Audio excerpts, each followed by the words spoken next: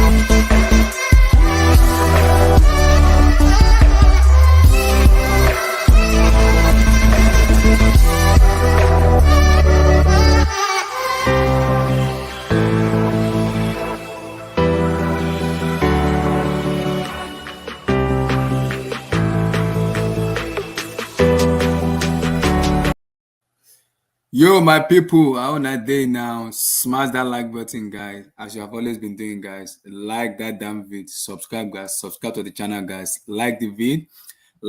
Subscribe, guys. A beautiful Tuesday, guys. It's a UCL, guys. A UCL match, guys. So we will talk Liverpool, we will talk Bayern, we will talk Ajax, we will talk Antonio Conte and Tottenham Hotspur. We're also going to talk about the director of football and the Todd Bowley interview. We're going to have a discussion about that too. But firstly, what a match, guys. UCL has given us some outstanding matches over the years, a lot of matches. But today's matches was very, very good matches. I was impressed with the matches because of what I watched, and I was very, very impressed, guys. Very, very impressed. We're going to talk about Liverpool because Liverpool look a little bit shaky. Yeah, they won today, but the one wasn't convincing one. But like I said in my prediction, I predicted them to finish second, and I'm still gonna stand by that because I believe Napoli has a better quality than them in terms of going forward. So we'll have to see though. But I'm impressed with the way they played, with the way Ajax played though. But overall, between Ajax and Liverpool, if I have to pick who go to, I have to pick Ajax. But we'll have to see. Sometimes you see a little bit can change in terms of the momentum. But I was impressed with the way the UCL has been going though. Very, very good matches, guys. Good matches. Forward, how are you doing, brother? Yeah, I'm doing good, bro. I'm doing good, man. Good to be on the channel again. Yeah, beautiful UCL, man. Beautiful UCL. Beautiful UCL. Indeed. So let's talk about Barcelona Bayern first. What a match. Overall, do you think Lewandowski, the occasion with Lewandowski was too much for him? Because he had a chance. He had that chance. He missed those chances. He had his chances, Mm, but he missed. Do you think the occasion was too much for him in terms of I'm going back to Allianz Arena, want to show the fans how good I am?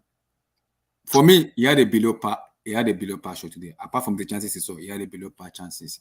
And when you have mm, Christensen and Marcus Mugabe as a centre back, oh my god, that's it. That is a recipe of disaster. yeah.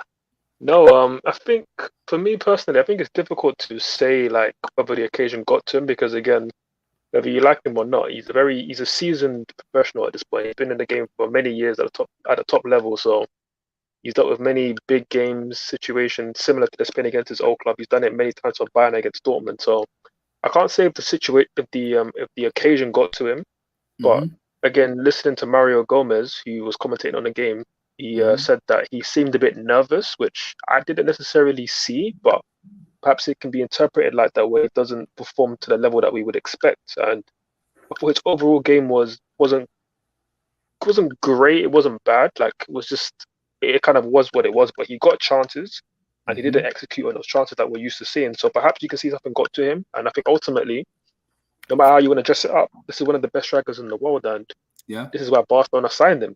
Signed for these big games to be the difference in these big games, and he got two very good sights of goal in the first half, and he fluffed his lines. He didn't execute like you would expect him to. So certainly a bit of a letdown for what Barcelona expected from him.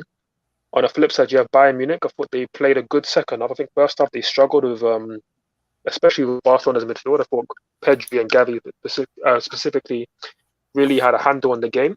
Mm-hmm. But I think really that first goal was the big difference for today. I think the first goal was really big because Yeah. before then Bayern seemed a bit on edge. Again, this is a team coming off 3 draws in a row in the Bundesliga, which is pretty much unheard of for them. But the goal again came from that set piece, which was poorly defended by our good friend Marcus Alonso, Yeah. which again to us Chelsea fans is absolutely no surprise. Seeing them Mm-hmm. being poor with the marking on Lucas Hernandez and then on Bayern Munich, they looked their confident selves. They're able to then get a second goal, which was great play from Sane to score the goal. Um, Very influential again was Musiala in the midfield. His energy, We're his gonna talk about him. I pressing. should have talked about him because what a player. Mm, Forward, yeah, top how do player. you let him go in Cobham? How? I mean, this is what happens when you haven't got a clear system in place of how you want to integrate these players. A lot of these top youngsters that we have, because a lot of these players that we produce have the talent, but there's no clear pathway to the first team. And when that isn't in place, and we've seen other talents not get a clear pathway to the first team, you Mm-hmm. get players like Musiala, who would just decide, you know what, I'm not feeling it here. I'm gonna try my luck elsewhere, and he's gone on to thrive because Bayern Munich have given him a platform to play, and he's already got so many first team appearances for them at a young age, and he's performing. And on another big game like this, he turned up and he was excellent today. So Yeah, it was all respect to the very kid, good for man. me. It was very good. It wasn't even the man of the match. It was very good today. Very good. Mm, Because um Leroy Sané and Sadio Mane look below par in the first half. I don't know, maybe the formation or something happened in the first half. They were in the Bayern, I know, because they were not their self. But the second half, they stepped it up in terms of mm. they stepped it up. They were in their You know, self because go ahead. I think for me, what I really saw that was the big difference in the second half was just their intensity. I feel like again they certainly had a big boost in confidence from the goal, which again came from a set piece. But I think Mm-hmm. the introduction of Goretzka Yeah, definitely helped them to win the midfield battle because before then they weren't getting close enough to the likes of Pedri and Gavi. Even Busquets was getting a lot more time on the ball. But I think once mm-hmm. Goretzka came on, that was somebody that was able to win his 50-50 duels and just offer a bit more in the midfield and a bit more like a bit more intent in his play than Sabitzer in the first half, and I think that Yeah, really helped. And then once that happened, then the likes of Musiala was able to get on the ball a bit more, create, and then eventually, when you're getting people like Sane in 1v1 situations against the likes of Alonso and Christensen, there's only a matter of time before he does something. And again, we saw it for the goal; it was an excellent goal. mm-hmm. So Yeah. you got to give praise to Nagelsmann because he got his tactics at halftime In spot on as and much as I don't rate him, the but game. you have to give him his credit though. Second half was Yeah, no, very. Mm-hmm. yeah, they changed the game, and ultimately, it's a big result. It's a big result to beat Barcelona 2-0 like they did. So, Yeah. respect to him, man. Your take on Rafinha, because the hype on him was way too much. Like Rafinha this, Rafinha that. Ever since his Barcelona tenure, it's been for me. It's been below par. He has been below par. I've not the Rafinha I say late United. I haven't seen it yet. He has been below Mm. par for me. He has been. He hasn't lived up to the expectation I wanted him to live up to. For me though. Yeah, Do I you mean, think I it's think because that's it's Barcelona, but like because I understand we want to go to Barcelona big club and everything, but Barcelona is a big club. You have to show up on a mm. consistent level to show yourself how good of a player you are. He hasn't shown enough for me. He has not. Yeah, I mean, I hear that. I mean, I think it's still quite early. Again, it's only I think 7 games all competitions for Barcelona so far. Mm-hmm. And yeah, he's not been great. And I think this is certainly a club where you need to hit the ground running because we've seen it with the likes of Coutinho in the past, Griezmann in the past, Mm-hmm. even Usman Dembele for a long time. When you don't start off well, it can be a very easy place to fall under the pressure. Mm-hmm. So he does certainly need to get to his A game soon. But I think it's still quite early. So I wouldn't judge him too quickly. And obviously, again, the pressure's hyped on him when the likes of Usman Dembele is performing like he is. Because even today, he didn't get on the ball as much, but you see the quality instantly. There Mm-hmm. was one moment in the second half where he went past two players, almost found Pedri with a good ball, and they weren't able to score. But you can just see with him, he's a player playing at the top of his game, and with Rafinha, we haven't seen that yet. So Mm-hmm. we'll see. I think he still needs time to prove his worth and prove his quality. But yeah, so Mm-hmm. far not been the best start. Not been the best start. I agree because if you look at that match today, the people were like, Ruben Lewandowski, Lewandowski. I was like, I need to see what happened with it. But I was impressed though with the way Bayern, with the way Bayern money defended. Upamecano defended very, very well. It looked like the money worth it for him because people were like, it's overrated. Is it Upamecano? For me, it kept Lewandowski out of the match completely. Yeah, he had a very good second half. Very, very strong It, second ke- half. it kept him out of the game completely. I was like, this is Upamecano now. Wow. Because Nagelsmann was like he wanted to start him ahead of Dele because Dele didn't know much of Lewa, but Upamecano has played with him, so he knows kind of player he is. Mm. So it Yeah, he's was played with him easier a for lot. He's Nagelsmann to also like, played against him a lot with Leipzig, so he's got a good yes, understanding of his exactly, game. And yep. exactly. No, him and Hernandez, they had a very, very strong second half. First half was a bit shaky. Mm-hmm, But I think that was just really the whole team. Even Neuer had a few iffy passes out the back. But mm-hmm, yeah, no, second half, like, especially once they got their goal, it looked like the Bayern Munich that we've seen for the last few years, where they're just very confident. And yep, they won the game. mm-hmm. No, fair enough. Yeah, it was a good UCL match, very good match, a very very good match. So Mm. let's talk about Liverpool for me. Because I was the Ajax and Liverpool match. Liverpool created a lot of chances to score goals, to score so many goals. But they keep missing chances. They keep missing chances. And as a whatever watching now, are you worried much about because the last time I did, I said that are Liverpool in crisis or are they caused? People were like, they are in crisis, they are not caused. What is going on with Liverpool? For what's going on with Liverpool? That's interesting. I think the Liverpool story in the main is that they're obviously a team that's achieved a lot, but this team is like kind of at a point where they need a bit of a rebuild. Not okay, rebuild's a bit of a strong word, right? But Mm-hmm, they're a great team. They've won these trophies, won one of everything pretty much. mm-hmm, But now it's a case of kind of Jurgen Klopp kind of like refresh his side because you've seen it with Dortmund when he got to a certain period of time where he had one team that he built, which was great. You mm-hmm, couldn't really transition it to being the next great side, and in the end, I think he had to leave because they were fighting relegation in his last season. And it's kind of the question of whether he can really remotivate this side or get the funds to refresh it. And they didn't really refresh it in a way that well, if you're a Liverpool fan, you would have liked to have seen them do, especially in mm-hmm. midfield. I think Yeah. Klopp even admitted that he didn't refresh or buy a midfielder like he should have this window, and in the end, they ended Mm-hmm, up settling for Arthur Melo, who's known for having a very poor injury record. So I think they're certainly struggling with that. I think you also have just a lot of poor form from certain individuals like Mohamed Salah, Trent.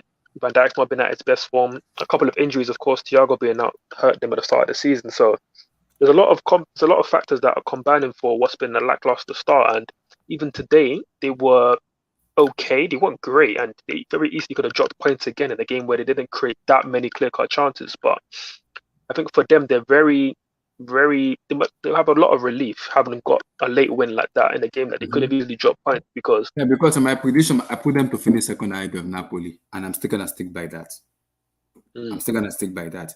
I had my skip the second position, but I put Napoli first, Liverpool second, and I have to finish third. Why? It's because yeah, I believe Liverpool they will eventually kick in because they know they have that ability and they go scoring to just kicking ahead of Ajax for me. But I've been very impressed with Ajax, especially Mohamed Kudus. What a player! What a resurgence! It's been very mm, good for them this season, though. Very, very. Despite Ajax selling Anthony and what's called that's Martinez, they still look very, very good and they look very assured at the back and they play very, very, very well. I was important because I was keeping an eye on this guy, their defensive midfielder Alvarez. And he did very, very well today. He did very well. I was yeah. impressed with him today. He did well. Yeah, I think Kudos is sort of like the next one in line of like the talented players who's maybe not ready for a big move yet, and hasn't had the biggest of seasons, but he's a player that Mm-hmm. people have talked about for quite a long while in terms of having like the ability, the quality, and Mm-hmm. obviously it's important for his personal brand, his personal profile to show it on the big stage against big teams, and he showed it tonight against Liverpool. Scored a great goal. We had a Mm-hmm. pretty decent game overall from what I saw of the game, and Mm-hmm. yeah, ultimately, I think Liverpool will still go through. I think they have enough quality there. I don't think they're out of the woods yet, though. They still haven't really put on a performance like together that really shows that they're back. Like they're really at the level that they need to be challenging Man City for the league or Mm-hmm. going deep in the Champions League again. Because it's difficult when you go so close last season like they did in all four competitions, and then they only end up with two of the less major cups. So Yeah. it's difficult to be remotivated like that. And again, that's where guys like Nunes and everybody else that they brought in recently, at least like the likes of Diaz, they need to really elevate the squad. And also guys obviously like your Mo Salahs who have been staples to the team for a long time need to step up. And he scored today. But Mm-hmm. obviously Man Salah's overall performance needs to be a lot better in general because it's not been at the level that you would expect from somebody that's earning what like 400k a week now. He's got his Yeah. money now. He needs to perform. So Yeah. we'll see. Yeah, because the way Liverpool has been playing, though, I know they are very good in crossing this, crossing that, but Liverpool fans and the club cannot rely on too much of crossing, crossing, crossing, crossing, crossing. That doesn't work in football. Club needs to invent himself as a manager in terms of change the way they want to play because team will sit back and team are very good. When the team sit back, they know how to defend set piece very, very well. You cannot be beating teams who are very good in set piece, who will defend with their whole life. Just one counter and it's game over. So Liverpool club needs to try to invert himself in terms of the way he want Liverpool to play because the way they play majority of the tenure when club start is all about crossing, crossing, crossing, crossing. I know Alcantara is there in terms of holding on to the bench and passing the ball very well, but you cannot be relying on Trent, Tamikas, or Robertson to do the crossing. Team will sit at the back. Team will just sit at the back and okay, let us sit at the back and hit them on the counter. It's game over. Mm. It's game over. Yeah, 100%. And you know what? One interesting thing that you said is that they need to like kind of improve or reinvent themselves as a team. And Mm-hmm. Klopp actually said that after they lost against Napoli when they lost I 1, he didn't said see that anything maybe they changes need today. to. Yeah, I don't. I mean, again, I didn't watch the game that closely because I'm more focused on Barcelona Bayern and another game that maybe we'll get onto. But Mm-hmm. yeah, he said that they need to like reinvent themselves a bit and change. And obviously, that's a big statement to make for a manager that has quite a clear philosophy in how he wants to play. And I don't know. I don't really know if I saw anything that different today. Maybe something that still needs to be sort of put into motion. Which is why obviously for them, they're not playing obviously this weekend due to the Queen's passing. Mm-hmm. So they've got pretty much 18 days off from the playing in the Premier League, Yeah. which is very good for them. Like that's a long time for them to sort of train, get a bit of a rest, and also resting off of a win. Because you know what it's like when you lose. When you lose, you're kind of carrying that around. You almost want the next game to come around quickly so you can correct that wrong. Yeah. But then they now got a win and they can take that time off. I think it's just that bit of relief that they kind of needed just to calm down and then go again in the season. So we'll see. Because again, as a Chelsea fan, I absolutely would have loved to have played them this weekend, given the form that they're in and the fact that maybe we could go in over manager bounce. But yeah, obviously the game's been postponed. We'll have to see how that goes. But Mm-hmm. yeah, obviously, I think that's a good transition onto our next topic, which is going to have to be about Chelsea and everything that's going on. So yeah, bro, I'll Yeah. let you take it away, man. Sure, sure, sure. Because when club said Liverpool needs to invent themselves, I was like, excuse me, you play crossing, crossing, crossing, crossing. I was like, if Ajax was like, okay, let's just go defensive, hit them on the counter. They have good pacey players that can hit them on the counter. But today, for me, they look a little bit shaking the defense because when Liverpool were playing the corner, I was like, Liverpool will score from this corner because this is way too much of corner kick you are considering.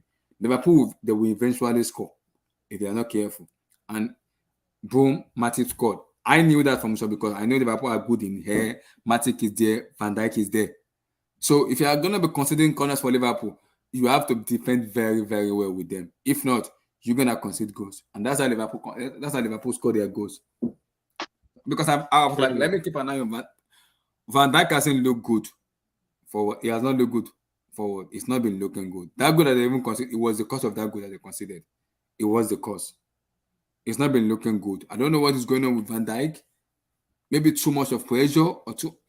You just know the Van Dijk. Everybody know Van Dijk to be at. I don't know what is going on with Van Dijk. It's been looking very suspect, very very suspect. Yeah, no, I agree. I agree. I mean, one thing I would just say is like watching a Dutch team defending the lead late in a game, you just always feel like they're gonna concede. Like they're not Hmm. they're not notoriously known for being robust and keeping Hmm. teams out. So yeah, I Yeah. just thought the amount of corners that were going in, it was just only a matter of time before Liverpool score and I did. agree. I agree because but we have to say because UCL is a bit of surprise for us because when you watch UCL, you can't predict who will win because you know eventually UCL is like a surprise matches where I can't believe anything right now until the final whistle is being blown. Then I will be able to like okay now this now that now this now that now this now that. So now let's talk about the man himself. Forward when the UCL draw comes out, I said it. I don't know if you watched my UCL reaction. I said it. I don't think Conte would do well in Europe because the hype on Antonio Conte. I'm Oh. like, we have to wait and see. Even their first matches, they won against myself, but they play very, very bad. They conceded 2 goals in just 1 minute. How do you concede 2 goals in 1 minute? 98 minutes and 91 minute plus 1 minute add-ons and game over. How do you concede 2 goals in the space of just 2 minutes? How? Your I your take on mean, Conte and bro, Tottenham Hotspur. Because if they don't go well in like, this far, Harry needs to just go. He needs to just leave that club. He needs to go. no man, like I actually even forgot about Tottenham, it's mad. But yeah, bro, like I'm not the biggest fan of this Tottenham team, I'll be honest. And I mean specifically with Conte, when we start, obviously he's a very good league manager. That's known, everybody knows that. But in Europe, he has a lot of work to do to convince a lot of fans and even himself because his record in Europe for what is supposed to be an elite manager is not good. Like we've seen and experienced that as Chelsea fans. In Juventus, he wasn't very good, and again, you're here at Tottenham with what is perceived by a lot of fans as a very good team. So they should be Mhm. looking to go through comfortably, if not top their group. And losing 2-0 like they did against Sporting Lisbon, again, it's a bad result, but it's also the way that they're playing. Like it's not good on the eye. It's not convincing. It's not the football of the team that you would expect, given some of the players that they have on display. That you would expect a team that's going to be more controlling games, dominating games, but they're not doing that. And the thing I always said about Conte teams is that yes, he has a good system in place, but he needs certain individuals to make it work great. And the reason why his system worked great for us is because in the attack he had killers. He had prime Diego Costa, who was banging in 20 goals a season in the league, and you also had Eden Hazard, who was an incredible individual player that could create chances by himself. And then in the back, he had David Luiz, who had an exceptional season when we won the league. Yeah. Gary Cahill, who was also pretty good. I believe John Terry. No, was John? I think John Terry was phased out by that point. So then he had Aspilicueta as part of the back three. He was excellent, Mhm. and also Courtois. So we had he had world class players in defense, world class players in attack. You could make his system work because his system really gives a lot of gives a lot of the ball and a lot of the game to his opposition. And he allows opposition to control games. But doing that with this Tottenham team, who, let's be honest, don't have very good defenders, you're going to concede goals. And in the attack, yes, they have Kane, who's an excellent striker, and they have Son, who's usually a very good goal scorer. But Son this season has been so poor, Abdullah. He's been so What poor. is going on with Ugmin Son this season? What is going on with him? I Is mean, it this is because the thing. people are complaining about Antonio Conte's training routine that it's been hard, it's been this, but that's how Conte has been for me. His tenure as a manager. His training Yeah. hasn't been that easy. Everybody knows that when you play under Conte, you know you have to give 250%. If not, you're out of the scene. Mm. I mean, the thing with Son is like he's done this before, where he goes in these long streaks of either being in really good form or really bad form. Like Mhm. I had Tottenham friends from last season saying that, oh, Son, they're saying that Son wasn't finished, but they're saying that, oh, he looks like a shadow of his former self, and that was like during like sort of the January period around that time. And then at the end of the season, he has a great run of form, which brings him into the Golden Boot race. He ends up finishing joint with Salah for the Golden Boot, and everybody thought, oh, he's amazing, and yeah, he was amazing for that period of time, but goes through these long spells over the season where he's not really offering much to the team. And I think if you look at Son's overall game, like he's not much of a dribbler when you really look Mhm. at it. He's not creating that much like outside the box. He's Mhm. just very clinical when he gets in the box. But then when he's not being clinical, it's almost a little bit similar to Mo Salah when they're not giving you that end product. the rest of the game isn't at that world-class level. So, Yeah. and then when you have players like that who you really depend on in this Tottenham system, if you haven't got those players, like I've mentioned, being clinical in the final third and winning your team games through their own individual brilliance, the team itself isn't a team that's going to dominate teams away from home and control games. They don't do it. Like if you look at their league campaign so far, yes, they destroyed Southampton on the first day, and I think they were pretty good against Nottingham Forest away from home. But other than that, all the other games in the league haven't been that convincing. Like Wolves, I thought outplayed them. Against us, we saw at Stamford Bridge, we outplayed them, and if not for some dodgy refereeing, we would have won that game. There's another game in the league where they weren't great either. Like they have a lot of these performances where they're not good on the eye and they're not that good in general. I think ultimately that could cost them over the season, and I'm not just talking about not winning a cup, which I think a lot of people, again, for Tottenham, they need to go and win a cup. You have these players, you have this manager, go and win a cup. It's been way too long since they've won a major trophy. But I think performances like this, if they stretch over a season, that could put them in a top four battle, because a lot of people are expecting them to get top four, expecting them to even get third and maybe push for second. But if they perform like this over the season, then they're going to be fighting with everybody else for top four. Yeah, because I know how Conte wants to play, because the back three go defensive in them on the counter because he has faster player. But the problem with Conte is now is, in terms of league, is very good tactical. He will find a way to win the league, to win a match in the league. But in Europe, man, it's on Ford Wash.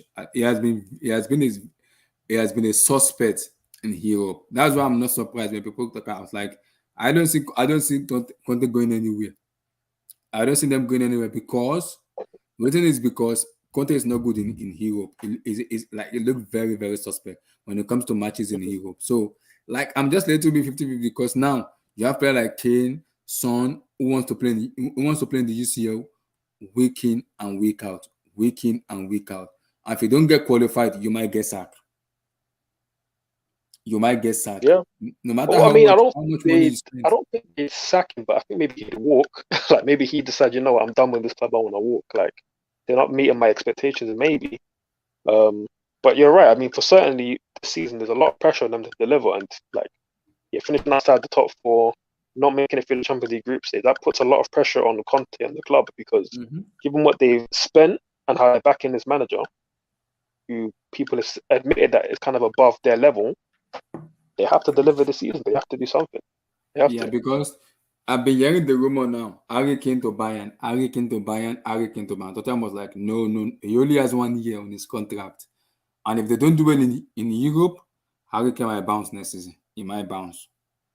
Let me ask you a question, Abdullah. Let me ask you a question with Tottenham, right? So I think with the attack, we only paying top class player. Son, when he's on form, top class player. I rate Kulusevski a lot. Like I think he's a very, very good winger. And then obviously they bought Richarlison, who's I think had a pretty good impact so far this season. But like outside of that, if you look at their midfield and specifically their defense, like how many of those players do you actually rate highly and think are like, yeah, that's a top class player? How many? In the midfield, apart from I rate Højbjerg, and the defense, I rate Romero, and that's it. That's only 2% I rated. The rest are class A break for me. That's it. That's only two players I rate. I rate Højbjerg in the defensive midfielder, and I rate Romero, with a class central back. Apart from those two, no one else I rated, because for me, those two aren't good enough on the level of what I want in the central back and in the midfielder. But Højbjerg and the rest of the guys, very, very good. I rate them very highly. I will take Højbjerg in Chelsea. I will. And I will take Romero in Chelsea too, because he's a class defender. He's a class defender. Interesting. Okay. I mean, I agree a lot with that. What I would say is Højbjerg, I've been a bit indifferent with him, but I can see why you rate him. I think he's a good DM.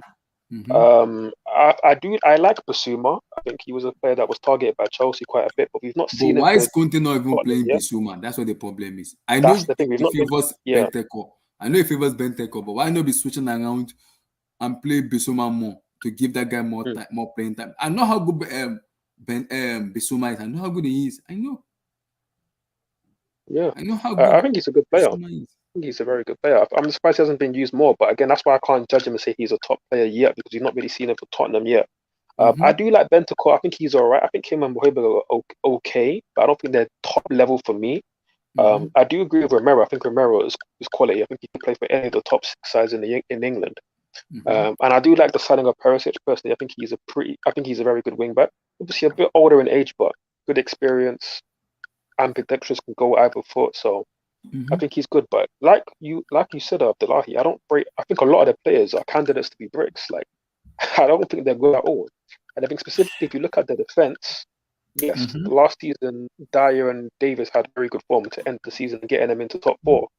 But if you look at all the other top six sides, and I've gone through it, Eric Dyer and Ben Davis, I think you will struggle to find many fans of the top six who would have them not in the starting 11, but in the squad.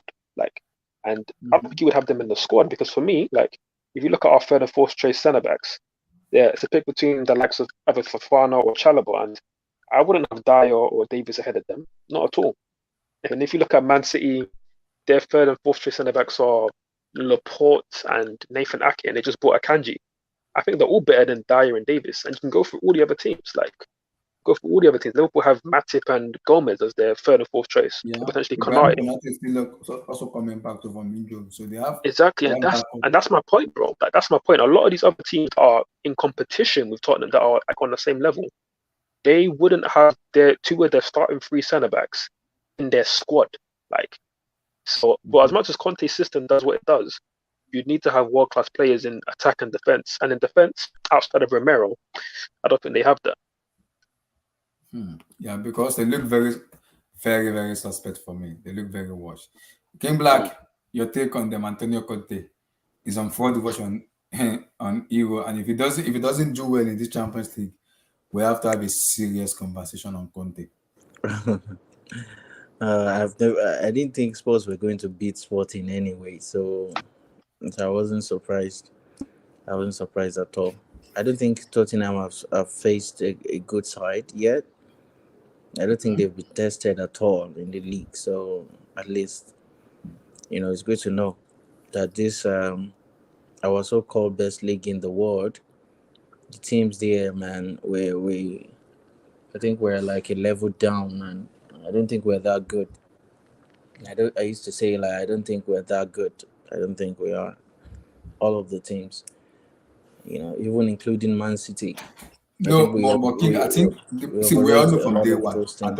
King, we know from day one. Conte is not good in Europe. We know that from day one. It's not about who is not good. If his team is good enough, it's good enough. There's nothing. If Conte handles a proper team that has quality players everywhere, he's going to win those games, man. He has handled quality players because when he was in Inter Milan, he also had Romelu Lukaku and Co. Still, it did not get out of the group. He was knocked about Ansu Fati. Who did he face in Barcelona? Yes, now Barcelona were better than them. So regardless of whether that year, I'm not sure that year because they have always been better that year. Them, they won the Scudetto that year, so I'm not sure of that. Are you Inter Milan? Yes. Come on, that same Inter Milan that year cannot beat Chelsea that year. They can't. Yeah, that's what I'm saying. They were good. They won the Scudetto and all, but how Conte plays. Even if they are good, they can't win. They can't win like a Bayern Munich or something. There's levels to this shit. That same Inter Milan that won the Scudetto, if he was in Premier League, he would struggle. He's not going to win no Premier League with that same squad. I don't think he will. So it's different. I just feel like that team is not good enough. Just not good enough. And he knows that. I think Conte knows that himself. But King, how do you concede 2 goals in 2 minutes? How? Yes, I'm telling you, it's a sports thing to do. It's a sportsy thing. I've told one sports fan, I say, you are Spurs, you are not winning no league, bro. You will still drop out of top 4 if you are not careful. And what I think is going to happen is if after this loss, you will find out the confidence might be shattered, man. That's what, you look at the players, bro. Emerson Royal, Romero, Benton Core, Hojberg. Come on, bro. I don't care how good you are as a coach. You can only coach so much. Look at the front line. Richarlison is awful, bro. 60 million pounds, awful. And someone was telling me you should have bought him at Chelsea. Come on, bro. Come on. What's he gonna change? It's terrible. It was terrible today, man. So he played a 4-5-1. or 5-4-1. He actually played was it 4-5-1? No, I he think. played the back three today. And I saw a 4-5-1 with Richarlison. With Richarlison as the one always doing pressing before they took Son, before they took him out and they put Richarlison on the left. Well, they were just all over the place, man. I don't think Harry Kane was spectacular as well, but the team was good. Funny enough, the same Emerson Royal, he did well while going forward. Just just get a yellow card for the team, man. Don't allow a guy to just beat you at your line like that. Mm-hmm. I mean, I don't know how these guys think, man. Honestly, in the very last minute of the game, like you concede 2 goals like that, it just doesn't make sense, man. It doesn't make sense. I don't know. So people were just talking about Mm-hmm. Conte. I mean, Conte can only do so much. You can't Mm-hmm. tell Marcin Royal to defend. Just defend. Don't stop that guy from leaving and get a yellow card, max. They take a free But kick but and came back. You have to the give game is credit to draw. the Sporting Lisbon manager. What a very young manager. What a manager is. Is he Almiron? Or is that his name? Yeah, Almiron. Is that his name? yeah. I think he plays a back three as well. That's why we were No. probably The Sporting manager, the Sporting Lisbon manager, is his name Almiron or whatever his name? I've forgotten his name. yes. That's what I'm saying. We were I think looking at him before they played a we went back to three the too. quarter. Mm-hmm. But they're very nice shape, very young players, Portuguese, Brazilian. That's what I'm talking about. Technical ballers all over the pitch. In the first half, they could have scored like 3 goals. Yeah. They were that good. That's what I'm saying. You get good players, your system can work. Without technical players, forget it. Forget how good the coach is. So you have to give credit to the sporting manager, man. I think they are No, doing well in the league as well. yeah. Very well. Before we continue, give me your take on Bayern, Barcelona. Lewandowski do you think the occasion was high for him back to Allianz Arena? Lewandowski, Rafinha, and also Jamal Musiala. King, your Yeah, quick take on can you hear them. me? Your quick take on Bayern, Lewandowski, Rafinha, and Jamal Musiala. To be honest, like I was disappointed with the game. It's not what I expected. I expected a very interesting game. I thought Barcelona were Are you gonna ready. expect eight? You wanna expect another 8-2? Ah, stop, man, stop. Yeah, I thought they were ready. I thought they were they were ready to play in the Champions League. I thought Xavi was ready. Well, I was wrong. Xavi is not. I don't think he's ready. He's ready yet. He's not ready for the job yet. Until maybe he can turn things around, but with what I saw, even Bayern Munich was poor. My opinion, they were quite poor. They didn't have a pattern. They just had to win the ball back from Bayern, and they played on the break. It was below Mm-hmm. expectation. Actually, there was no. I didn't see anything. Basically, I didn't really see anything. Horrible. Barcelona were just horrible, horrible. Yeah, I mean, what do you think about the first? What do you think about the first half though? Because a lot of people were impressed by the first half, and again, it's a different game when Lewandowski scores his chances because he had two massive chances which he was scoring for fun in the Bundesliga, but on the big stage against a big team, he missed, and ultimately the game changed because of that. Because once Bayern Munich scored their goal, the confidence grew, and Barca never really were able to get back into the game. And that's why I said I was disappointed with the quality of the game of the football. I can't remember the last time I saw a 0-0 Bayern Barcelona first half. It doesn't happen. And both attacking teams, they barely tested the goalkeeper, and this is why The we chances are were picked. there. Lewandowski just missed them. He had the chances. He had the chances. He missed it. He had two clear chances in the first half. He missed. So you can't say they didn't create chances for him. They created for him, but he missed. But they stopped creating at some point, and I don't understand using Rafinha and Dembele. I said it before. I asked a Barcelona fan, how do you intend to use these guys? You have to use one of them. You have to use a left footer as a left winger, and that's it. The right side, just start Ansu Fati. Ansu Fati is fit. You start him. That's how you can play. You're going to create more. If he misses one, you have to create more, or you score. I don't know, man. Rafinha, I think Rafinha is on fraud list as well for me. It's just a disappointing game for me, honestly.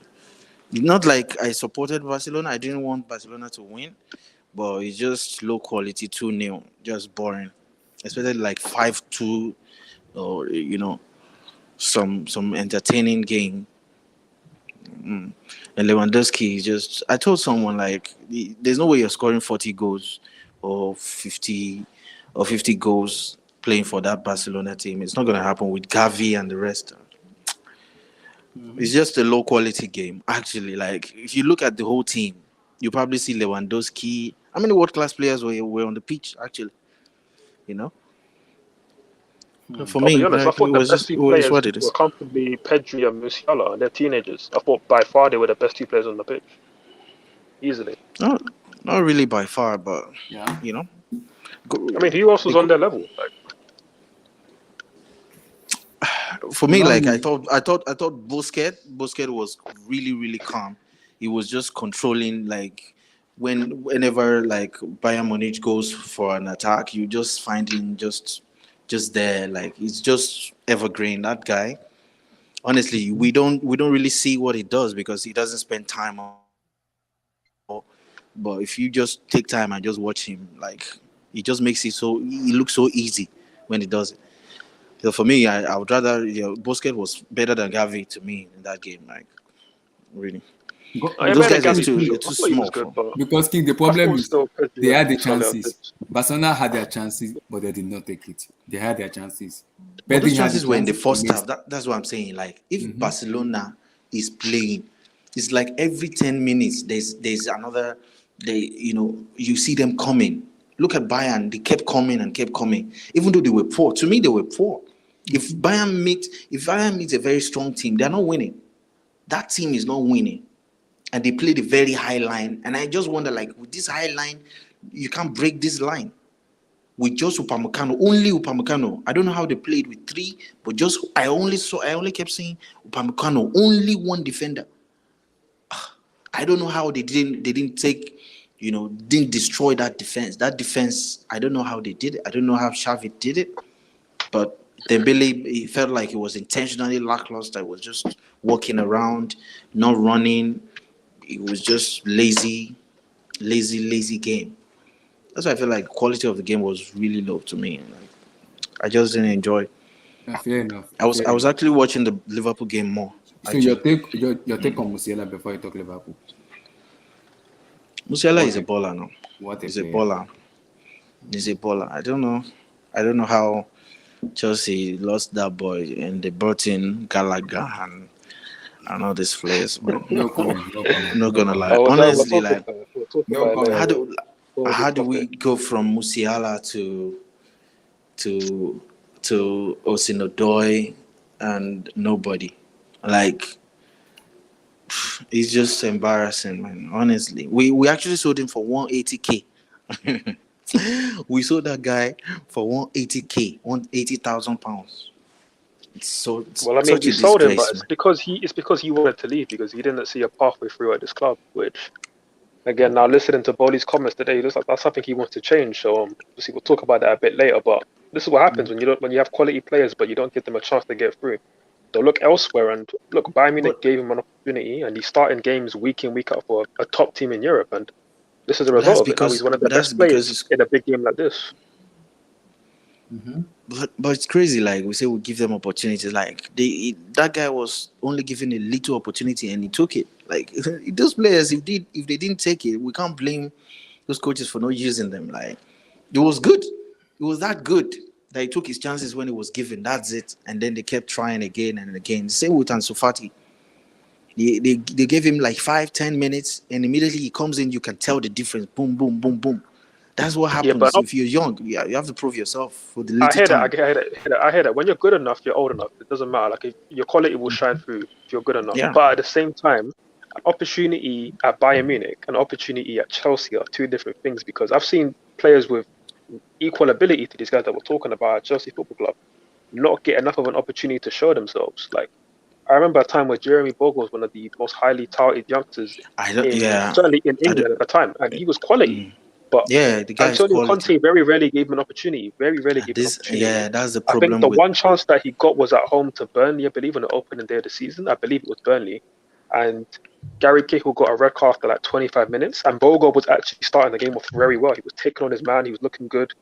But then Cahill got sent off. So then Conte made a defensive change. He subbed off Boga. And at that point, he then told Boga, I have no place for you in this squad. And we sent him on one stupid loan. And we never saw him again at Chelsea. Like, and that's a quality That's a, player that if he was given an yeah, opportunity, maybe he could have shown something, but we didn't give him, yeah. and we've It's been just given that. And then that's now we go yeah. back to Musiala. Musiala, people all his age are seeing this. They're seeing quality players like Boga and these lot that they look up to, not get an opportunity here. So they're thinking, why would I do that and waste my time trying to prove myself here when I've But got bro, big you clubs, know even bigger what's clubs like crazy Bayern about looking at? what's crazy about the Broga? Broga even killed it at Atalanta. Was it Sassuolo, right? Yeah, he killed it at Sassuolo. Like Yeah, he balled out. Like he had like 4.5 dribbles per game. Like the guy was mm, insane. Yeah, yeah, he was top three best dribblers in 2020 or 2019, 2020. It was higher than Alexander Maxima. Like it was insane. He was just taking on players yeah. for fun. But then I don't know when you that's what happens when you hire Conte. You go from Conte to I don't know to Sarri to Mourinho to Lampard Lampard, to so many different tactics of managers, man. They're all different. They're all that means different. There's we no don't have philosophy. structure, no plan, nothing. For over Mm. 15 years, we just blow money and blow money. It's Fair crazy. enough. That, mm. So quickly give me your take on Liverpool because King, you remember the last time we did, I was like, this Liverpool team doesn't look good. So they too, yes, they won, but it wasn't the Liverpool because the club said we need to invent ourselves the way we play football. And I'm like, okay, let's see if they're gonna invent it. And I told for before you came in, a team that know how to defend will shop up all their crossing and inshallah they do. We take it out because all what they were doing was cross, cross, cross. A defensive team that will hit them on the counter will just go. Would have read Liverpool like we now to beat this team. Just go defensive. How they are both coming up, take it out. Just one counter, it is game over. That's the same thing Napoli did. Napoli did them, just like counter them, hit them on the counter, and it was game over for them. I think what Ajax could have just done was just be more physical into the second balls. That's all you need to do to win Liverpool. Don't stress yourself. Just win the second balls. If they play long, make sure that whenever there is a header, make sure you have a player there. Yeah. There's always contesting physically. Get the ball off them. Get the ball. If you do it over and over for 90 minutes, they're not winning. They are not winning. That's how they play. And whenever you kick the ball long and Van Dijk heads the ball, make sure you are there as well to contest for that second ball. So instead of just giving them room to just play long balls or 90 minutes, they're going to score you. That's what they do, and they're very tall. So if Yeah. you're going to have defense of Timber, that guy is short, man. That's like 5 foot, 5 foot what? 5 foot But eight. he played very well, so that was the point with him today. He did very You well. can be as good as you can, but if you're playing against Liverpool, I'm sorry, man. You've got to be tall. From corners, they will score you, man. They will score. They look at the Matip chance as well. Like these guys are cheat code, 6'5", 6 foot. They are just too tall. So I don't know how they were supposed to match them physically and all that. Like but they were, when you have Bergwijn on the wing, they tried. Ajax tried, but Liverpool are still better. Like whenever Thiago plays, they are just much better. Just like when Conte plays for Chelsea, we're always better. Without Kante, we just look like we need to go back to the drawing board every time. So that's what I saw. I think the only difference between this game and the last game was just Thiago was there. He was there. He was ever present. He was leading. You know, from the midfield, was dictating the play, winning the ball off those players constantly. That kept Liverpool in control of the game Yeah. for a large majority of the game. So and fair enough for them. Salah was Salah good? I don't know. I Yeah, it didn't see was the it whole was it game. I was saw good. It like was 45 minutes. they Was were he just good or did he unlucky just because score? they they had their chances, but they missed some of their chances. But what Ajax did with Ajax was just in them on a Well, counter. that Ghanaian guy was good, man. Yeah, That Ghanaian Mohamed guy was Kudus, good. what a player. That guy was good. His hold up play was good. I didn't believe he could be that strong, man. It was good. It was good. And that goal, man. There's no way Alisson is diving. There's no point. There's no point diving at all. He wanted to tear the net. That was so funny. That was a golazo. That was a golazo. Oh my god, that was a golazo. Yeah, I'll say today, like kudos, Musiala, Pedri, and also Marcus Edwards for Lisbon. All For four Lisbon, youngsters, yeah. they all balled Very out good today. player, yeah. They Man, all yeah, balled We're gonna out talk about today. that that later. Marcus Edwards was good, man. That guy's close control.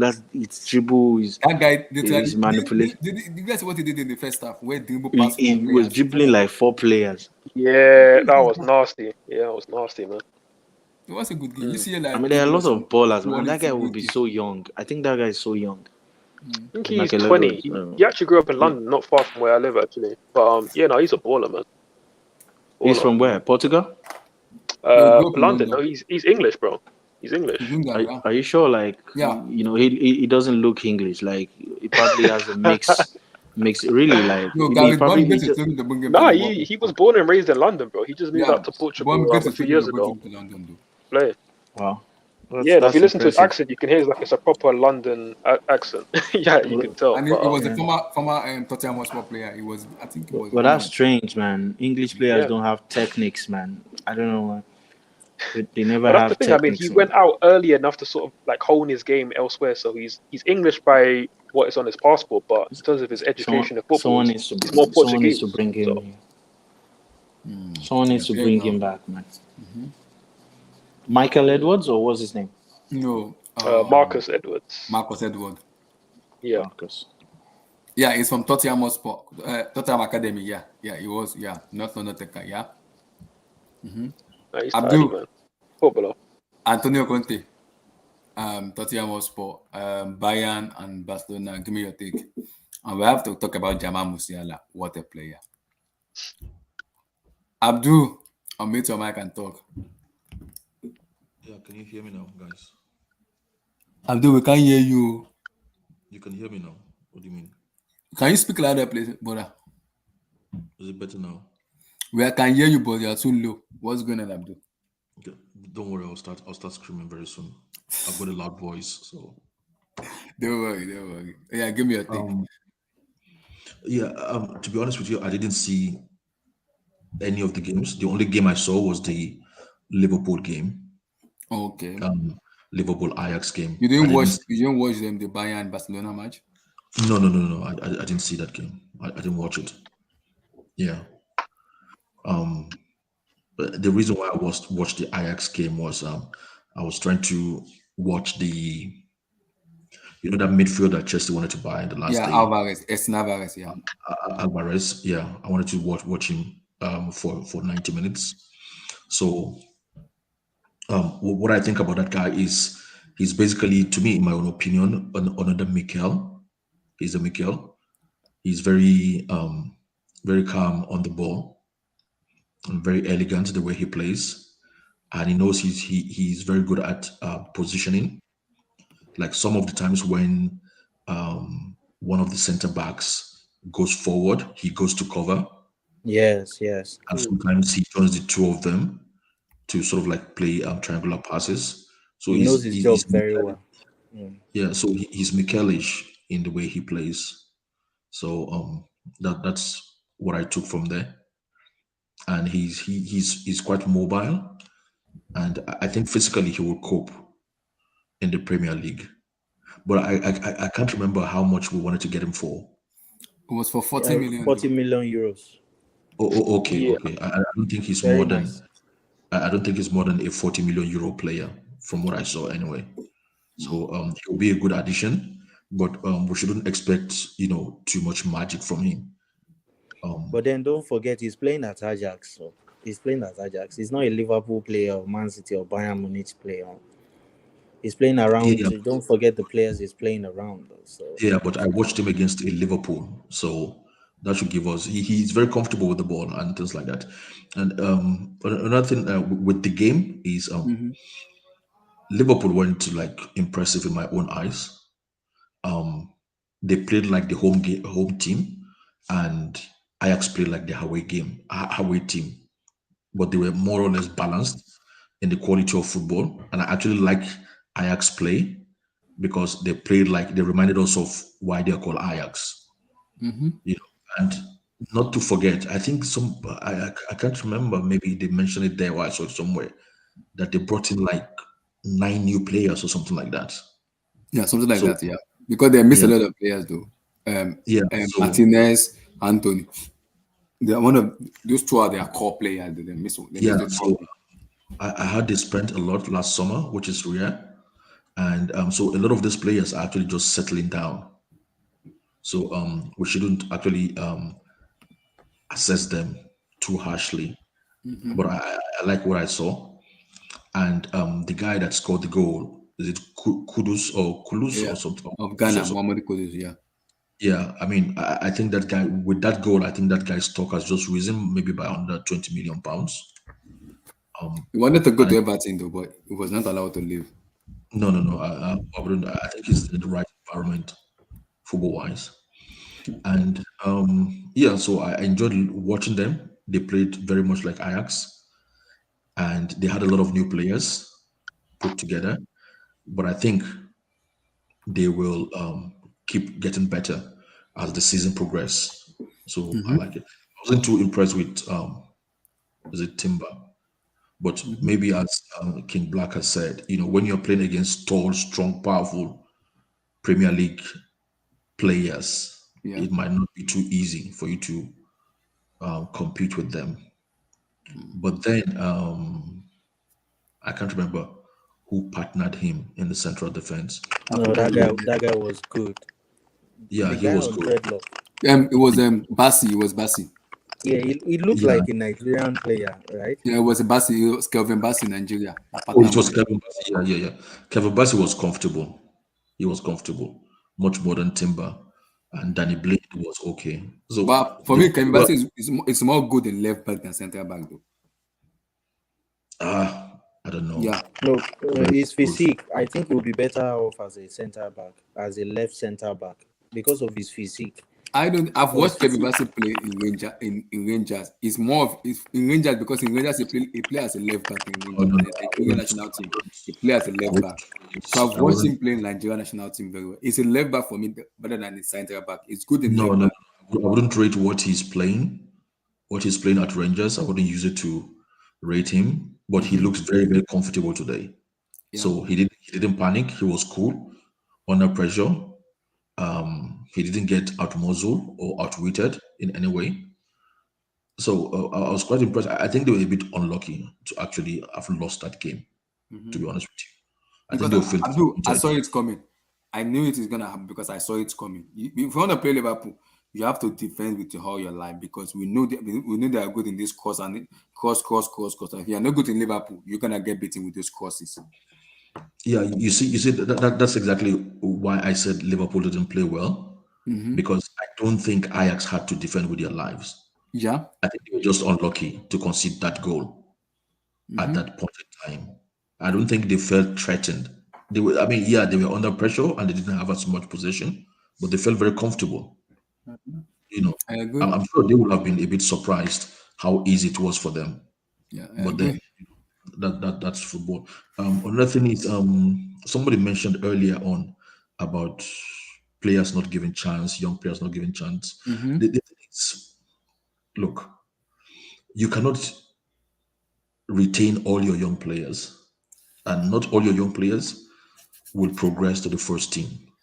The only big team that I know that that give good opportunities in terms of numbers to young players, and a lot of their academy players actually progress to their first team is actually only Ajax. I Yeah. don't know any other top team that gives chances to young players. When I mean chances to young players, I mean like good number of young players. So it's not easy because it's not easy to graduate from a from boys football to actually men's football. You've got to be very, very strong to do that. So no matter how talented some of these kids are, the progression is not always that easy for them. And apart from Ajax, who have done it successfully, I don't need any other team that have done it.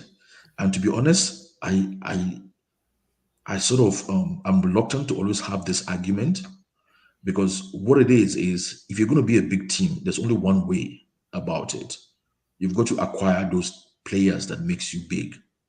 There's nothing like young players come through. Salzburg has a good player. Salzburg also is very good too. Salzburg also too.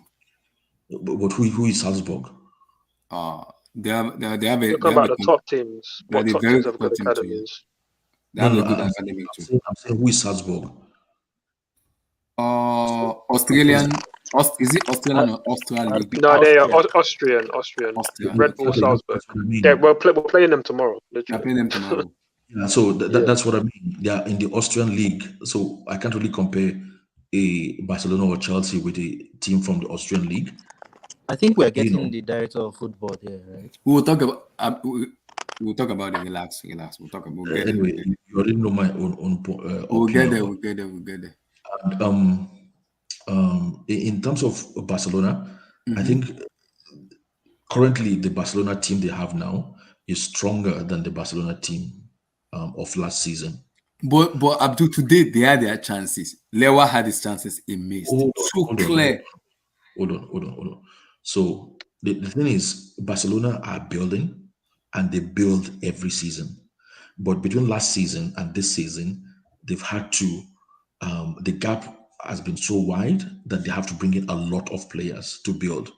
So this is the first or second game of the Champions League. People are just settling down.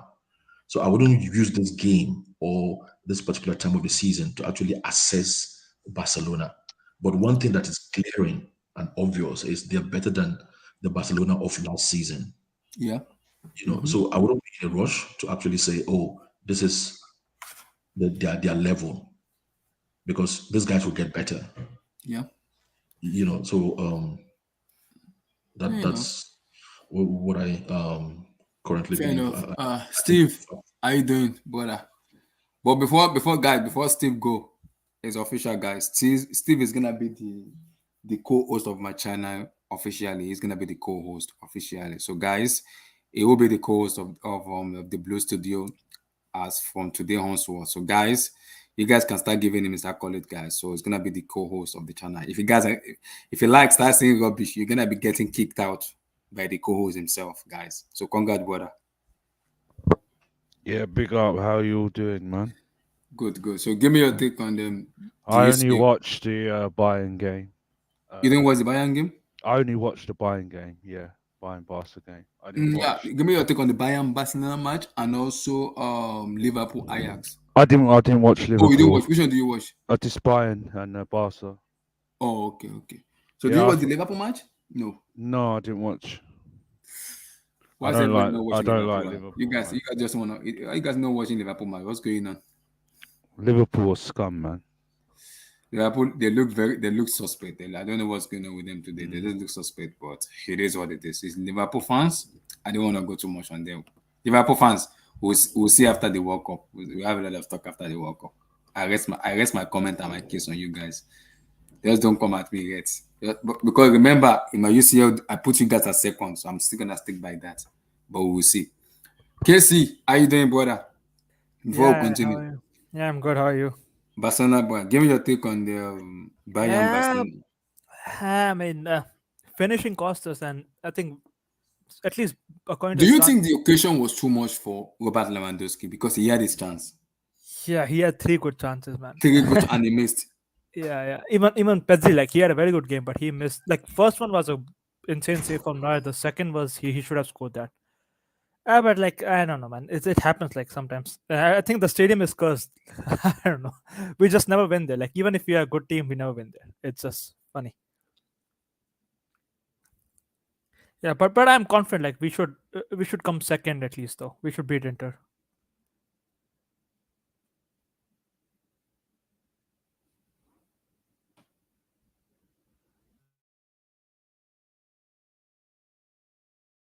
So my bad. So in terms of going forward now, do you put, because people are kind of blaming Xavi, people are blaming Lewandowski, where do you think you guys fall short today? into these matches? Finishing first of all, then second. See, I was going to kill Xavi when I started Alonso starting. But he actually played well. He actually, barring that like mistake on the corner, he actually played very well. Mm-hmm. And then they're like defensive errors still in the game that those needs to they need to be improved on. So I mean, I don't know. Second goal should never have happened, man. Like Kunde was out of position. Arau was No, out you of have to position. give respect to Jamal Musiala. What a player! Nah. Pedri was better than him today. I'm not having any of this. The And Pedri guy, was better. It was good today, but he had his chances to miss his chance. He had his yeah. chances. No, but like if anything, you should like praise Zane for that. Zane and Dembele are like similar, right? They will have brickish 80 minutes and they will have just like one good moment. So Dembele had that gave a sitter to Lewandowski that he missed, and Zane like he scored his goal. So yeah, Fair it enough. happens. Yeah. So your take on Liverpool and them, Antonio Conte? Now Conte is a fraud. I've been telling you guys for so long. This guy is a fraud. As for Liverpool, yeah, I think. See, I'm still not sure that they will come out of this group because Why? Ajax also had good chances. Yeah. Liverpool had their Ajax should have won the game. Like Tadic missed an absolute sitter. Yeah, Tadic and them, Dali Blind also missed a sitter too. No. You can't. And then it was a defender who scored for them. Mm-hmm. So I know Ajax are better away from home, but it will be like it wouldn't be so easy at Amsterdam. But And you know then- the scary part about it is Liverpool needs to win Napoli in Anfield, and they need to go to Amsterdam and win. That's gonna be a tough match for them to win because their next match is gonna be Glasgow's Rangers. They have to travel to Rangers to play Rangers. Yeah, and then that's very Ibrox is a very hard place to go. Exactly, and you see if they lose that match in Rangers and Napoli or Ajax draw or one of them win, Liverpool is out. They're out completely. So they have to make sure they win that match in Ibrox. If not, it won't be an easy game for them. And Ibrox, that stadium, it's a very tough stadium. No, but it's same for Barcelona also. We also have to like defeat Inter in both those games. Because if you don't beat Inter, you're gonna be in serious it will be complicated. It will get complicated because I mean we should beat Inter. Like Bayern absolutely destroyed them. Absolutely. If you don't beat Inter, you're gonna be in serious trouble. Lukaku, it will be back after the international break. He will be back. Lukaku, I don't think he will play like the first game. I think he'll play like from the. No, he'll come from the bench, but he will be back after the international. break. I think he'll start playing from mid-October. Like maybe the second game he'll play, but not the first game. Not at San Siro. At Camp Nou, yeah. Oh, okay. Won't play San Siro. Yeah, but from what I heard, like it was from mid-October. Like he will. Yeah, but the report I heard is he will be back after the international break. Though I don't know if he's gonna play. Okay, yeah. Then let's see Lukaku. I mean, he's their missing piece in that. When he plays, they play very well. He's been missing for their. No, not this season. This season they have been like with him also. They haven't looked good. We'll see. Yeah. But we can just see if Inter, right? If you have pace right on your wings, you can hurt them, and this is where I think Rafinha and Dembele will come in because we need the pace on the wings to like hurt their wings. Yeah, fair enough. Yeah. Let me come to forward on this. Forward, I know you heard the news this morning. The DOF. I heard Luis Campos and the Harvey Salzburg sporting director, because Campos is gonna be like an advisory to the new sporting director of Chelsea Football Club. Is the Harvey Salzburg sporting director will potentially be the new sporting director for Chelsea. Give me your take on that. I mean, I saw the news, but like, I don't really pay too much credence to like reports on like what could happen. I'm more into like the concrete news that I receive or things that actually are happening. Yeah, Fabricio already tweeted it already. He's one of the candidates. I mean, unless Fabrizio's gonna tap it in and say, "Here we go, it's confirmed," then I'm gonna get excited about it. But until then, I don't really care too much about the individuals per se. I mean, I've been focused more on the likes of Paul Mitchell. Also, of course, Michael Edwards, because he's been rumored for quite a while. Like these guys who've been rumored for a long time and who I know Bowley has held extensive talks with. I'm a little bit interested in what might happen in regards to them. But ultimately, look, it's good news. We're trying to get that DOF in, which is good. I think obviously we would have liked to have had this first before anything happened, on once Bowley signed and completed the sale of the club. Or the purchase of the club, I should say. But obviously, it didn't work out like that. We had to get rid of Czech, Marina first, the previous recruitment team, mainly Scott McLaughlin, and then eventually Tuchel. and now we've got a manager in, and now we're getting the DOF. And so it's a bit backwards, but I understand that it's unfortunate, and we're just having to make do what we can, given that we had sale midway through last season, which is very difficult to deal with. But ultimately, it's good because we're planning for the future. Yes, the sale was rushed in how it's come about, and now we've had to sack our previous manager only a few weeks into the new season. But what we're doing is something that I've wanted for a long, long time, what I feel that Chelsea's needed for a long time, which is having a long-term strategy in place. And the difference between an Arsenal, for instance, who have had a long-term strategy in place, is they've not had the funds to really back the vision that they're trying to do as much as they would have liked, because they're buying certain players from a different, like from a certain age group, and they're kind of building slowly. Then you look at United, who have now the money that we have, but they've not had any clear direction, which is why they've been able to spend $1 billion over the last 10 years and ultimately still have a terrible squad. Where for us, I think we can have the money that United have, or so we can spend the money that United have, but then we can also have the sort of like long-term planning and vision that Arsenal have tried to use. And I think putting the two together is what can get us closer to the likes of Man City and Liverpool, because that's what we need to do. That's what we need to aspire to have long-term sustainable success, because Roman's model was cool. It was good. It got us a lot of trophies and success. It was great, but it was chaos and trophies. And while that's fun, it's not sustainable. And through that, you get so many other little problems, like not having sustainable pathway for young players to come through. Because again, we had the argument about it before, or the conversation about it before, that some young players may not get through into the team because they're not seeing a clear pathway for other players. And but like when you're a sustainable team, like we've seen with Man City and Liverpool, you're able to get through the likes of your Trents, your Fodens. They're able to come through a little bit more easier. Whereas at Chelsea, it's a bit difficult for some of our young players to get through. A lot of the guys who are through now are only here because of the transfer ban and the fact that they were given a chance under a young manager like Lampard, who wanted to get through all of these English young players.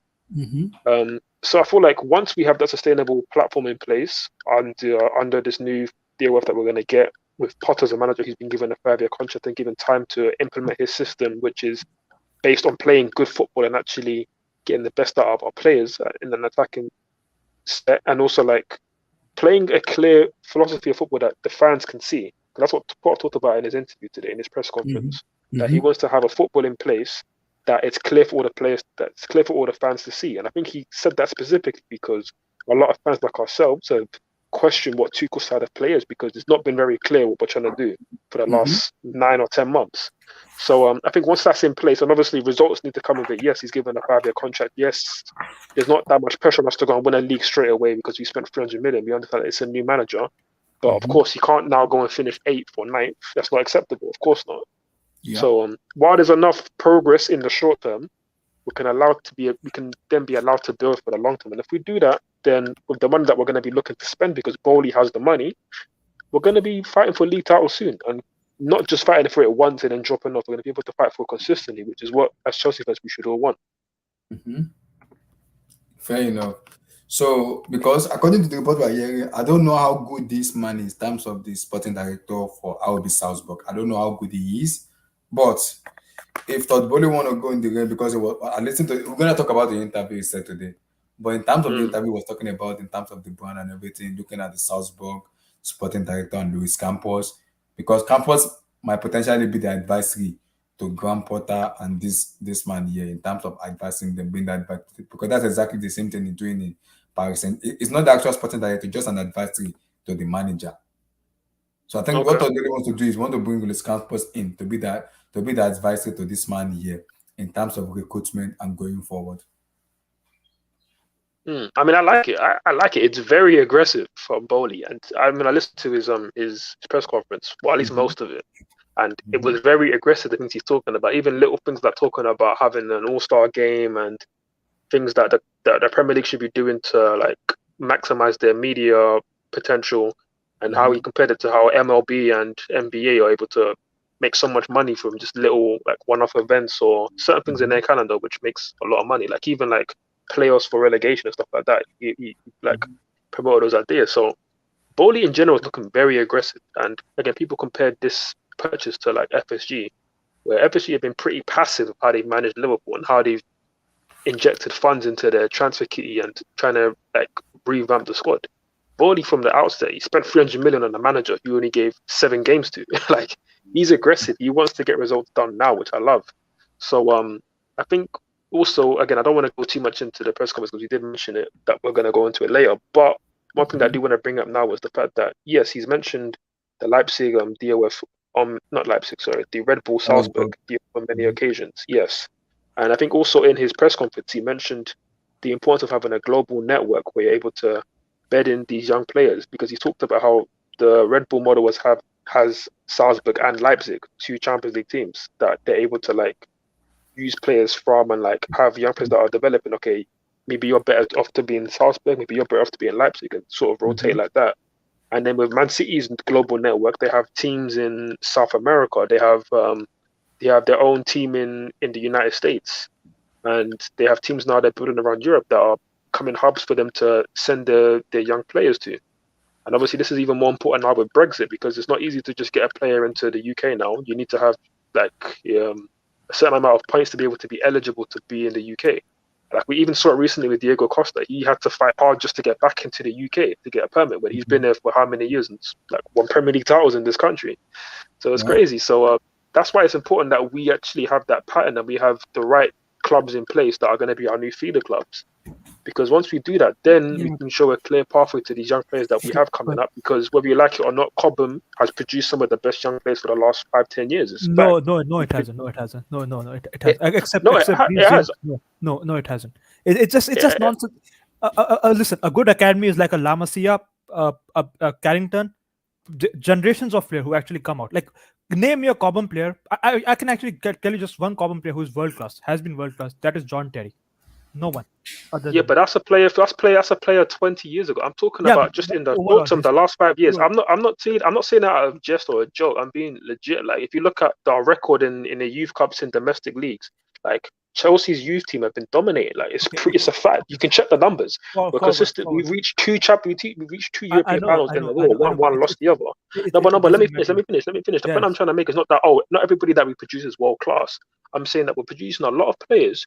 We have a lot of talent at a certain age, and the large majority are now playing in top teams in Europe. Like, actually top flat teams in Europe. Like, I can list off so many names: Tammy Abraham, Tomori, Mark Gahey, again Mason Mount, Reece James, those guys who are still part in the team. Now, there's so many names. I'm not saying they're all world class. I never said for a second that they're world class. I'm saying that we're producing a lot of players that are playing at a top level, that are playing at Premier League, La Liga, Serie A level, which is the top level. I'm saying that there's not many teams close to us that have done that same amount. Because if you look at Barcelona the last few years, have they produced as many players who are starting in top flight teams? Yeah, but I don't know. But again, the point I'm trying to make is there's not many teams that have done more than us in the last 5-6 years. That's a fact. There's not many teams that have produced more.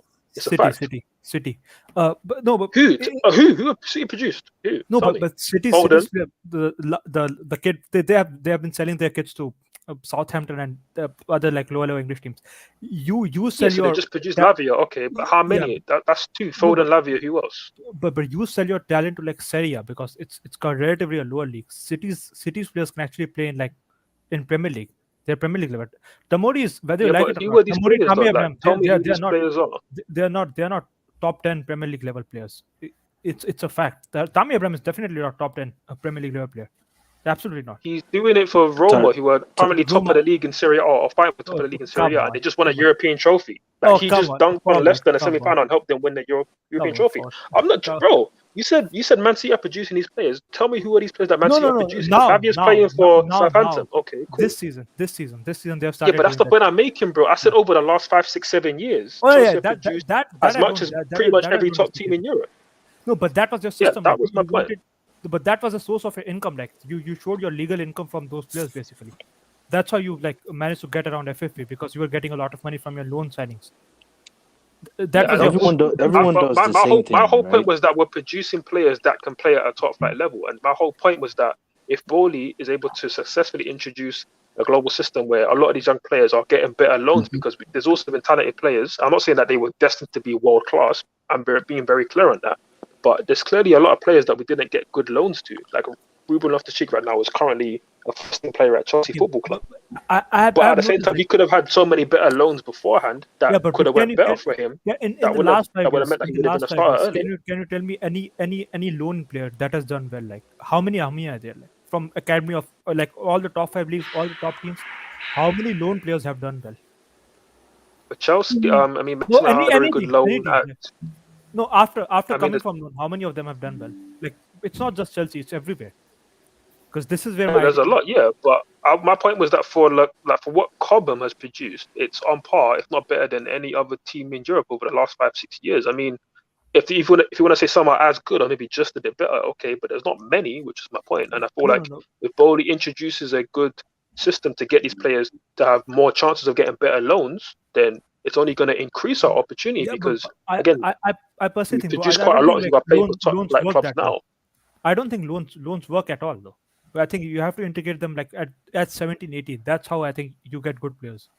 Well, Loans For do work. We've seen loans work for you many yeah, players. you could say that Reece James maybe, and Yeah, Reece James, Mason Mount, for uh, Kyle Tomori, they had very good loans and they got them into the first team. And okay, Tomori's not here anymore, but he's yes. playing for So AC that's my Milan, point. who just won the Serie It's A, are Scudetto. currently top of No, but the Tamori, the group in the Champions League. but your managers didn't like Tamori though, right? That is the thing. So Tamori, Pardon? you can't have him as a They're success. You just can't have moving the goalposts, No, man. but I wasn't saying he was success for Chelsea. I'm saying these guys in general yes, are yes. playing for top So flight clubs in Europe, no. Yeah. My point which was is like a success for how their many personal career, and it proves that no we had at least players who were talented enough to play yes, for I top agree. flight But teams in Europe. I was like I was asking something. I was saying like how many loans actually work for the team that has loaned them out, and they perform well afterwards. I How many mean, of for them? Chelsea again, there's examples of quite a few. Again, I can name Mason Mount, Reece James, and there's others, right? But the point I'm trying to make is that the loans aren't great, which is why I'm saying if Bowley gets a system in place where these players are able to get better loans and be in situations where these teams are trying to build the player, they're not just bringing them on because they have a name, and if they play well, then we'll keep them. If they don't, then they don't. These teams will actually care about their development, which is the most important thing, because there's one thing having talent at 18, but not every talented 18-year-old is a world-class player at 26. There's a lot of factors that go into why they're Yeah, world-class. Again, some of it is availability and being fit, but another is just actually getting the opportunities to continue playing and being in an environment that gets the best out of you. And not that if you have one bad game, you're on the bench for 3 months. Like, you're allowed to have 2 or 3 bad games. Like Hudson-Odoi, for example, he's already had a couple of not great games for Bayer Leverkusen, but guess what? He's played 5 games in a row and he's allowed to continue playing. And today, he was one of Bayer Leverkusen's best players in a big win against Atletico Madrid because he's able to play consistently. Like, that's the difference. If he's at Chelsea, one mediocre game, he gets benched for 3 months and we don't see him. I agree. yeah. That is. I agree because I completely agree because if you look at the players we have like Mason, Ruben Loftus-Cheek, Reece, they all went on loan. It was only other that didn't go on loan. I think the loan also help him too in terms of going forward because now we have that more game playing time he wanted and also the confidence in him to always want to play more. Yeah, you're gonna be allowed to make mistakes, but as long as you know you're gonna make mistakes, you're gonna have the managers backing and the fans backing. I think that will also work. Will also make you feel better. But So Chalobah's another one. Chalobah had a loan in the French league before coming French in. league So there's long plenty of examples. But they're just random loans. Like Gilmore, for example. Again, I'm not saying I'm the biggest fan of Gilmore. I do like Gilmore. Some people think he's amazing. Some people don't. Like, again, Roy Keane on his debut thought he was a world-class player. That's Roy Keane's words, right? But last season, we loaned them out to Norwich, who played terrible football and were destined to get relegated bottom of the league. That was a terrible loan. Now, what Bowley's looking to introduce is a system where somebody like Gilmore of his talent could get a better loan at a team that's going to play at a higher level of football, and then also not get destroyed every week, which is going to ruin his confidence. No, but don't you think like you're doing the whole thing in opposite direction? Because PSG first hired a sporting director in Ocampos, and then he said that he wants Galtier. You first hired a manager in Potter, and now you're looking for a sporting director because there's a good chance. Luis Campos is gonna be like an adversary to the new sporting director we are getting. I mean, I don't know. I don't think PSG allow it, but as We'll for see, like, though, we'll see. But no, your point's correct. Like, hiring a manager first and then the director of football isn't ideal. I agree. But again, it's hard to like be mad at the situation because Bowley only took over the club in June, July? like May, June, July, maybe even, right? And he only maybe thought that he was going to buy Chelsea in February because that's when the whole Ukraine-Russia incident started to happen. But so I'm He not could have bad. given I'm it not to mad like at him. like Pardon? someone like for 6 months, right? For 6 Well, months, he would have yep. just given, and then a new sporting director comes in, a new process I starts. mean, to get a director of football just for 6 months, I don't think that's really that No, that coach, easy to coach do. for 6. No, a manager for 6 months. I don't think that will work because He kept Tuchel as the manager for 6 months because Tuchel knew the squad and he thought, let's at least give him a chance. And also, it would have been hard to come in and then sack Tuchel immediately. Obviously, I think he needed somebody to help him over the summer that knew the players in the squad because he got rid of Czech, Marina, everybody else. But he decided to keep on Tuchel because he knows the squad better than anybody else. And it would have been and it made certainly the transition over the summer easier. So I'm okay with that decision. And obviously now the football wasn't great, and he realized that he needs his own person, so he tried to get somebody in after 7 games. Fair enough. But I just feel like obviously it wasn't going to be easy to get a director of football clearly in the time that he got the job, and I think he wanted to get the right person. No, So yeah, I because my agree. It thing would have like been easy. It would have been better director this of looks football like a first and then a vibes kind of manager, thing. but it didn't really Yeah, work fair out. enough. I mean, it's rushed. It's rushed, but it has Yes. to be rushed because ultimately he brought the club under duress. Like normally, Mhm. a purchase of that size of a $4 billion club or entity, any business, that Mhm. takes years of work to get that kind of deal done. Exactly. But only have to get it done in like 3 months. Yeah, So, true. of But course, things are rushed. I'm talking afterwards, right? You can just say that, okay, I don't want to work with Tuchel.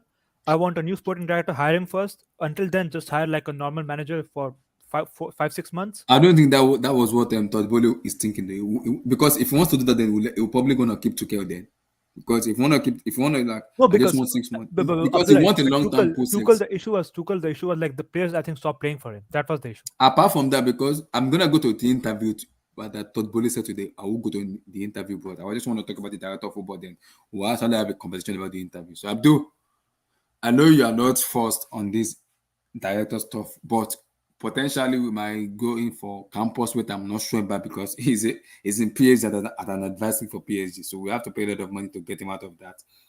But the Howby Salzburg director of football might potentially come into Chelsea. Give me your take on that, Abdul. Abdul, you there? Yeah, I'm Yeah. here. So this man here is the potential. It might be the potential guy we bring in for the sporting director because we play them tomorrow. So keep an eye on him tomorrow. It might be at the booth tomorrow, but it's the sporting director. And also we are looking into getting Luis Campos as an advisory close to him too, to also support him too, and Graham Potter. To be honest, Mm-hmm. I don't know where this is going, so I don't really know what their ambitions are or motives is. But as far as I'm aware, as I've said, some of these guys are overrated. Most of them, over 90% of them are overrated. I don't think they can really add. Because the thing is, if you look at it logically, right? So if we say we have Aris James and he's 25 years old and he's our right back,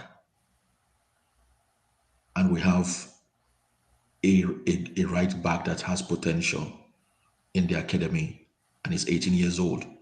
So what are you going to do? You're just going to get rid of Rhys James with all the experience and all the investment you've put into him and say, No, because we have an 18-year-old in the academy, so let's give him a chance. I don't think so. I don't think they'll do that. Yeah, but that's what it boils down to. You want to develop players from a young age so you can give them a chance. So, but how do you give them a chance when you have established players? So, what I'm trying to say is, football is not what you can grow like that. I do believe that as a big club, then you should have some kind of corporate responsibility where you give kids around the area a good footballing education, and then you try to educate them using football as well. But to say that you want to develop players from kids so that they can then graduate into established players in a big establishment and a big club like Chelsea Football Club, I really don't know really what you're doing. I don't understand what you're trying to do here. Yes, I actually agree with Abdul though, because if you deep it right, Liverpool Oh, haven't been two successful. seconds, 2 seconds. So the thing is, because if you have somebody, if except maybe a Messi or a Maradona, but those are God gifts. That's like one in millions. Because if you say somebody is talented and he's a good player and he's 10 years old, you can't really tell how good he's going to be by 15 because he might not have physically grown up or matured the way you expect him to. And when he's 15, he might start struggling physically with other 15-year-old kids. And that will have an impact on his talent and his ability. The same way when he's 15, you can't really predict how he's going to play or start playing when he's like 21 years old. So it's very difficult at the highest level. That's what I'm trying to say. And all this infrastructure you're putting into place, to me, you're just maybe you're doing it for PR, but you might end up getting a lot of negative PR from it. If you look at what Emenalo did in the past 10 years at Chelsea, okay, a lot of his was just, I don't know, it's like creating something that is not really there. How many of the players have did Chelsea really benefit from? They went all around the world. They went all around Europe to acquire some of these young players. But who is it which young player will displace a Drogba of 2003 to 2010, no matter how good you are? Let me just push back on one thing that you said, right? Like, so for instance, when I see a young player coming through, I'm not expecting them to instantly go and bench Reece James or to go and bench N'Golo Kante if he's fully fit playing well. Well, nobody's saying that necessarily. I think for me, when I look at the planning of a squad, like signings like your drink waters for 35 minutes at a time, right? Signings like these where you're signing players who are essentially squad players, but you're overspending for these players. I think for me, it's a waste of money. When you can have players in the academy who could fulfill the role and you're not paying for them, but they're good enough to be a part of the squad. I think that's one area where academy players can be of worth. I think another thing is, again, nobody is saying that so these players are going to be ready-made to come into the squad at 18 or 19 or 20, but a lot of them can get better loans elsewhere where they can play for good quality teams. They can be playing in an environment where it's competitive. There's things that are on the line, but it's not the Premier League, right? It's not like you're playing for a relegation team that's losing 3 games out of 4 in a month.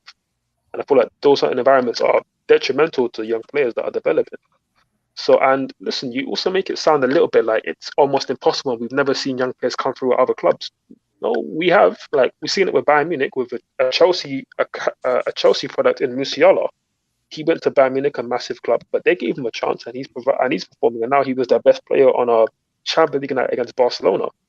And speaking of Barcelona, we've seen them bring through many young players. And even with Chelsea, again, of course, it came through a transfer ban, of course, mainly.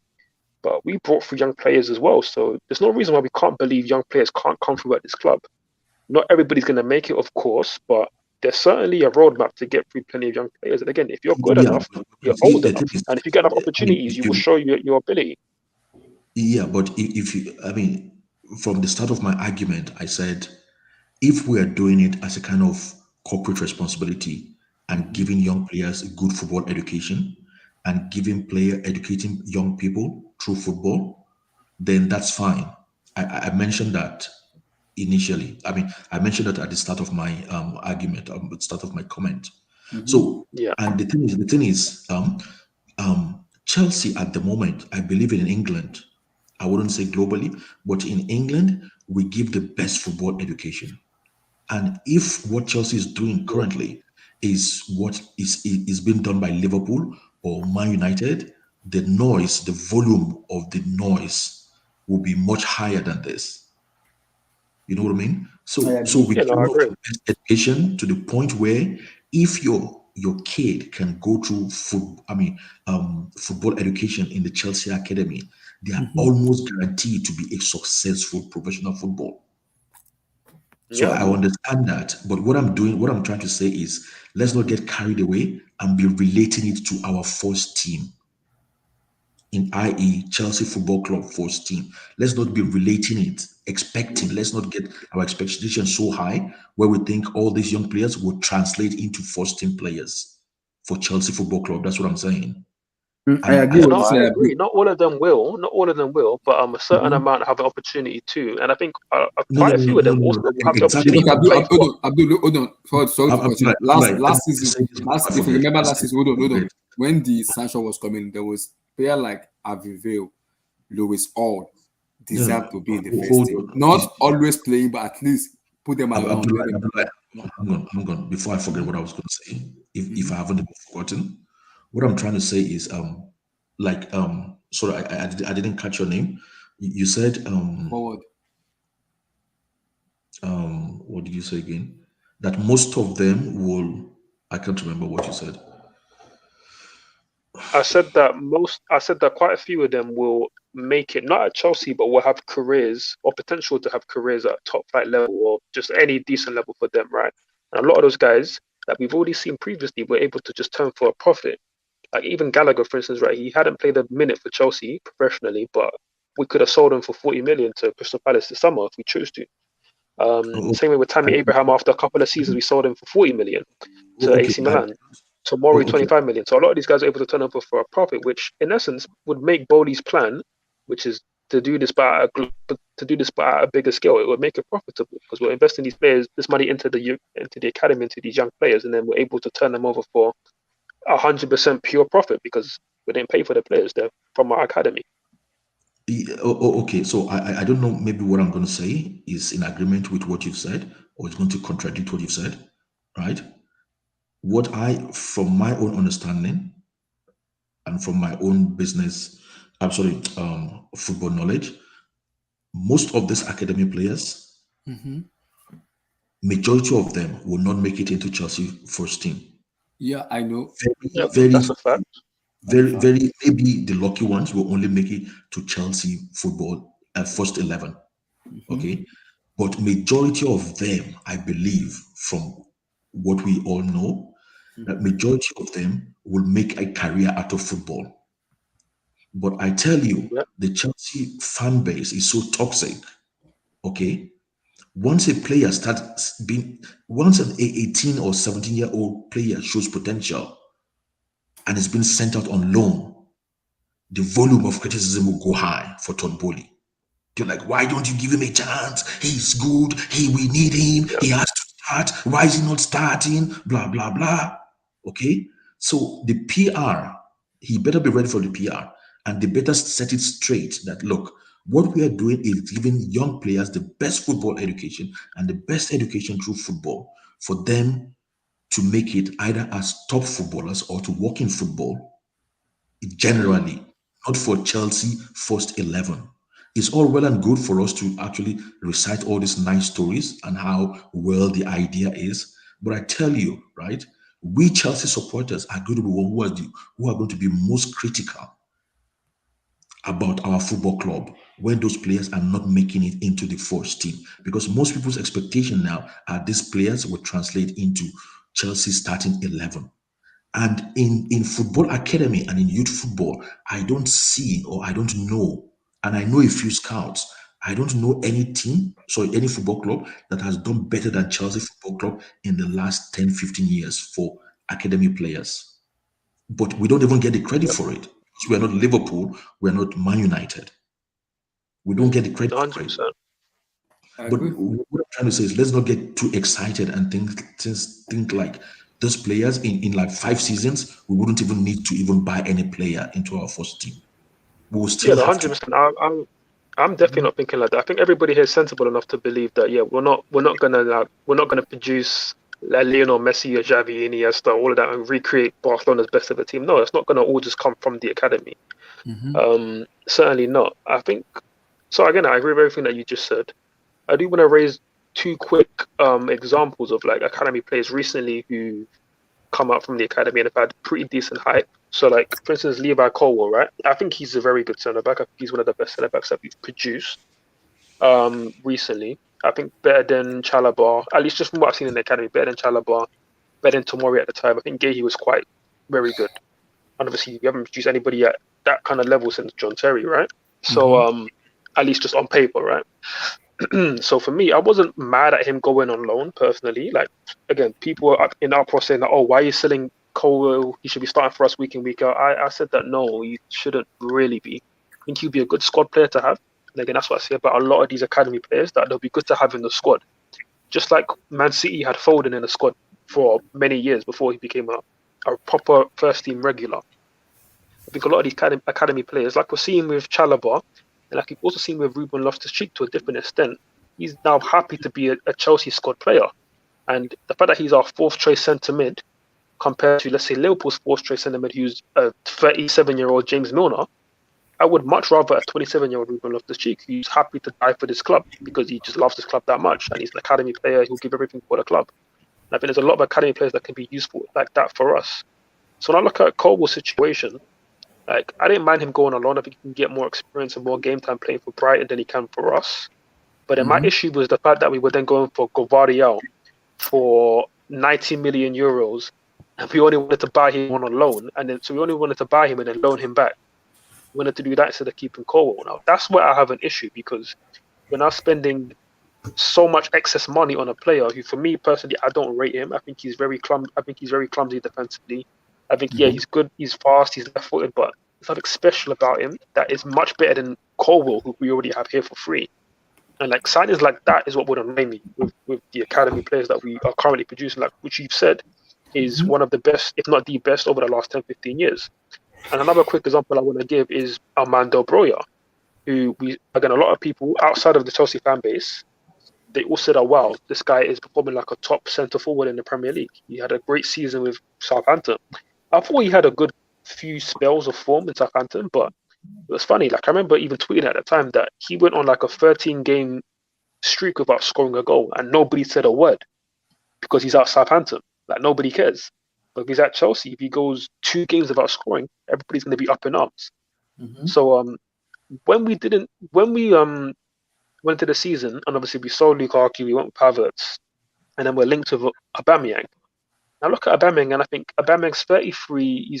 He's a poacher. He's not going to offer that much. He might score goals and be clinical, but he's not offering that much in normal play, and he's not a big target, like a box threat. Like he's not a target man. He's not going to be winning aerial duels. Why don't we just keep Broja and trust him? Because Broja is yet to start a game for us this season, but he cost us nothing. Why don't we give him a chance instead of spending 20 million on a 33-year-old Aubameyang? And I feel like that's where we can better give opportunities to these young players. I'm not saying Broja is going to be a starter for Chelsea for the next 20 years or the next 10, 15 years, but I feel like somebody with his skill sets would be worth giving him an opportunity to be the backup striker to Havertz. That's where, for me, I feel like the academy can be used a lot better. And I think under Bowley, with the things that he's saying, looks like we could start to do that a bit more, where we're giving these young players better opportunities, and we're not just splashing a lot of millions of pounds on bench players and players just to fill up the squad. I feel like the young academy players can be given the opportunity to fill up the squad. That's just my take on it. And and again, I'm not sure of your name. I think King Black it was. Abdul, Okay. sorry, Abdul, the one that mentioned it. I feel like, I mean, do you agree with my take on Colwell and Broja? I feel like these kind of young players, we could utilize them a lot better than we have done in the past. Yeah, I mean, I think that's the one strategy, and I think there's multiple strategies in terms of translating young players into either squad or first team members. So I think I think the best strategy we've ever seen employed was when we got what's his name, Thibaut Courtois. We got Thibaut Courtois at 18, loan him out to Atletico, a top team, for 3 consecutive seasons, competing at the almost at the highest level. Okay, those 3 seasons, in my opinion, is like going to a university to get a degree, right? We didn't break the loan arrangement. We didn't have him here for a while and then send him back. We didn't send him to different clubs. He was just there in one environment and allowed to develop. And after the 3rd season, he's brought back here to Chelsea to compete with one of our greatest and one of the greatest football keepers, Peter Cech. So, in my opinion, He came in, he was able to take the jersey immediately at the age of 22. Okay. But even if he wasn't able to take the jersey from Peter Cech at that point, I believe the next move would have been just sell him to another club. I don't like this approach where a player is hanging around different loans for like 6, 7 seasons, 8 seasons, and we've even forgotten him at Chelsea. So I believe there's like different approach to actually translating young players into our first team. Depends on which one you take and which one you agree with. But I Yeah. think this example is Thibaut Courtois' what would you call it? Thibaut Courtois' part. That's fine by me. So any part can be taken to get a player to the Mm. to the first team or to the squad. Another thing I want people to be aware of, especially Chelsea fans, is if we start having any form of success from this arrangement, academy player or development players arrangement, once we start having any form of success, there's going to be a public backlash. Okay, then you will see they start making laws like, oh, you can't have more than 2 academy players on loan. Oh, you can't do this. You remember, like they started. Is it fair play or what do you call it again? Financial Um, fair play. Financial fair play. Yeah. After Abramovich came and he became successful, then suddenly somebody start remembering that, oh, we shouldn't spend more than this or more than that. We can't earn more than this or more than that. They didn't. It wasn't considered when Man United was spending and buying anybody they wanted. When Real Madrid was spending and buying whoever they wanted. But as soon as it came to Chelsea and we started seeing success, then the rules of engagements, the rules, everything started changing. That's the same way it's going to get. Once we start getting success from this, so people have to be conscious of it. Once we start getting some success from this structure, then they're going to start changing, moving the goalpost. It's going to be, oh, you can't have more than 2 players on loan. You can't have a. So that's why I'm a bit reluctant to go towards this path and say, look, let's just maintain what we have and let's not overdream. If players come to the first team, if players don't come to the first team, they become squad players. If we are able to sell players and get a return on them, that's fine. But Okay. 2 things I advise Chelsea fans about is number one, lower your expectation. All these players are not going to transmit to our first 11. Number two, if we start sensing or getting any success from this, we're going to get a backlash, a public official backlash, and rules are going to start changing. So that's my take on that at the moment. I'll just pass the Fair, mic for some fair enough. questions. Let me come to Ogaemi. How you did? Let's come. Professional, let's come. Baba, greetings to the If you go house. to school, you'll be Analyst. getting some punctuality reports, man. Always late. But thank God say I no be footballer now. Hey. Don't become Aubameyang, please. Aubameyang always come to the late to the party. Again, Obama Yang will deliver. So even if he comes late, he'll still score. So, Yes, firstly, give me your take on the Barcelona, Bayern, Liverpool, Ajax, Jamal Musiala. Then we talked about the director I of watched the 2 matches actually. Bayern, Do you think the Barcelona. ovation was too much for Robert Lewandowski? No, I think Lewandowski is a champion with Bayern for like 8 seasons now, right? And before he moved this season, so he's I don't know if he's the highest goal scorer ever, but he scored a lot of I goals think for he is them. because he surpassed Gerd Muller, though. Yeah, exactly. So he's respected. I think it's okay, but they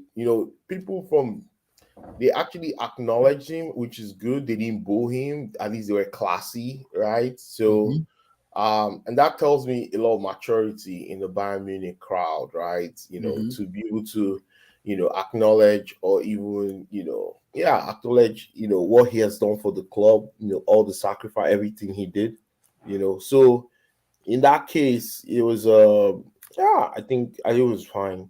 He didn't play so well today. He missed some very glorious chances. I He missed think. three clear chances. Yeah, Three. not three. Yeah, one thing I always tell you guys about almost every striker, right? And that's why you have to create volumes for them to score 2 or 3 goals.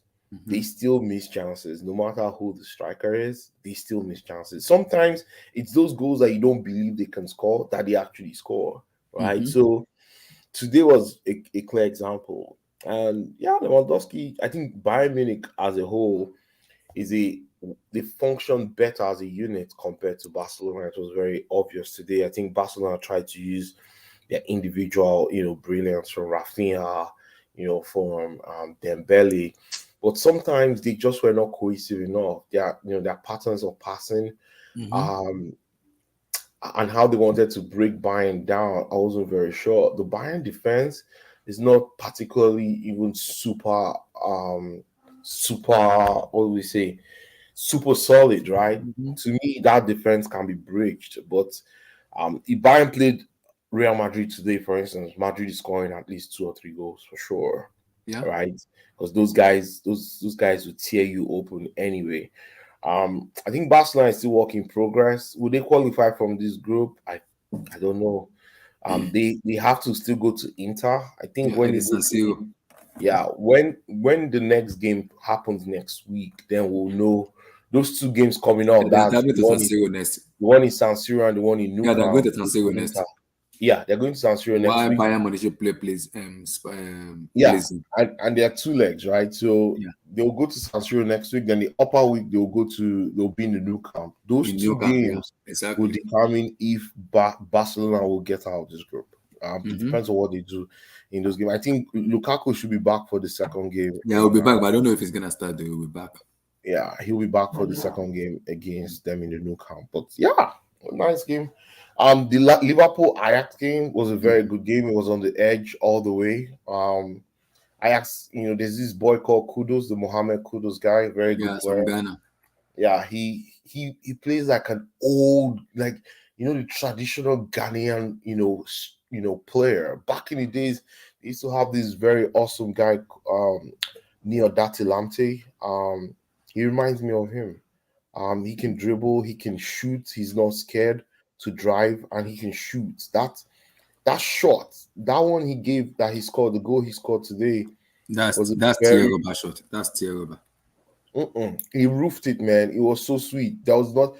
We need to talk about Van Dijk though at some point. Maybe Van Dijk and Alexander Arnold, both of them. I think at some point we have to ask if Van Dijk is still committed to Liverpool. I think it's not very, very clear to me. Today, he just allowed the ball, the ball run across. He didn't the guy just turned him. The guy didn't turn. Remember, someone ran across Van Dijk, right? Normal Van Dijk would have pushed the guy out and tried to block the ball or go for the ball before it gets to the guy, but he just allowed the guy run across him, which distracted him. And then Kudus just carried the ball, what a player, Mohamed Kudus, and that shot was, was a blinder. Nobody can catch that. Even Ghana are producing a wonderful squad for the World Cup. I think Ghana, as a Nigerian, Ghana in this World Cup, you guys need to watch out for Ghana. Kudus is there. If they get all this talent, but during my them in November, Kudus is there. Inaki Williams from Atletico Bilbao also. Oh my God. Lord, they got good players. They have if they can build that, and they have a good coach in Chris Hughton, right? So don't write off Ghana in that group. Don't write off Ghana. This World Cup is gonna be beautiful. I'll watch all the work. It's gonna be beautiful. Yeah, I think. And we have to talk about him.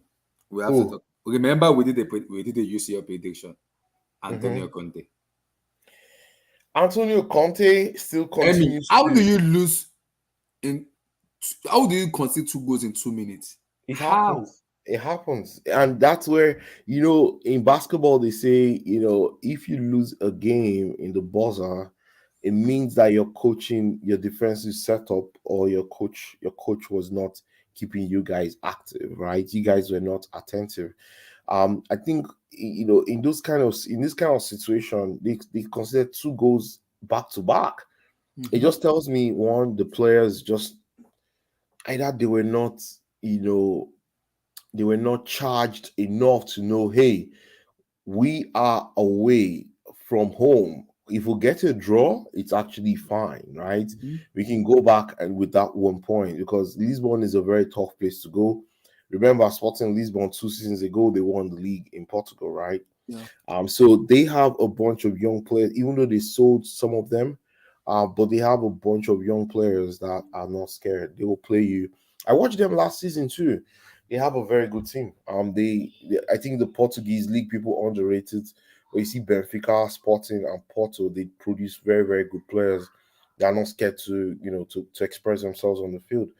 I think that's what we saw today. They matched Tottenham pound for pound, energy for energy.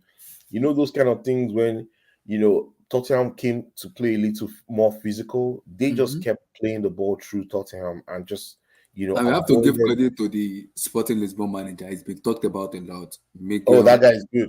That guy is good. Almiron? I don't know his name, but that Almiron guy. is his name. Is his name. Watch out for that guy, yo. He's That a guy, young coach. That guy has a style of play, and I love the way he plays football. he reminds me of what Pep said about the young coaches coming up, that they are fearless. The guy is fearless. He went very good coach. Very good. He told his players not to respect Conte's team, and they played. They played Tottenham. Pound. They didn't fear Tottenham. They held the ball with confidence. They moved the ball around. Through the overloads. They played 3-4-3 today. They played a very good game. I was really impressed with them. So your take on the director of football, Luis Campos? So someone asked a question here. SSB, do you think I said it? Tottenham will not advance in that group. I think it's either between Marseille, Frankfurt, or Sporting. I didn't put Tottenham to advance from that group. So your take on the Sporting director? I'm hearing Luis Campos, this guy, the front guy. This guy might be the one, while Luis Campos might be the advisory to him. No, I think the two of them. I think they're getting this guy to be the director of football, right? Director of football, and then I think Luis Campos will just be an advisory role to maybe he'll just have an input or something. They just want to have him contractually. Yeah, I think according to Matlo said it will be the advisory to if Chelsea hire this guy, the Sporting director, it will be the advisory to this guy and the recruitment of Graham Potter to work together with him. Yeah, I think the three of them coming together. I remember Graham because Potter. Todd said he doesn't just want the Sporting director; he wants a collaboration together, working as a team. Yeah. He does not just want one. He wants someone that will work together as a team. Yeah, I think it works. This guy, it looks like his track record is good. I think he was the one that discovered Haaland. He's discovered a lot of players that come to Salzburg. Remember, Sadio Mane came through Salzburg. The Red Bull model is what I think Todd is trying to, he's trying to copy to an extent, or he's going to grab some inputs from there. I know he likes the Man City model too. I think he's gonna get the best of all those and try to build a dynasty or an empire with acquiring different football clubs in different countries. So I don't know. This looks like a good deal. This looks like a very I think this guy, he might just bring because there's a lot of talents in Germany, right? Yeah. And these are not just Germany, in all parts of Europe, right? Eastern Europe. You see that Dynamo Zagreb team we played last week. Yeah. There's a lot of very good talent there. You see the Sporting Lisbon team we watched today. There's a lot of good talent there. There's a lot of talent in most of these clubs that are actually good enough to actually get into, some of to get in a path to get into the first team in some of these big clubs. Yeah. I think I heard Abdul talk about the academy for Chelsea. The academy in Chelsea is one of the best in since Roman took over, right? He invested hugely in that academy.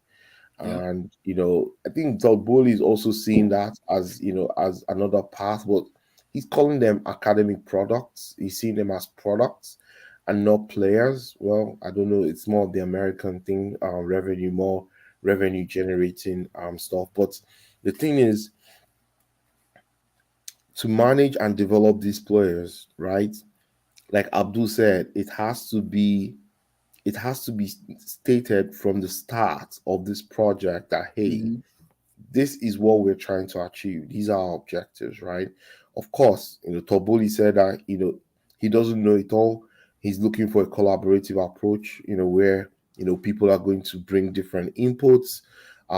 People are going to, it's going to be purely data driven, right? Let's see how it goes. But I would be very, very cautious about, you know, expectations. Right? We've seen our academy is one of the best, you know, in Europe. But the thing is, you know, like Abdul said, the Chelsea fans will always expect, you know, these players to transition to the first team after First maybe team, one yeah. or two months. It's Mhm. not all of them. The percentage that would come true, probably maybe 5%, that will Mhm. come or ever make it into the first team, maybe 5 to 10%. The remaining might be used, you know, for, you know, revenue generation, like the old regime did, like Roman did, right? Remember our loan army before UEFA put a restriction on loans, you know, for Mhm. parent clubs. We're making easily 100 and 120 million from Yeah, 40, 50 players, right? yeah. That we had on loan at some point. Every year, Marina generated that money easily 120, 130 million on just loaning, you know, about 40 to 50 players we had on our book. So um it's a revenue stream for sure. It's a revenue Oh, stream, Marina. Mute your mic. Mute your mic. but I won't just put it on just it being a revenue stream. I think it's good to see it as an opportunity to fill the gaps that you know the first team Mhm. has or needs, you Mhm. know, for some of these future players, right?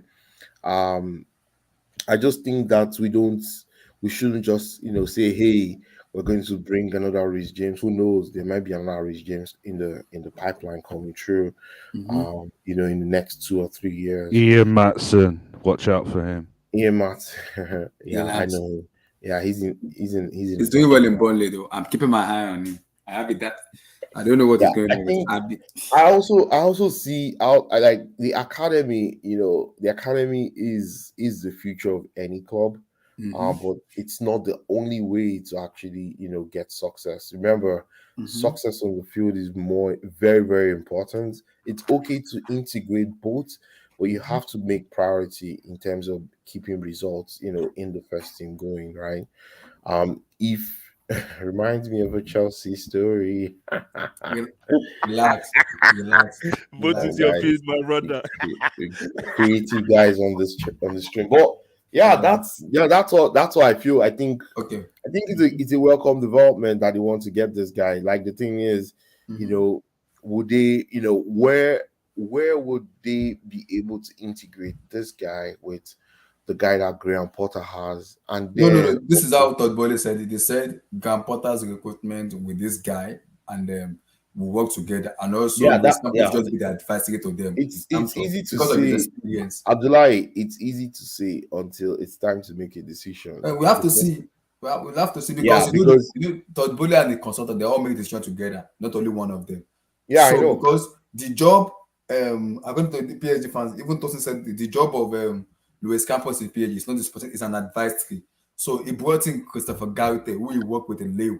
So he only advised him, okay, Gaute, I think this can work with us. We can work with you. Can you do it? Can you Mhm. get it? And he spoke to the Al Khalifi, who is the president. Okay, Khalifi, I think about this. What do you think? This is my own advice as an advisory. Then they will come into a decision in terms of making the decision making. That's Yeah. how the advisory work. Yeah, that works. That works totally. As long as you know everybody. Who is Sandra Sky? True. Nice. Yeah. Um, So yeah, fair enough. Blue eyes, yeah, how you doing, brother? I think So firstly, your take on the Bayern Good, man. I'm good. Barcelona match, Liverpool Ajax, Jamal Musiala, then we'll come on the director of football stuff. Give me your take. Um, big up to everyone. Yeah, I didn't really watch. We can't hear you very well. Speak a little bit louder, Oh, brother. sorry. Can you hear me now? Yeah, loud and Okay, clear. perfect. Big up everyone. Yeah. I didn't really today be as he gets. They say one cool person is small, but I didn't get to watch. Mhm. I just saw highlights. So Okay. for Liverpool, Ajax, like Amy said, something is up with Van Dijk. I'm not sure what it is. I don't. I think it's almost curtains, man. That guy is flat-footed now in that. That his central defense role. He's being exposed at will. If you look at how Ajax found that goal through Kudus, actually that Kudus kid is a bad boy. It's My from God, Ghana though. the boy can play ball. So yeah, Liverpool. I'm not sure if they can get out of this group. I put them second. So Yeah, we'll I'm see. not sure they can. I'm not sure they can get out of this group. They look very, very technically flat. You know the scary part about the Blue Eyes. After the international break, they play Rangers twice. Glasgow Rangers, they travel to Glasgow and they play in Anfield. And they have to win one of those matches. And if you they know don't what win one of those matches, they're out of the UCL. You see, and you know what I saw. And if Napoli wins tomorrow, bro, Mhm. all Napoli just need is in their next 3 or 4 3 matches, they need to win 2 and draw 1. That's it. Wow. And you know what I realized is that this guy now is drifting to the midfield, Trent Alexander-Arnold, to look for creation. You see, and this is as a result of people finding him out in that wing pocket. Now he's drifting into the midfield and crowding the midfield and trying to create those Hollywood passes, and it's not going to work that way. Now they are doing it's basically cross and we hope, and not even inshallah, cross and we thank God. Understand that's all they were playing today. Cross. But again, they were able to squeeze out a win. You know, I respect for that, because that's all that matters, is being able to squeeze out a win, especially when you're in but Blue Eyes, a defensive team that is very good in the counter. You see those cross and inshallah is game over for Liverpool, because they'll just notify those cross and hit them on the counter. And I wasn't even impressed with Salah from what I saw as well. Salah was I don't know what is going on with Salah and then Van Dijk recently. I wasn't impressed with him. Then what other? Salah is a fraud. Then Tottenham. Blue Eyes. Antonio Conte. Let me talk about Tottenham. Wait, what's your prediction for the? Remember we did the prediction for the UCL. Let me just talk about Tottenham first. This whole fascination of Conte, I think people should start to calm down. Conte cannot. I don't think Conte knows how to use his resources, and I think some of his resources are kind of overrated. If you look at what's his name, Song, I'm not sure what's going on with Song, man. And it looks like Conte is trying to force him into form, and that's not the approach I would take. You're better off benching that guy and let some other people eat. I think today he started over Kulu, right? Kulusevski. Kulusevski came in later. I don't know if you guys watched that game. He did. Yeah. It was Son, Richarlison, Kane up front today. Exactly. Then I know Richarlison probably got the shirt because of the 2 goals he scored in the last game. In the UCL, yeah, which that's fair enough, and he needs to be thrown in there. But why are you not playing Bissouma? That's my question. Bissouma was supposed to give you balance. So you bought Bissouma so that he can sit on the bench. Højbjerg, I must say, Højbjerg is a top player, man. He's at least rotate that midfielder, play Bissouma together. That would give freedom to Højbjerg. Yeah. You see, the problem is, you know what's crazy? Sorry, just to add, you know what's crazy? Like all this talk about how they spent hundreds of millions on the squad depth, but you're losing 2-0. You just want to lose 2-0 to Sporting Lisbon away. You're not playing great for most of the game, but they only made 1 substitution. They only brought on Kulusevski. So here's where I'm going with this: is people forgot that Conte is a politician. Conte's eye is on the EPL. So what you see today is part of that plan. So, Blas, wait. Are you telling me he's gonna forgo the UCL? Just let it go? If he can, it's not like he's gonna forgo, but if he gets out of the first round, he's not losing sleep. That's what I'm trying to say. So anyhow you want to interpret, that's embarrassing. If he does that, that's embarrassing. It is. But this is Conte trying to maximize resources, because if you look at what he's doing, if you look at this game today, I looked at it and I said, Conte, old dog, and new old dog trying to show us new tricks. Come on, here. The way he played the game today in all, man, come on. How do you concede 2 goals in the span of 2 minutes towards the end of the game? Yes, 2 minutes. Towards the end of the game, how do you concede 2 goals? You have a midfield that is basically. But if not for Goloris, he should have conceded more. Exactly. Yeah. Goloris saved them today. And kudos to that Porto team, man. Top performance. No, the manager, and the manager as well too. Yeah, he's a young manager. He's been talked about a lot. Very, very. Who else played today? And also. Oh yeah. But this boy that we lost from Cobham, Jamal Musiala. Musiala. Well, this is why I tell people, I say, this is why we're a big club. You can't have it all. I hope that the ones we lose will actually shine elsewhere. I don't want them to tank. That's why we're a big club. So that listen, when I look at Kevin De Bruyne, I look at Kevin De Bruyne as he's one of the kids from he's one of us, so to speak. I know he's a City kid, but with Musiala, it's tough watching him excel at this rate, and he's not in blue and blue. But again, we're a big club, and we're going to lose talent this way. We can't have it all. But with what you guys were saying and listening to Todd Bowley, We'll get there, I hope we're going to talk about Todd Bowley. get there. I hope we're We'll going to get talk about listening to Todd Bowley, We'll get where there. he's going to looking like he's going to consider some of these kids. Yeah, Give them a chance. But Otherwise, there's some secret I will have to keep. When we get there, I will so open it up. Jamal Musiala, man, the way that boy play, we need that kind of player in our team. I'm hoping Mason. Blue Eyes is 19 years of age. Listen, can you imagine the irony that I am saying this? That I'm hoping Mason Mount can learn a thing or two from Jamal Musiala in that hole. You see that hole that Jamal Musiala plays? Yeah. When you play in that hole, the secret to playing in that hole is what? Become a pass first merchant. Pass first merchant. Kids, watch Jamal Musiala, especially at this age. Pass first merchants. That takes you far in professional football. I agree. When the passing does the talking, guess what happens to you as a player? You can run into space and create your shots. And the second goal he created for Leroy Sané. He dribbled past Araujo and then Kunde, and they lay it up. No, but did you see where he put that ball? Yes, I saw it. One touch, danger area. Sané just ate that lunch quick. So yeah, I'm really impressed. But this guy missing 2 sitters was kind of scary. Three. Lewandowski. I'm like, dude, it's man. not even 2, it's 3. I'm like, dude, man, who is this guy? Lewa, what's up with But this? do you think it's the occasion? But do you think it's What the kind occasion? of that occasion cannot be bigger than him?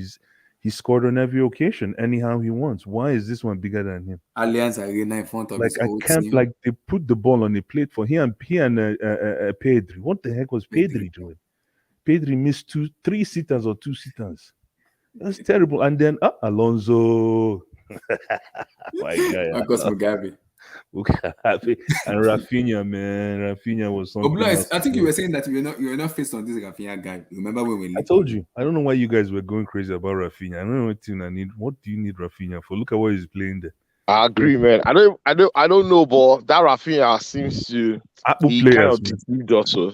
Cassava players, man. Cassava players. I'm telling you, man, that guy. Yes. So, and your take on the new sporting director, potentially the Salzburg. It might be in Stamford Bridge tomorrow. We don't know, but we have to wait and see. It's not Campos anymore. No, Campos will be the advisor to the guy. Okay. Oh, Campos will be an advisor too. I guess you know what, this talking about the sporting director is probably going to be in line with this whole Todd Bowley stuff. So I don't know how you want to line it up, but if talk about it, then we'll come to that one. Gonna be the last one. I'll be honest. I thought it was Campos, but now you're saying Campos is an advisor. Yeah, Campos will come in as an advisor. That's what Martelo said. Okay. Hey. Yeah. So this I know we had a very intense conversation about this in your last stream. We did. Yeah. I saw it, because that was the report came out this morning. Bringing in a director of football is almost a double-edged sword. On one side, it does the heavy lifting for the coach, so that our coach can focus on what he does best, which is coaching. Yeah. And then he also serves as a buffer, or as a communication buffer between the coach and the rest of the organization, especially now that Todd Bowley is looking at an international network, which is what is happening in the North America. Farm teams! I'm so excited about this. Farm teams! Finally, we're going to start seeing farm teams in football. But that's by the way.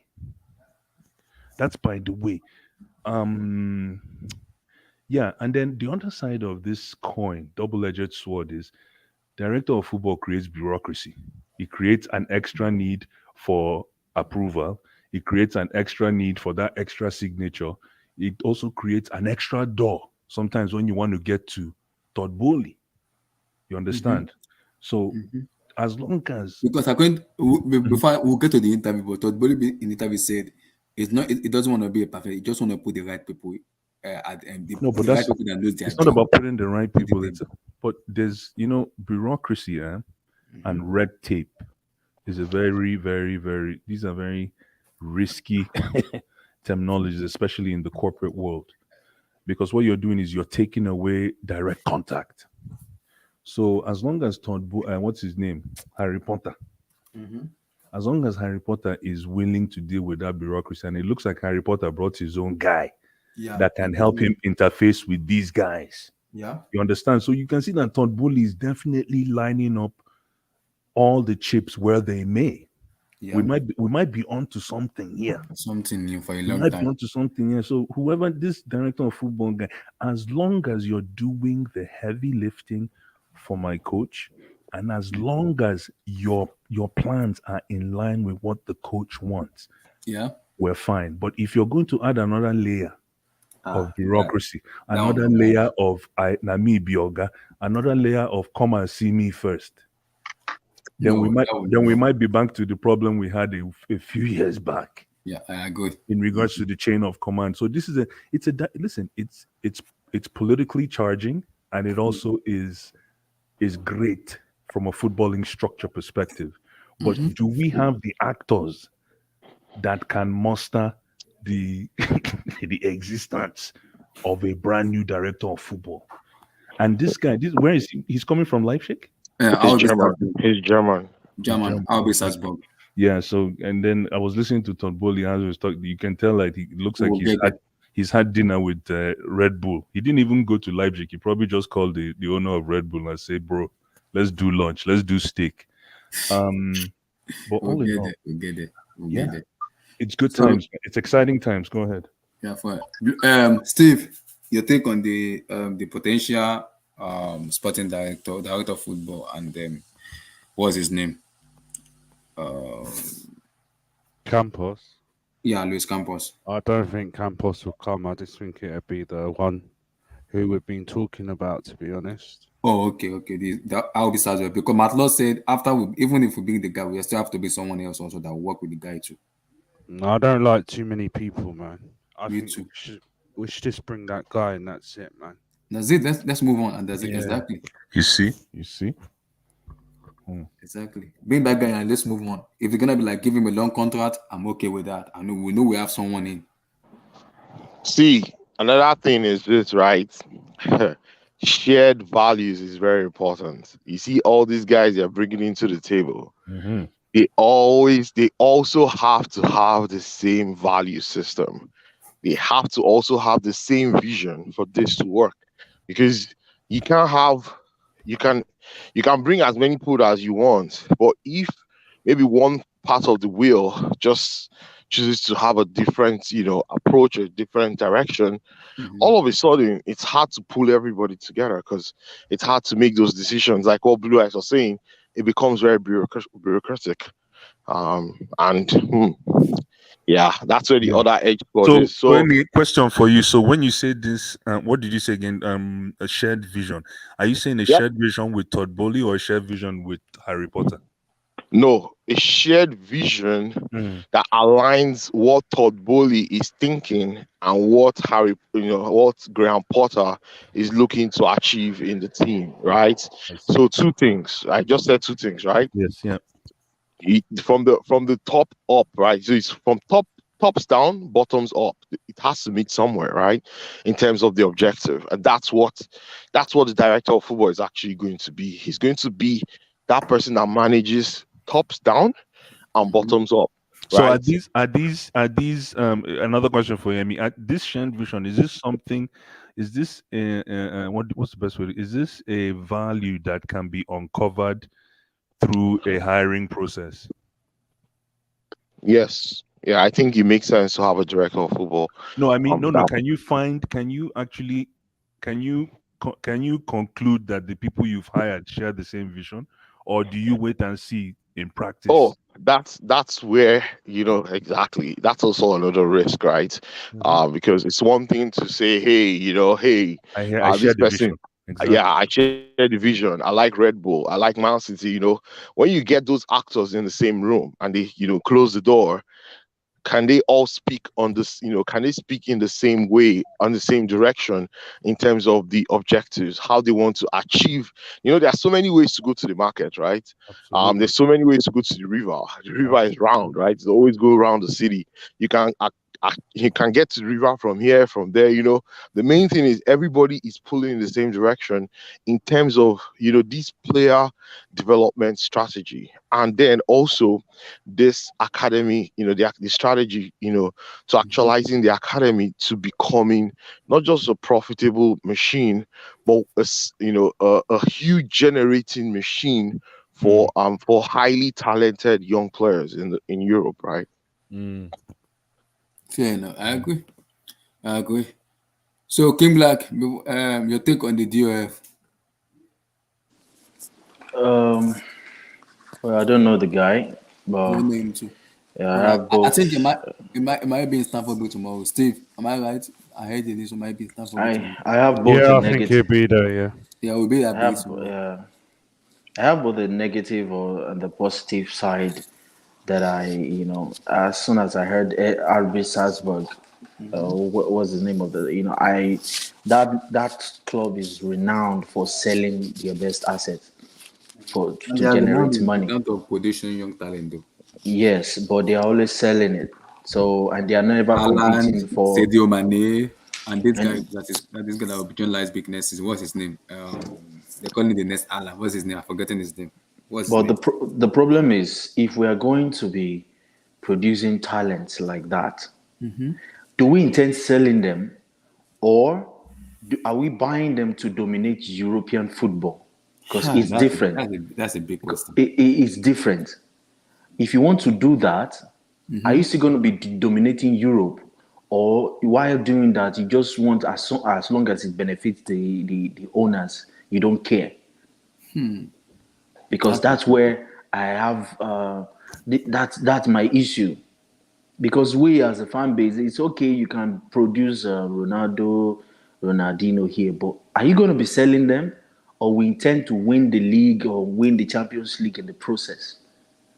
I don't understand. So that's where Asby says. As soon as I heard Salzburg, I was like, "Is it not the same Salzburg?" I know that's how they run. So are we going to be running Chelsea like that, or I don't understand really.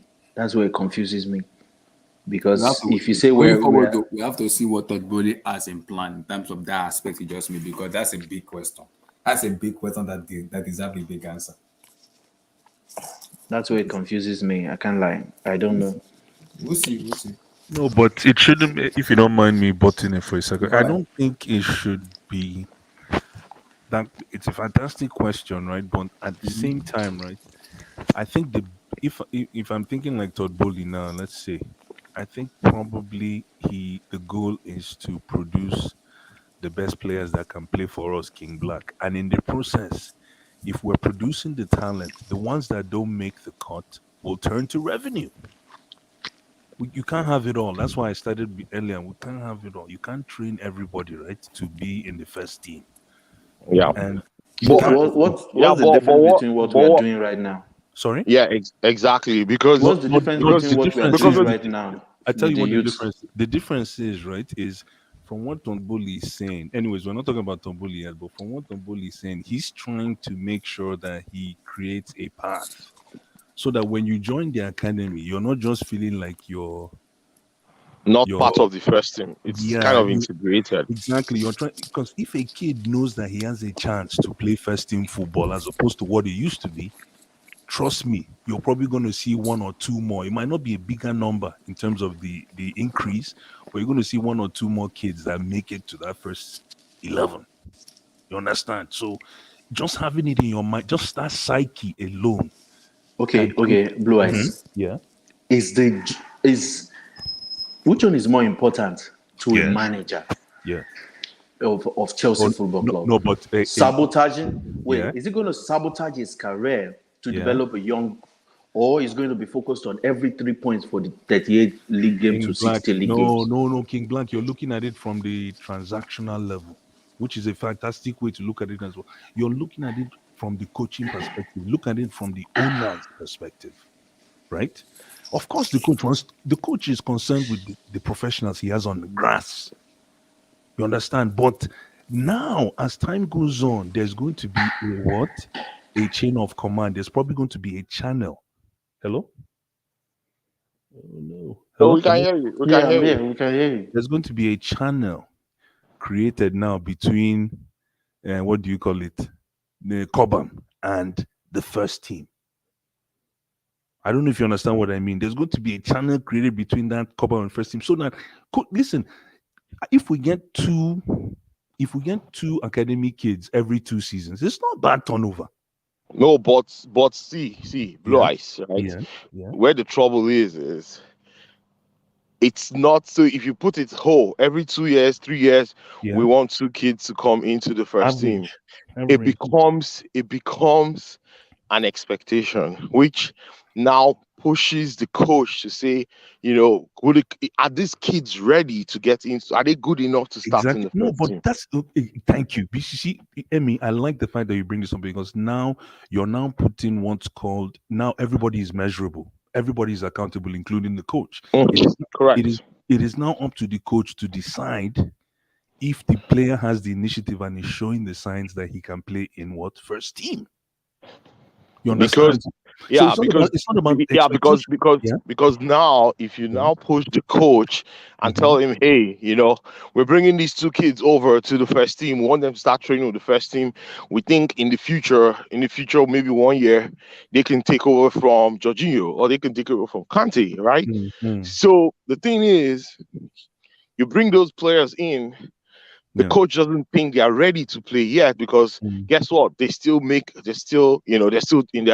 a particular phase in their developmental cycle, right? Yeah. Yeah. Yeah. Now the thing is, would the club now say, okay, since they are not ready, let us take them out for loan, maybe in our feeder team or maybe one of the teams that we've already bought. I'm No, looking but at no, no, 10 no, no, years no. plan now, right? Amy, but the thing is, I don't know why people take the responsibility. People have taken the risk. It's fine and dandy that we're talking about the coach, the owners, and blah blah blah. But we're Mhm.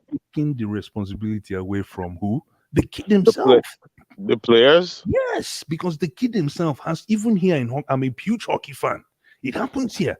If you want Mm, to get on the ice, mm, you have to get your jersey. Same as basketball. If you come from the mhm, CBA and you get into the NBA, you want to get a shirt, you got to bust your ass. mhm. You gotta bust it. Look at Miami Heat. Look at how many CBA kids they got into that played almost the finals last season.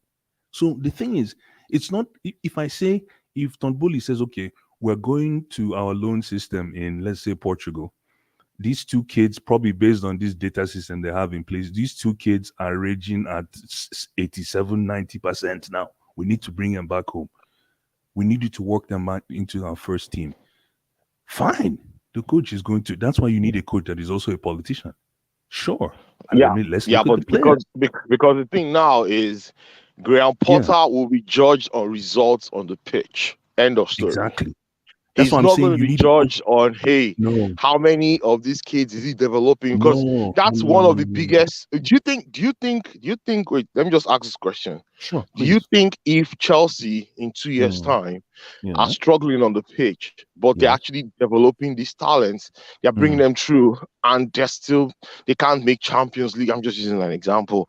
They're yeah. finishing fifth, sixth, but guess Mm-hmm, what? They have these, young talents coming through who are potential world beaters. mm, Do you think, and then the club can actually turn them and make huge money from them over mm, time? mm-hmm. Do you think that meets Todd Bowley's expectations totally? Or would you, because I don't think he can have it both ways. Like And he wants he exactly. cannot have a developing team and still be a championship team, if you understand what I mean. No, exactly. But that is why it is very. All I think all it is right is this whole corny slogan, shooting for excellence. If you're a Mm, kid and you want to break into the first 11, an already established enterprise of average of 250K salary a week, if you want to break into that ecosystem, show me why. And this is the reason I always go back to. I know, even though he's average now, Mason Mount. This is Mason Mount is a perfect example of how Todd Bowley should be selling that should be selling that idea, because this is a kid who actually went out and what's the past tense of grind? He actually went there and he put in the work. He came back. Frank Lampard threw him a bone, granted, but on the field, like I always say, when he pulled that drive by on Wilfred Ndidi, everybody said, who is this kid? I don't know if you remember that day when he pulled that drive by on Wilfred in Yeah, defense. yeah. Thank you. He picked his pocket. He Yeah. picked his pocket and everybody said, who's this kid? I know what I said, but first time when I saw that, I'm like, okay, this boy needs to start. Personally, as a fan. So if we can get 2 kids every other season that travel that trajectory, even I think Rhys James traveled that trajectory too. Yeah, he went to Wigan for a season Yes, he put in the at work. 18. So the thing is, people are taking the responsibility away from the all Todd Bowley was saying. Todd Bowley, please, I need a job. All Todd Bowley was saying is all Todd Bowley was saying is we are going to throw that proverbial red carpet for these kids, but it's up to the kids to take the chance. Yeah, that's fair. That's fair. Yeah, it's up to the kids to take the chance. We're not throwing the carpet is not you're going to start. No, if you want to start, then but we're going to make sure that channel, we're going to cut that grass for you so that you can see the way. But can you get there? And if you can't get there, we'll make sure that you end up in a good situation. If you can't get there, either you end up in a good situation where we can make money as well. Remember, there's also the art of business behind all this, right? There's also the art of business lined through this. So yeah, it should be fun times, man. Yeah. Can I just add quickly that it's going to be interesting for sure. Go ahead, forward. Yeah, so now, I mean, again, I'm enjoying the conversation and I agree with a lot of what's been said. But again, regarding someone like a Mason Mount, he took his opportunity against Leicester. He scored in that game, had a good impact, but that wasn't his first opportunity. In fact, his first opportunity that season was away at Old Trafford, Lampard's first game. He played 90 minutes, and does anybody here remember the score that day? It was 4-0. 4-0. 4-0 to Man United. We got destroyed. But he played 90 minutes, and again, under previous managers, that would have been his chance gone. He would have been benched. He would have gone for more experienced players to continue to play instead. That's why I said. That's why I said Lampard threw him a bone.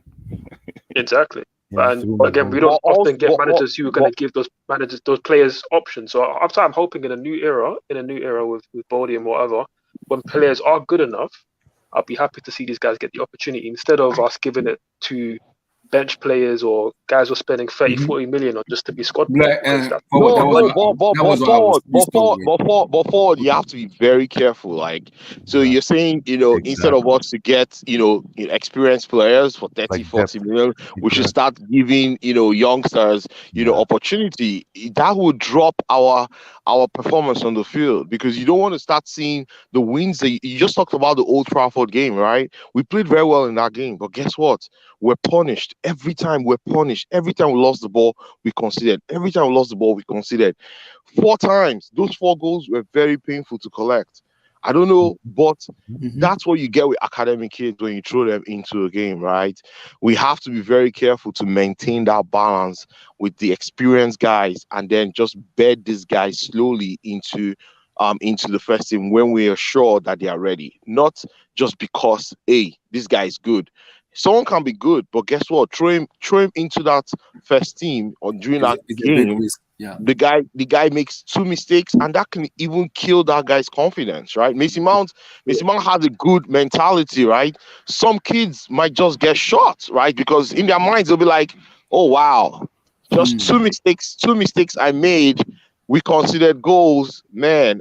Next time I'm going to just keep playing it safe." And all of a sudden, that openness that you want that player to exhibit on the field, or that confidence you want him to exhibit on the field, it's just gradually just being sucked away. And one of the persons that actually called this out was Sarri, right? Sarri said, those days where we're pushing for Carl Hudson-Odoi and Loftus-Cheek to start. Yeah, he said, I am very careful bringing these kids in. I know they are good. I see them on the field that they're good. But guess what? If I put them in a situation on the field, will they navigate by themselves? And that's where the important factor is. Because I know people were screaming at Sarri. I also shouted, because it was already February and he had not even started, betting these guys in when we knew the team really needed them. So it took him till the middle of February before he said, okay, you know what? I can start playing these guys because I think they're now ready. the coach has to be the one giving that responsibility to make that call that these kids are now ready, or this player or this set of players are ready to actually get into the first team. If it's being forced upon the coach, then I think the strategy is going to be kind of questionable and No, might not work. Emmy, that's a solid point that you just brought up. But if you line that with Harry Potter's press conference today, when he was talking about his own guy that he worked with for 10 years, you can tell that guy is going to be his eyes on, the eyes at copy with these kids and all these young kids who say, hey, these two kids go good for you. Like, he will have an advisor to his ear that will basically be, keeping him abreast in regards to what's going on with our youth network. Yeah. So Yeah, for those that don't know, that guy is Carl Macaulay, and his recruitment that's his name. specialist. Exactly. Thank you. That's the name. Recruitment Thank you very specialist. much. Yeah. What's his name again? Sorry, Carl. Kyle Macaulay. Kyle Macaulay. Kyle Macaulay. Okay, there you go. Perfect. Kyle Macaulay. Thank you very much. So yeah, Kyle Macaulay would be the guy who handles that piece for for Harry Potter. Yes. Harry Potter. So the whole idea, right? Because are we talking about this conference now or no? We're gonna talk about that. That's gonna be the next topic. Okay. Hold on. Is this that Before we Liverpool? talk, Is this that Liverpool guy? Professor Ariel, how you doing, sir? You're black. Mute your mic. Easy, guys. I wasn't hiding last week. Whatever, I man. just Professor started, Ariel. I just started Why a new is job. it that story? And you know what? Congratulations. We'll never hate. More grease to your elbows. More But grace. why are I you hope they are coming paying out you after more you good money, and they must pay after you you plenty lost money. your I just started a new job. story? Congratulations, Congrats, brother. my brother. Hope But say they can pay you good money. after you guys scored with a fluky goal, you decide to come back again. It's okay. Ariel, bro. Bayern, Don't suffer Bayern, Barcelona, humiliation. and I'm not an Liverpool Arsenal was fan. I don't Bayern, suffer from Barcelona, and Liverpool. humiliation. Ajax. Give me your take on Bayern, Barcelona, and Liverpool. Ajax. Sorry. No. I Sorry. I need to watch the Make full a 90. point before Arium comes in. I want to make a quick point just before I forget on that's what Emmy said in terms of bringing in players. Somebody talked about a chance, i.e., giving them a chance. That is why I still think the structure or the part that Thibaut Courtois took is the best part. I think the chance they should be given should actually be pre-Chelsea. Don't come into Chelsea. Don't give them a chance at Chelsea. Give them a chance pre-Chelsea.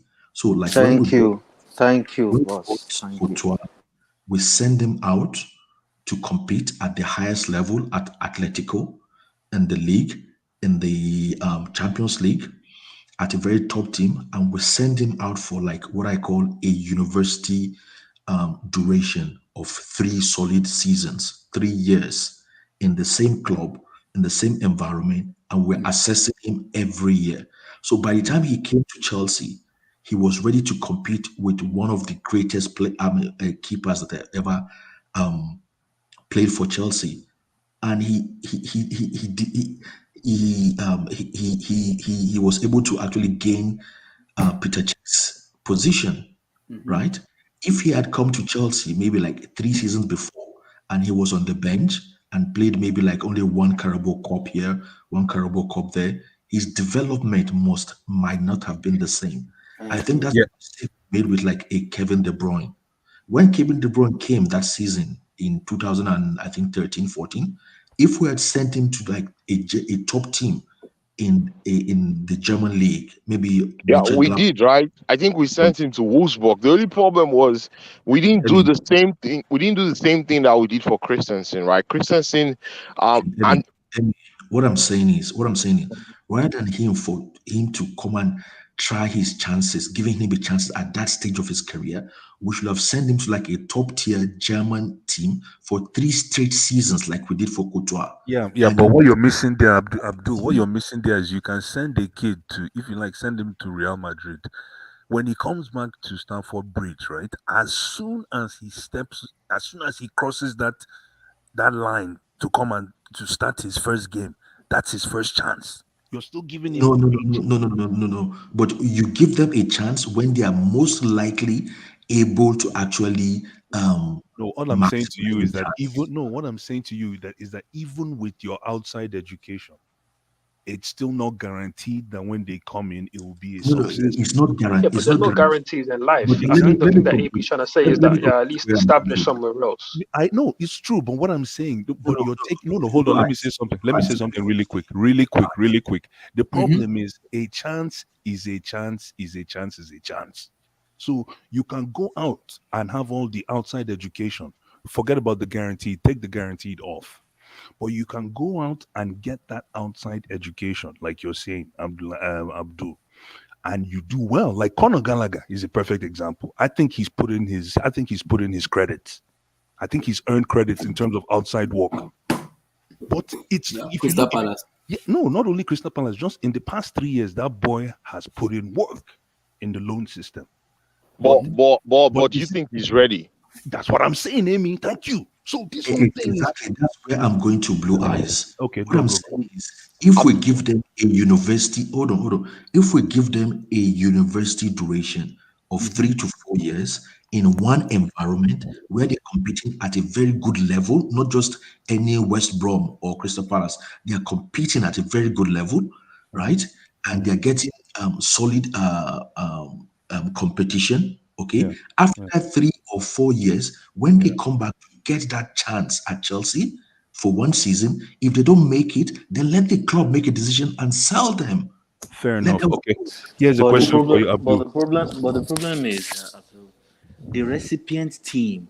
Nobody will receive a player who is playing Thank at you. that top level Thank you. and We're not not want to buying keep him. him just to Thank make you. profit as well. You know ball. Because they are not just going to be stupid to just help you develop your players, knowing that you have a You parent know ball. Now club. which are they talk with that? Thank you. That's No, what I, they tried to I do don't to understand. Levi Cowell. They wanted to buy Levi Cowell from Yes. us. Buy him And out. so we were like, so you want to give us this guy for 40 million and buy Levi Cowell for 20?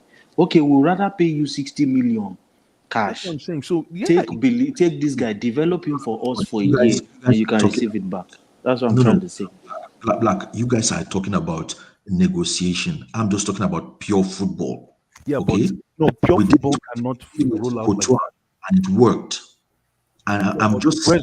where's No, Courtois I'm today? not Where's saying we Courtois should. today? Is What I'm in saying Madrid? Is is, in Madrid. Where's Courtois today? How much did Well, we make if you for him? think Courtois about it, did not end with up with Courtois, us. the context of Courtois is yes, we gave him those 3 years, and again, it can work either way. But with him, he ended up meeting a woman there. He had a family there. He Yeah, had children there. So forward. when he came That's back, part of the he got his reasons. opportunity, and he was grateful for it. But he Mm. was ended up being homesick because Chelsea wasn't That's his what I'm home. saying. He only Forward, came here forward, for the starter. Then he went to Atletico Madrid and he lived out for 3 years and grew forward. a small forward family. is So one of those things we have to consider. either Like way, you can bring in a Portuguese player, Yeah, loan him to Spain. He enjoys exactly. Spain a lot, Exactly. and No, then no, he meets a you guys are girlfriend there. missing the point. It's the No, same no, thing. You have to consider them as humans as oh, no, well. no, no, mm, no. Black. You guys are missing the point, right? You guys are bringing human factor negotiation. I'm saying football development, okay? Yeah, Because football Sure, it's development. a Yeah, great idea. but Abdul. it's not. It's a great idea, but I don't It's think in it's La La one. realistic. It's not realistic. That's yeah, what me we're trying personally, to I say. wasn't rebutting what you're saying. I'm just adding extra context that it can work either way. It can work like Courtois, and it was great for when he was here. But of course, it can also go the other way where they might want to leave. They might not even want to spend 3 years away. You might want to get somewhere where they're already cemented as a first team player instead of having to prove themselves to join us. Because Yeah. while Chelsea's Because great to those us, it's not players the be one generally, end all for everybody. because let's be honest, these players generally they do have friends. When if they're playing at a certain level, they want to earn this and the same amount at a certain level. And if they are on loan, the club that's taking them on loan, knowing that they're playing at a high level, will want to keep their assets because it becomes an asset to them. But if they are still on loan, that means it's not their player. At that point, it's a lose-lose for them, and they don't want to because at the end of the day, they have everything to lose if the guy is playing first team football. So they know they should be able to get money from it. So it's not realistic to just keep them for 3 years in the club and expect them to come back. Look at Tomori. Imagine he was on loan, enjoying with Filippo Inzaghi and all these winning Scudetto. You think he's going to come back to Chelsea to come and Only become this Madrid. rotational player with Koulibaly? Yeah, but Yeah. Well, if he was on loan, we probably wouldn't But have you, bought for but you know, Fofana, which would have saved us But money. let me just add, right? So every player's situation is going to be different. It's all going to be unique situations.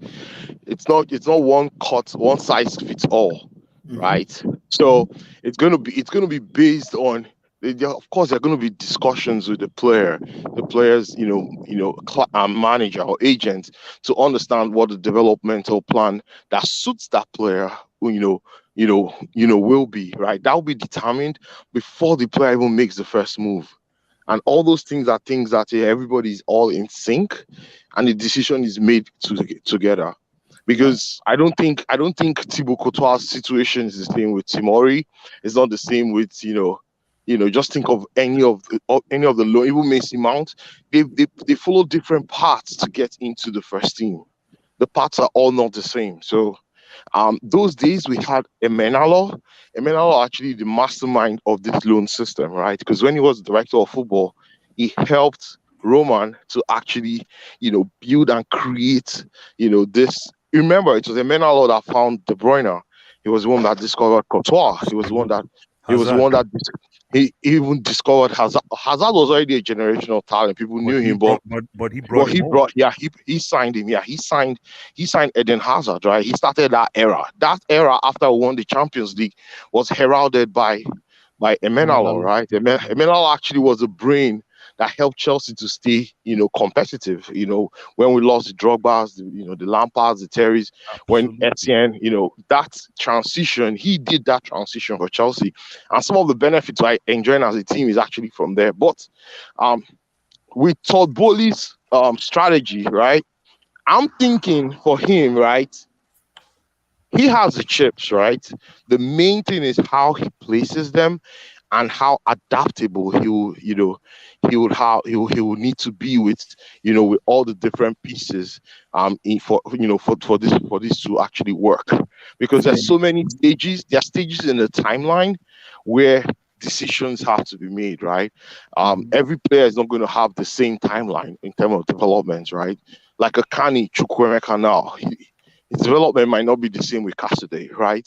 Who knows? Chukwuemeka might just, like he's already training on the first team. It's very possible in a year he's ready, right? Cassidy, the same. Maybe next 6 months he might be even ready. Who knows, right? Like Ford guys are saying, everything is a risk, but there has to be some kind of risk calculation in every situation, right? Emi, right? Yeah.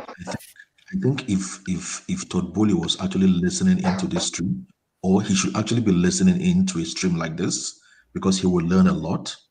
Because what we're all saying is almost the same. We are talking transitioning from youth football to fully blown professional football. Correct. And we are saying it's not easy.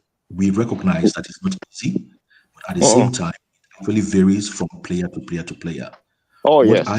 What I am just saying is we have to be very careful. But parts that I've seen that I liked most, or the approach I liked most, was the Courtois approach. Yeah, the Courtois approach was from Emenalo too, designed that, right? Because as soon as he bought Courtois for £500,000, and immediately he did not come to Chelsea. They took him straight to Atletico, and just Emenalo ensured. Yeah, Abdul doesn't like Emenalo. I hope you have your pen and paper. He also ensured that Diego Simeone incorporated Thibaut Courtois into that team, and boom, Thibaut Courtois did a good job in his trials. Got that education, free of charge at Atletico. I think he went to they beat Liverpool in the Europa League final. Yeah. I think Easy. They did.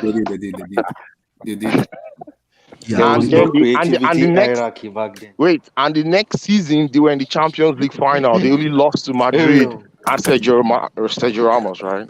Yeah. Yeah. Because I just want to ask you, I like this topic. Can I just quickly come in? Do you guys trust PL2 or under 23? at all? Yeah, that's a very good question. It's actually a very good development. So if you watch their games, the developmental, that's the PL2, it's not bad. They actually, most teams that are very smart, they make sure that the system or the formation that they play in the first team is actually the same as what they play in the PL2, so that those players are already getting their education for when they ever get the opportunity to get into the first team. Those are teams that actually do it right.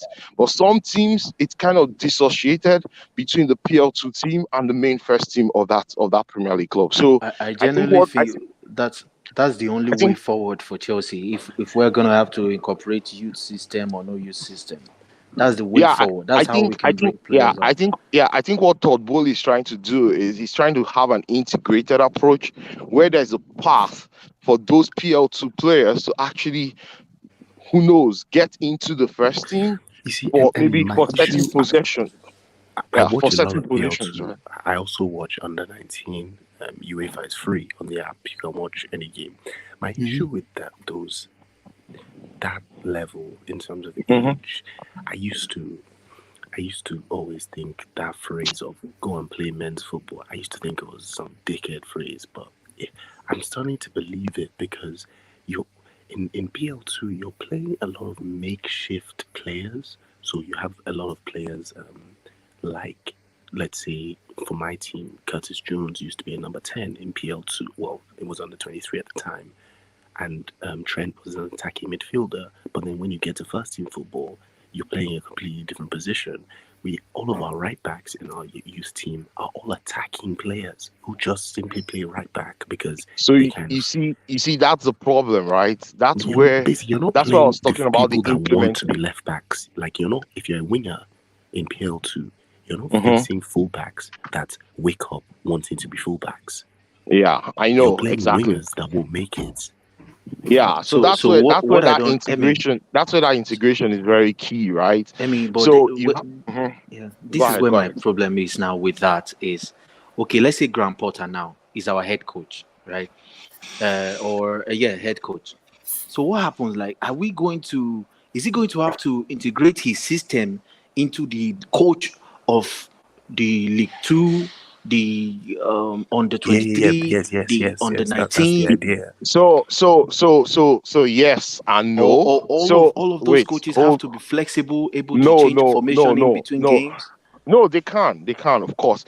So don't Wow. confuse formation with philosophy, right? So the goal, I think what Todd Bowley is trying to do, I think what even Roman did back in the days was the philosophy of football, right? From all the underage teams all the way to the first team, the philosophy is the same. So you cannot have your under 19 playing counter-attacking football when you're trying to implement possession-based football in your first team, because Yes. what that means is you're pretty much, it's apples and oranges, right? There's no path for those players that you're developing in a counter-attacking system to ever get into your first team, because guess what? It's a mismatch, right? There are two different styles, two different patterns of play, two different ways of running, on the field, and two different ways actually scoring. So that's But that's where the difference is. It's not Emmy, though. formation. So you can play 4-3-3, 3-4-3. You can play 4-2-3-1. The main thing is, what are we doing in the first team? And this is where the director of football comes in, right? The director of football, that's his first job. His job is to harness and create a synergy between all the underage teams to the first team to ensure that. Go ahead. I think he cut off, but Let me just I add. just wanted to contribute just on top of that, Bayern because like the Munich. synergy he's talking about between all these different age groups is one of the biggest things that I took away from Bowley's press conference, right? Because one thing that he spoke about, which was a big sticking point with Tuchel, was the fact that he wanted it to be We'll get there. more. He wanted to basically. I mean, look, Abdullahi, I've been here 3 hours, so I've been sitting on it to talk about Go this ahead. 3 hours, brother. So I might as well bring it up now. Let's even talk about this since we're already there. Yeah, we're already there. We're already Hold there. on. We're Have there. you We're guys there. discussed We've this arrived. All-Star game? We're at the train station now. We're just pulling up. So listen, the big thing for Bowley, which is why he wanted to cut ties with Tuchel, was the fact that he has his methods and how he wants to see the club go, certain visions, and Tuchel is set in the old regime. And the old regime was Roman, which is gone, Marina gone, Czech gone, head of recruitment, which was previously Scott McLaughlin, gone. Like, all of these guys are gone. And one of the big things that Bowley wants is he wants there to be a collaboration between all parties. He wants there to be open communications where they can talk about these things. And Tuchel isn't used to that. Tuchel's used to be basically left to his own devices to do what he wants to do. And there isn't that much input because Roman, as we know, is very hands off. Like he's very, very hands off. Unless it's No, you're at a Roman critical was stage. not always hands off though. Remember, Yeah, but Roman now he left actually Marina to do it. He left Marina to have to be the one that's more closer to even the if Marina, situation. even if Marina is the one doing it, right? Remember, they still have ears on the ground. It's not like Roman is not there. Believe me, Marina, Czech, and Roman speak almost every day. And Czech was really the main intermediary between Tuchel and Marina. But at the same time, it wasn't like. But the thing that Bowley specifically, which is that the lines between so basically the data used for the first team for Chelsea isn't the same data that's used between the teams at youth level and even like the women's team and everything. Like they're not connected in any way. They're almost like separate entities that just happen to all be under Chelsea. And Bowley looked at that and thought that's kind of strange. You have this amazing youth academy setup, but yet some of the data that you're using for their team and their recruitment system isn't being used in the first team and vice versa. And because remember the reason why that is, and Bowley can have all his hypothesis, right? Because guess what? It's not proven. He's not been successful yet. What has worked for Chelsea, right, in the last 20 years is the system that has been in place, right? Chelsea is not a hypothetical club where you can have all these great theories. Hey, dude, let's get on the ground. Let's get results in the bag. And that's what Chelsea has been about, for the last 20. That's why they're the most successful English club in this millennium, right? They've won more trophies than anyone. So the thing, I see what Bowley is trying to achieve. But there's a huge risk, right? And he has to be very careful. I think he said a lot already, too much. I think he needs to just. I know he's that kind of expressive person, which is fine. Like I think we've not had that kind of expressive owner in a while, But the thing is, he has to be very careful about what he's trying to implement because the main thing first is ensuring that results are consistent, right? We're not dropping off as a club. And that's one thing that's going to keep us relevant and even allow those youth players to actually come to Chelsea because they will say, okay, this is a club that, that wins a lot. I want to be part of this culture. Because the reason why Chelsea has been successful in the academy is because Chelsea is a winning club.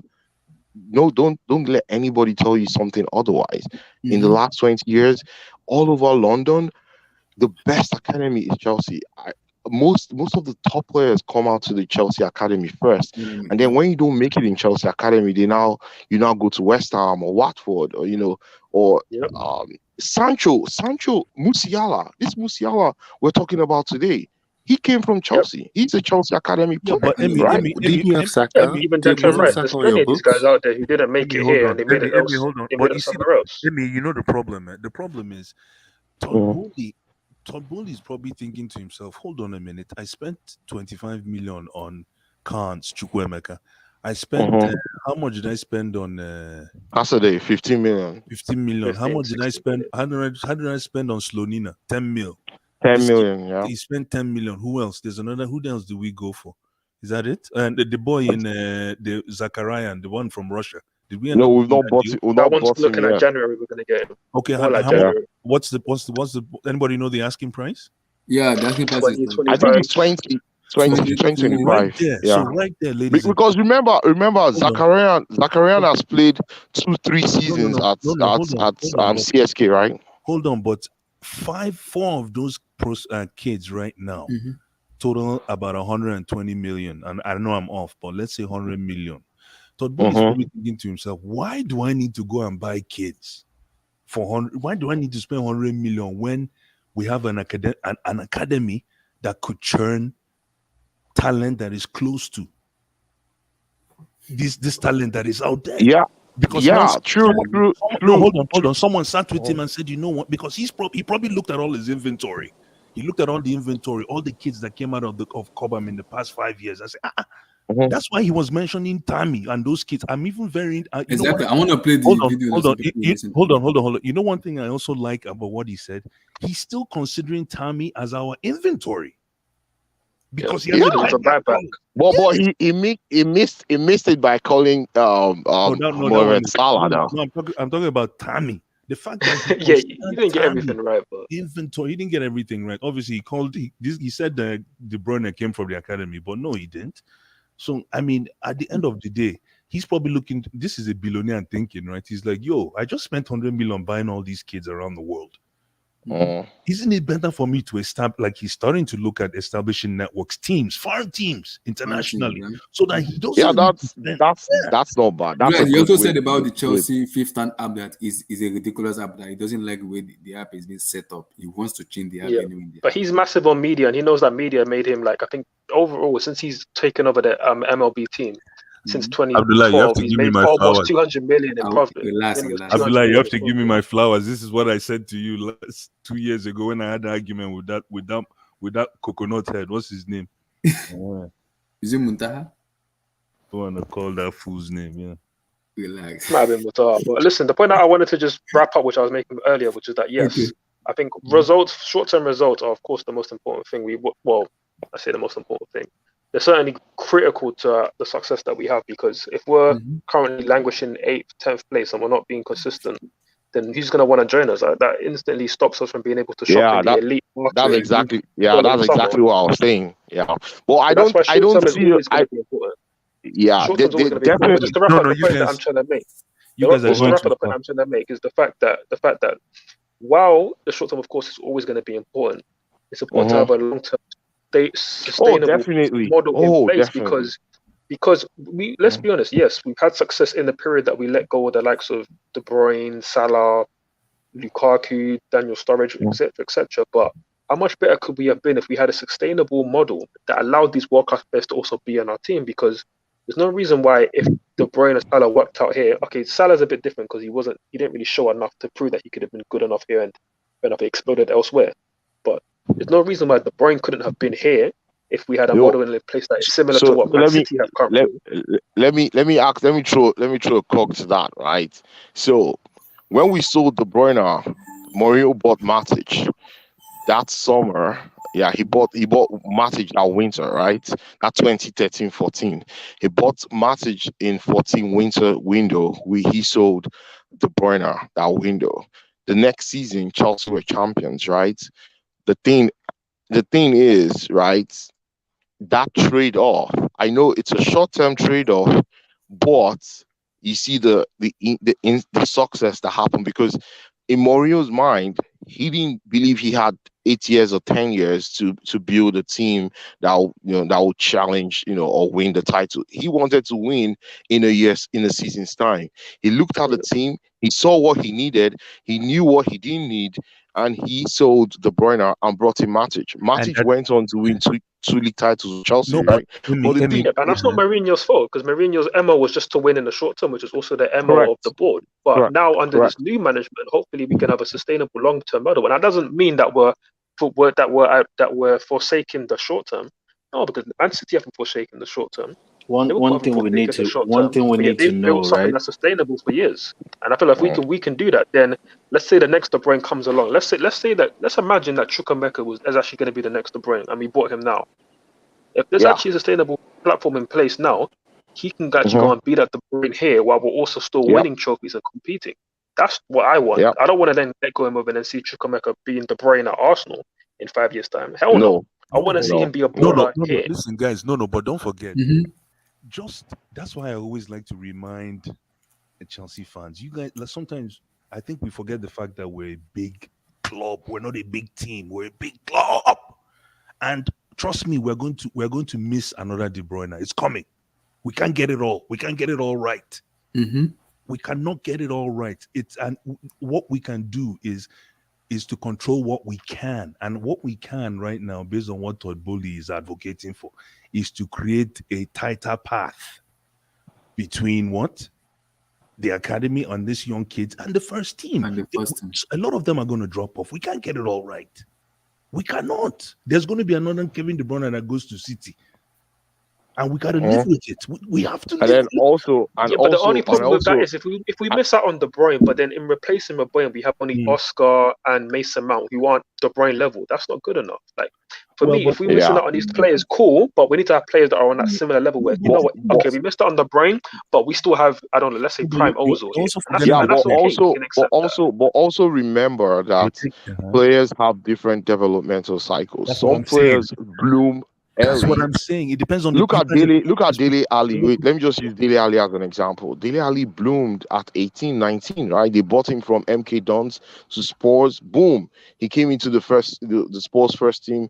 Everyone was talking of Dele Ali. Exactly. Dele Ali is not up to 27 right now, and his career is already over. No, but that's injury based. But you're absolutely right. No. Dele Ali was not injury. No, he lost form. No injury. Injury contributed to it, man. I went through his stats on his injury and how many times he was on the bed throughout in the past 5 years. Terrible. I can actually pull that stat out. But you know why that happened, right? Wait. Let me just answer Blue Eyes. Yeah. Blue Eyes, do you know why that happened? It's lack of management of a youngster. You cannot play. You cannot throw so many. You cannot throw so many games on a young player and expect him not to pick up injuries, right? Because you're actually because remember their bodies are still growing. Yeah, but their bodies are still growing. A lot of kids that went through the same trajectory and didn't get that injured. So it's not about. No, but you can't. It's all. Everybody has different anatomies, right? Yeah, it's true. So let's just say what Todd Bowley is trying to do is low risk, high reward, right? Yeah. No, high risk, high. I don't want low risk. I want high risk, high reward. Though. But this is low risk. Can this is low risk, high reward. American owners. Let me tell you what is going on. It's American ownership. Because they are trying to sell us. So we are selling us in our presence. It's American ownership. And they carry us go alaba like this for our food. They're going to invest in a share a lot. It's the same thing as right now. I have there's people in my fan base that don't think that FSG are still not trying to recoup the early misses. People are looking at the net spend now. I'm saying to them, you don't think FSG are trying to recoup the losses on Ricky Lambert, all Brendan Rodgers criminality, basically. Every single Brendan Rodgers transfer down in. People that came in and were sold for 30 million losses. Andy Carroll, Adam. Ricky Lambert. The only profits they ever made was on Luis Suarez.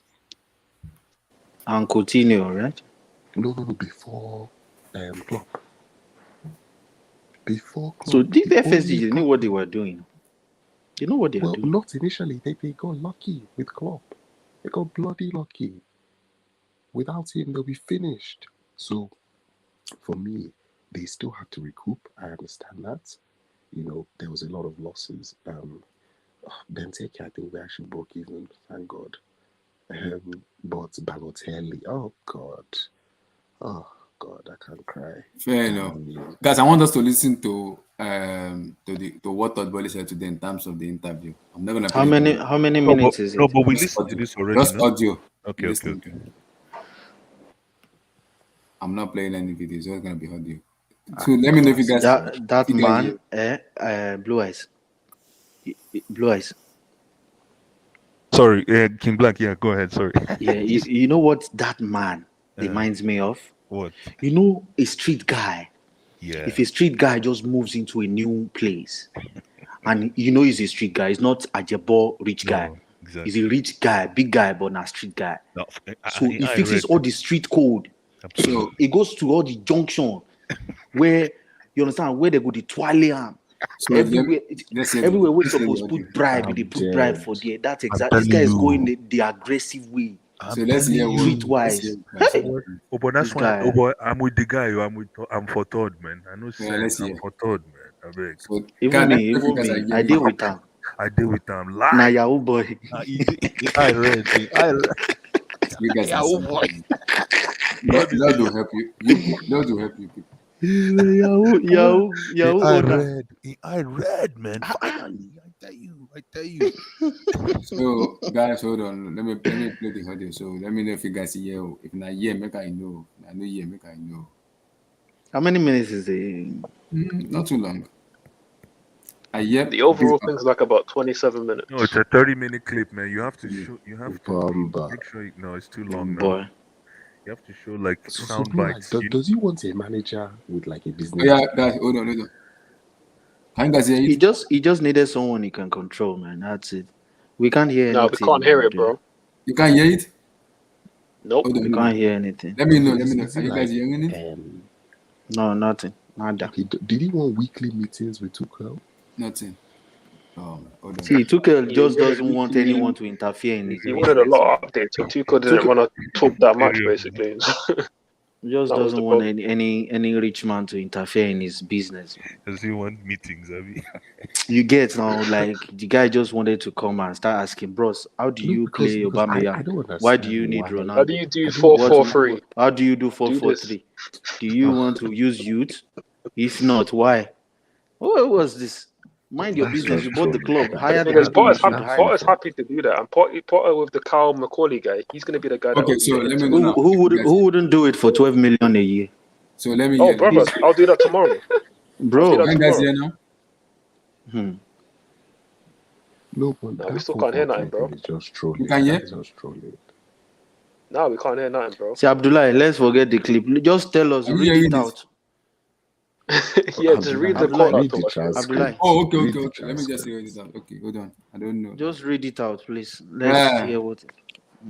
Hold on. I think there was one I liked more when they were talking about, because Chelsea fans are side what's in their head, and I keep telling people our shoko one day it needs to stop.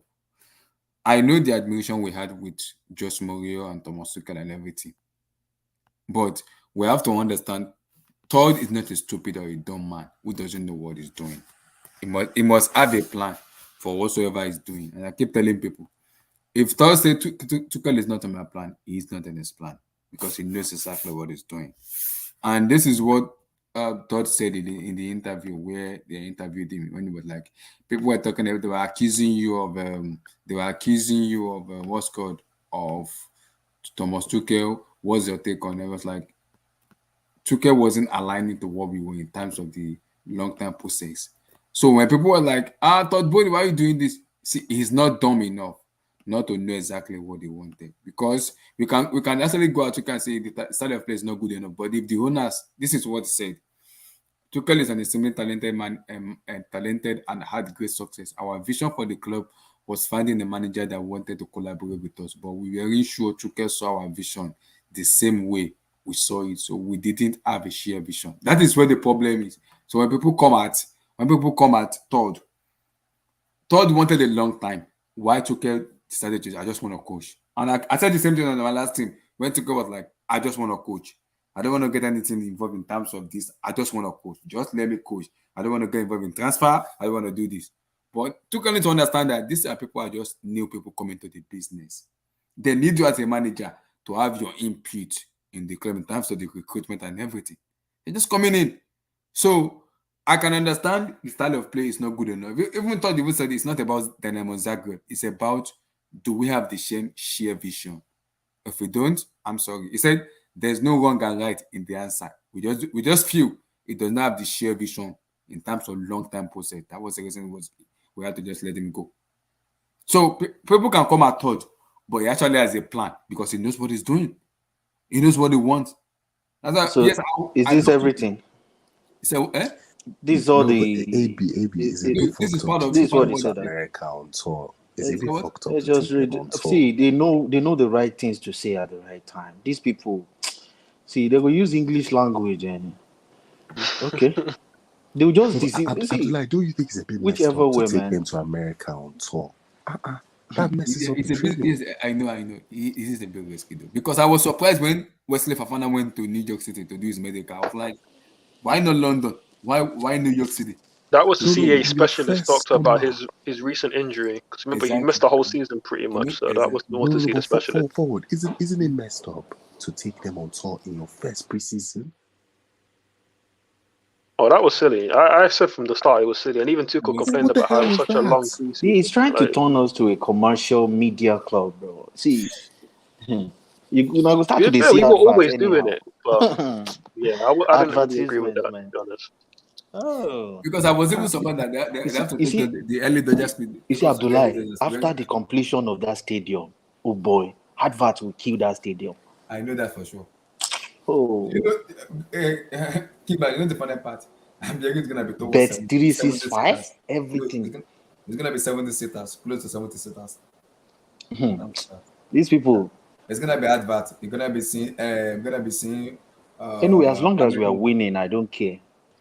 No, but Abdullah, keep it real. Keep it real. As long as we're winning, I don't mind. Over the last 15 years, because of Roman's money, Chelsea have neglected increasing their commercial revenue and their match day revenue. Yes. Because you've had, you've just had so much money for Roman.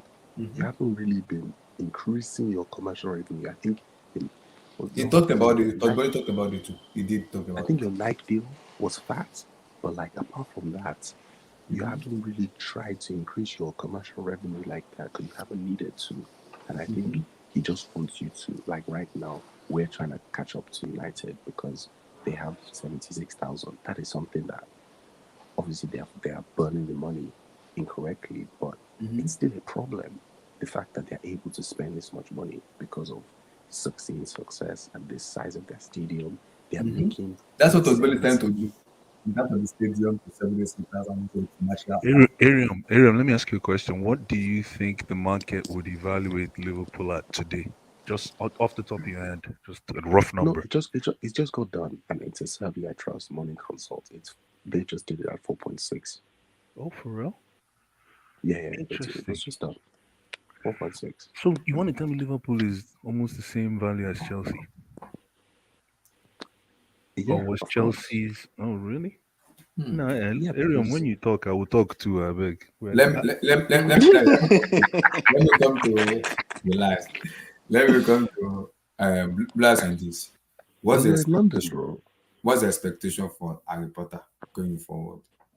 Instant success, long time plan, style of play. Because it's a three question I want to ask. What are the three things you want to see going forward from this manager?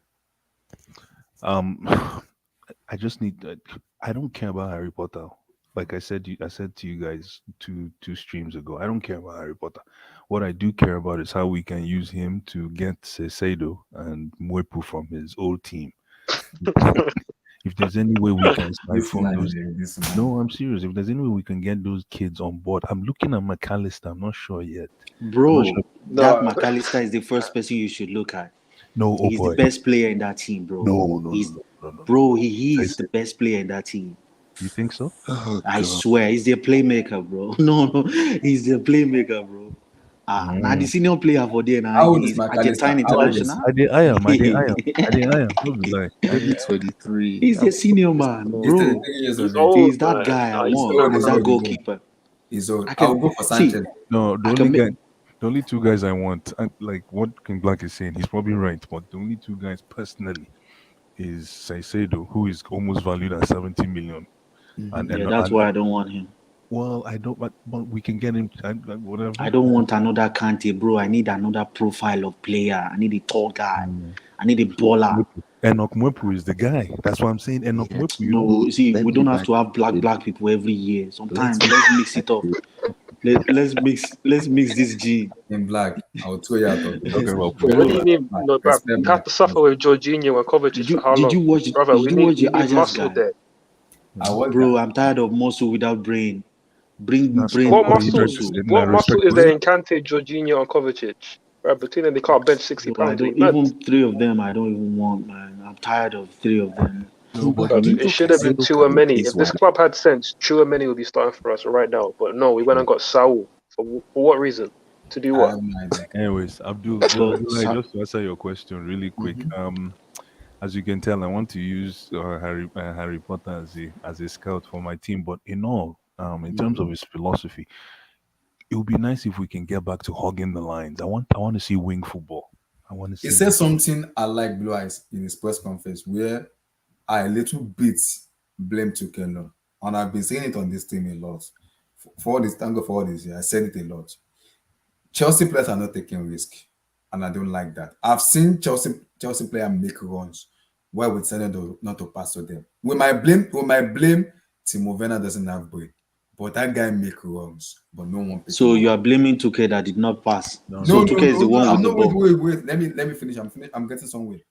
When Lukaku came in, yes, I'm 50 to turn Lukaku because of the interview. But when Lukaku make runs, why player like Jorginho and Kovacic didn't get Kovacic passing the ball, but not always. But Jorginho hold on to the ball, he will dance with the ball, he will never pass.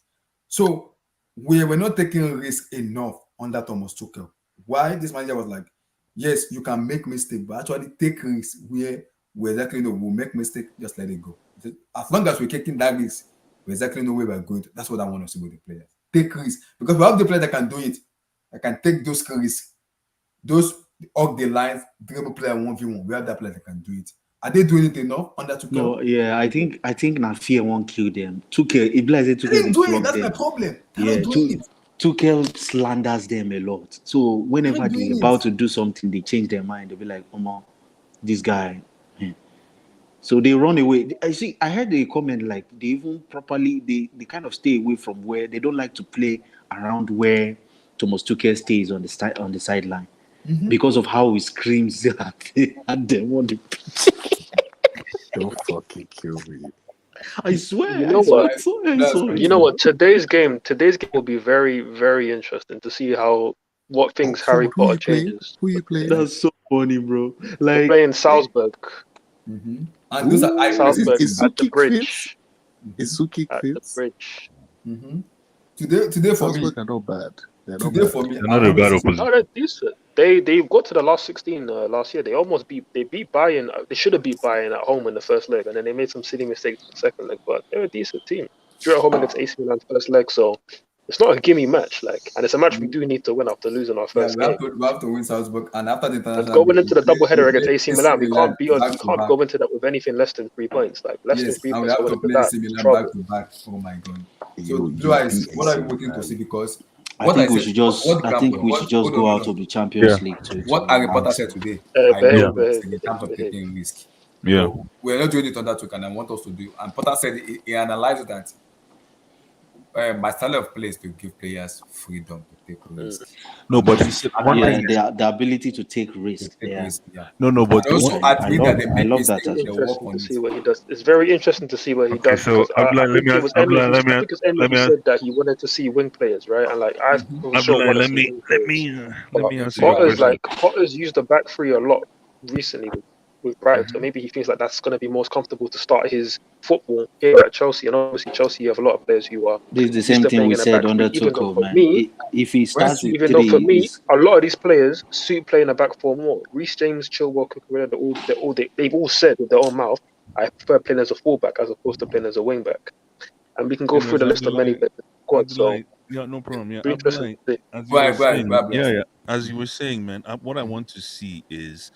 I want to see the reintroduction of wing play. I want to see our so-called wing backs or wingers, whatever they are. I want to see them hog that line. And like this man said, Harry Potter, which I really like, is he says he wants to take risk, he wants to play expansive football, but at the same time, when you lose the ball, he wants the team to show respect to each other. To the opposition, which means defend. Be humble. Defend. And that is what we don't do, which means we don't want to concede. I like that. If you can instill that kind of philosophy. Yeah. So when you lose the ball, you keep a contact. Lose the ball, keep a contact. That, I think but we need a creative fulcrum in the midfield. And I don't know who that would be. I don't know who would take that mantle. That's why I said go and bring me McAllister in January. I don't care. 33 years of age, relax. Come on, man. Respect yourself. I'll be honest, McAllister's only 23, He's actually... Who said he's 33? He's 23. He's 23, bro. Wait, is he 23? He's 23. Someone like that. He said 33. I thought 33. Easy. You guys are stealing by chance. He's 24 in December. Wow. So go ahead, guys. Yeah, so, and then, again, steadying the ship. Yeah. It's not about moving the ship now. It's about steadying the ship. And how do you steady a ship? You got to make sure you get all your Kingsmen in line with what you're doing. Mhm. So you can tell. You see what he did today in the press conference. He had Jorginho Mhm.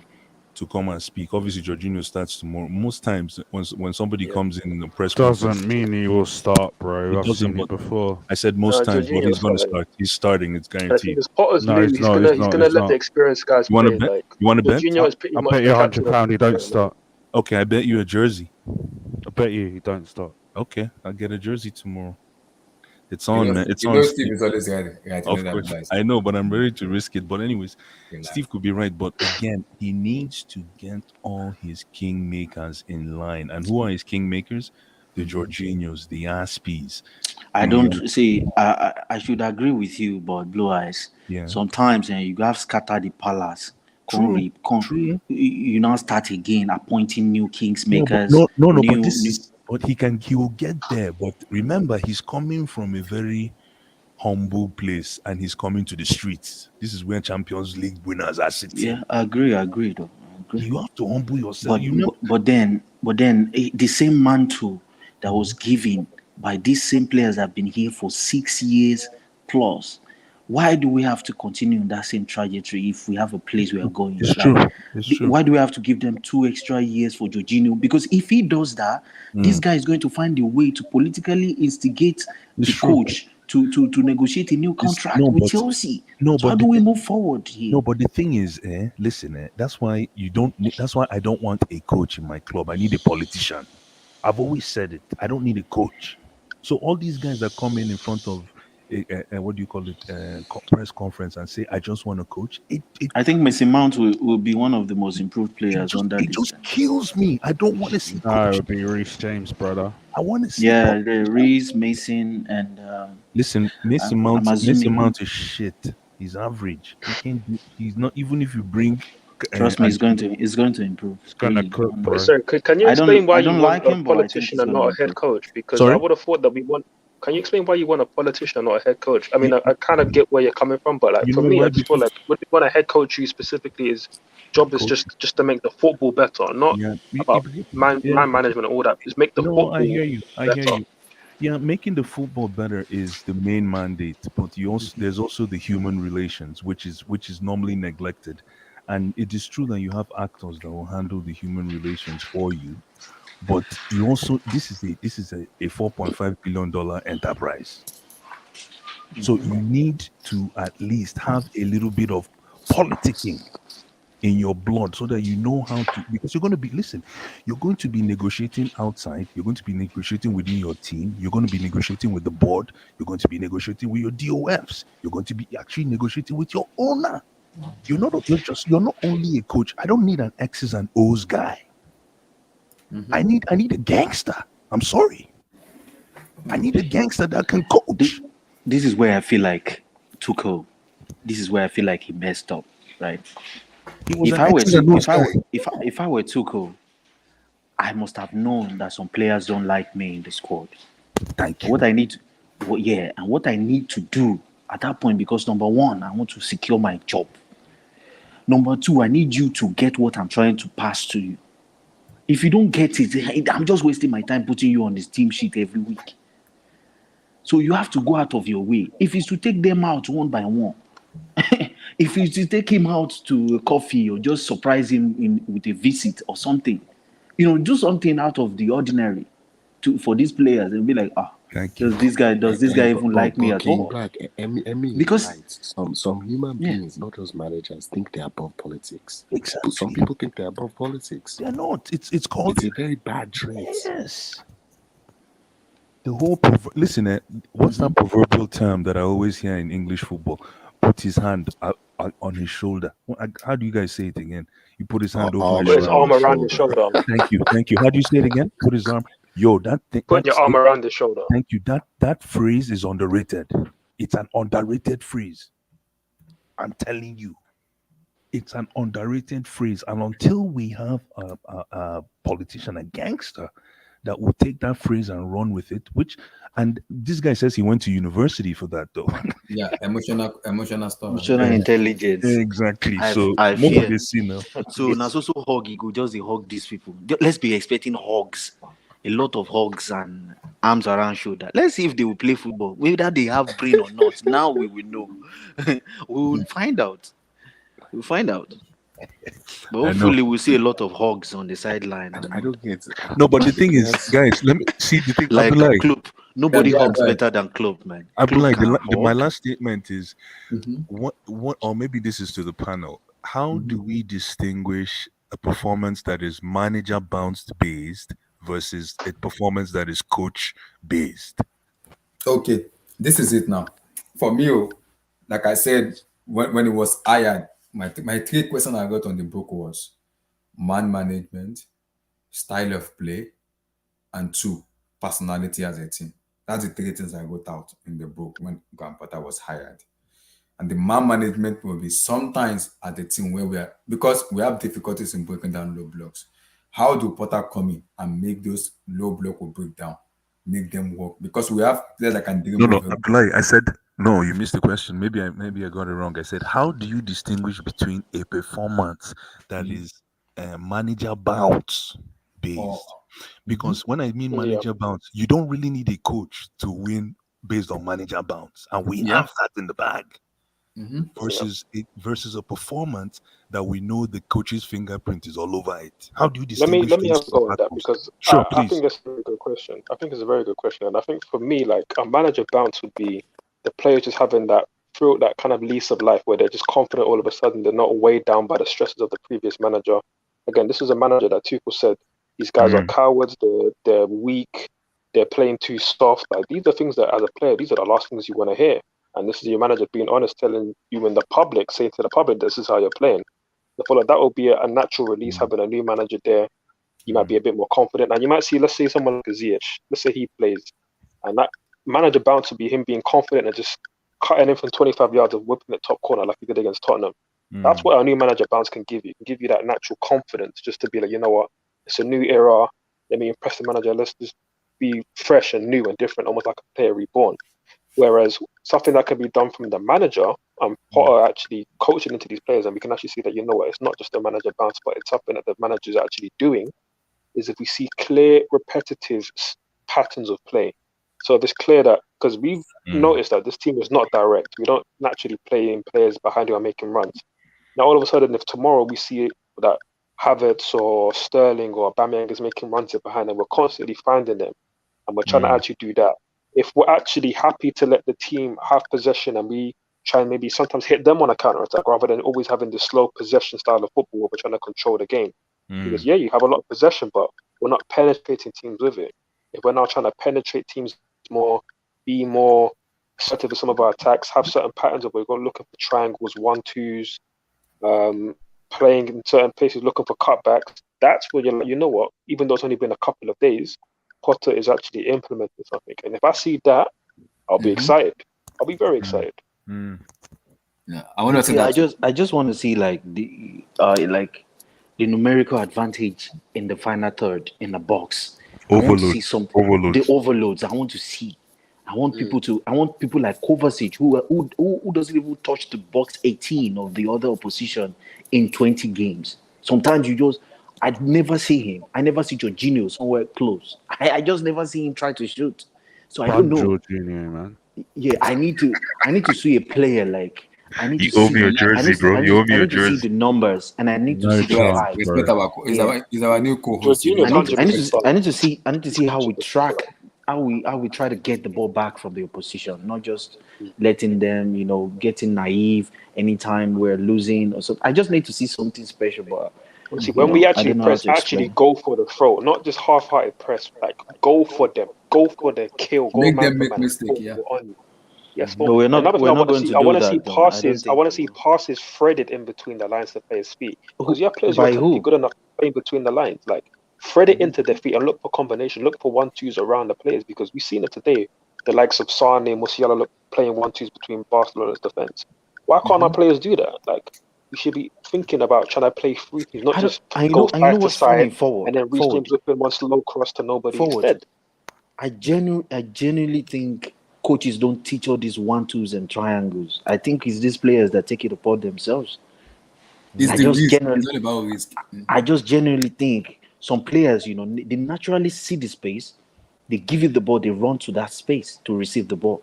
I think some people don't even see the space and they just want to follow the they just pass to the safest. They just look for the safest option to No, pass the ball you're to. right. It's definitely more down to the player to do that, but I think managers still can encourage it. Like they can still encourage you to get into those areas and look for that. But it's like coaching 6-year-old kids, and it's so funny, man. It's funny. You might not coach the triangles, King Black, like you said, but you have to coach them to put them in positions where they can at least get creative, where you can push them into the areas where they can now flourish. And But that we've seen ourselves in that area where they, instead of passing, they shoot. Instead of shooting, they pass. How do we coach? How do I coach your brain to work properly? Yeah, you can't coach decision making. That just comes down to the player. Like if Mount's that. gonna go and shoot because he wants to be That's what hero I'm saying. Mount, then he's gonna do it. Yeah, he wants to be the highest goal scorer. That's why I'm always very angry with Mount because of his decision making. Because No, but if you- sometimes he needs to understand I need to pass the ball as a team player, and sometimes I need to shoot because he has to understand that when do I need to shoot and when do I need to pass. He needs to know that those are decision making a player make. These are decision making you make as a football player. When you get to the listen, I need Kai Havertz to decide that he wants to turn up. I need him to decide that he doesn't want to just go through games. Kai Havertz, please decide that you want to play football. Especially Kai Havertz. If Kai Havertz begins to shoot from outside the box into the back of the net, I'll hold my hands up. He's useless. Another useless player, man. If he begins to strike the ball. Bro, if he can shoot, so what is he gonna do? I know. Steve. You have to be able to shoot, bro. Forward. Did you see the shot against Southampton, bro? He always cushions the ball to the keeper, bro. Like, he's literally back or dinks the goalkeeper from unnecessary position. I've never seen him shoot the ball with rage. Guys, look at that. Guys, did you guys see that? Did you guys see that shot from Kudus, Ajax? Yeah, bro. You see that? Oh. You wrapped it, bro. Bro, Kai Havertz ain't shooting like that, bro. No way. Never seen he doesn't have ever. Bro, so how do you coach that? True. You have to only coach him for tap-ins. Unless you put him in a position for tap-ins. Yeah. But so you have to do the same for Kai Havertz. So do the same for Sterling. That means we have to prepare all our forwards for tap-ins. That means we have to pass the ball to each other regardless of the manager, the squad isn't the squad still lacks so many things. It lacks an individual 1v1 dribbler. Sterling can do it a little bit, but he's not a specialist. We haven't got a Dembele or a Coleman. We haven't got anybody like that. We also haven't got like a certified shooter, someone forward. Shoot, I don't like to say we haven't got anybody like that. I don't like to say it. Christian Pulisic is the guy that can dribble 1v1. But my problem with him is his injury. He can do it. Don't be surprised if he starts, brother. He's not starting anything, man. He's gonna start. America. They want to build this team around that guy. Yeah. He's the captain of America. On FIFA, Pulisic can dribble, but in real life, sorry, not anymore. I'm sorry, you can't. See, our owner took all our players. See, so now we're brother, Pulisic in the last 3 games he's tripped over the ball. Like, I'm sorry, like why is he tripping over the ball? Why? Preach. Why? Exactly. You're bought for 50 million. You're paid £100 a week or whatever. Why are you tripping over the ball? Listen, let me tell you something about the way I evaluate some players, especially if you're an attacking kind of profile. I like players that when they come at you, right? You know how when a goalkeeper is rushing out to save a ball, they tell the goalkeeper to make himself look big. I like players that run at you, and even if they're tiny, they make themselves look big. You see, yeah, but Pulisic looks like he looks like a praying mantis. My brother. That's what I'm saying. Listen, when Xavi, for those of you who watch Xavi and this guy, when Xavi is coming at you, Xavi was probably 4'2". He looks big. When he's coming at you, he's like 6'2". He's huge because he's menacing. Christian Pulisic is an amazing dribbler, Abdullah. You're absolutely right. But he doesn't use his brain. He gets lost in translation. Yeah, That's why I said that's it. I Sometimes love. I think maybe he Guys, forgets himself remember on this the thing we pitch. did. He It's forgets like that he's Yeah. on the pitch. hold on.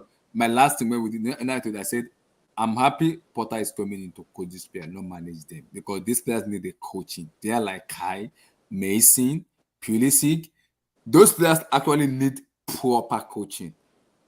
You don't coach decision making. Those are the players, but they needed to tell them when you get to into the box setting, you understand this is in your brain. When you go to school as a football player, you know, okay, And there's Blue a Eyes, space here. I need to shoot or I need to pass. I need to find my teammate. what's even funny is this team, Yep. like 3 years ago, I would have said this team we can play 4-3-3, we can play two wingers who can hug the line and all that.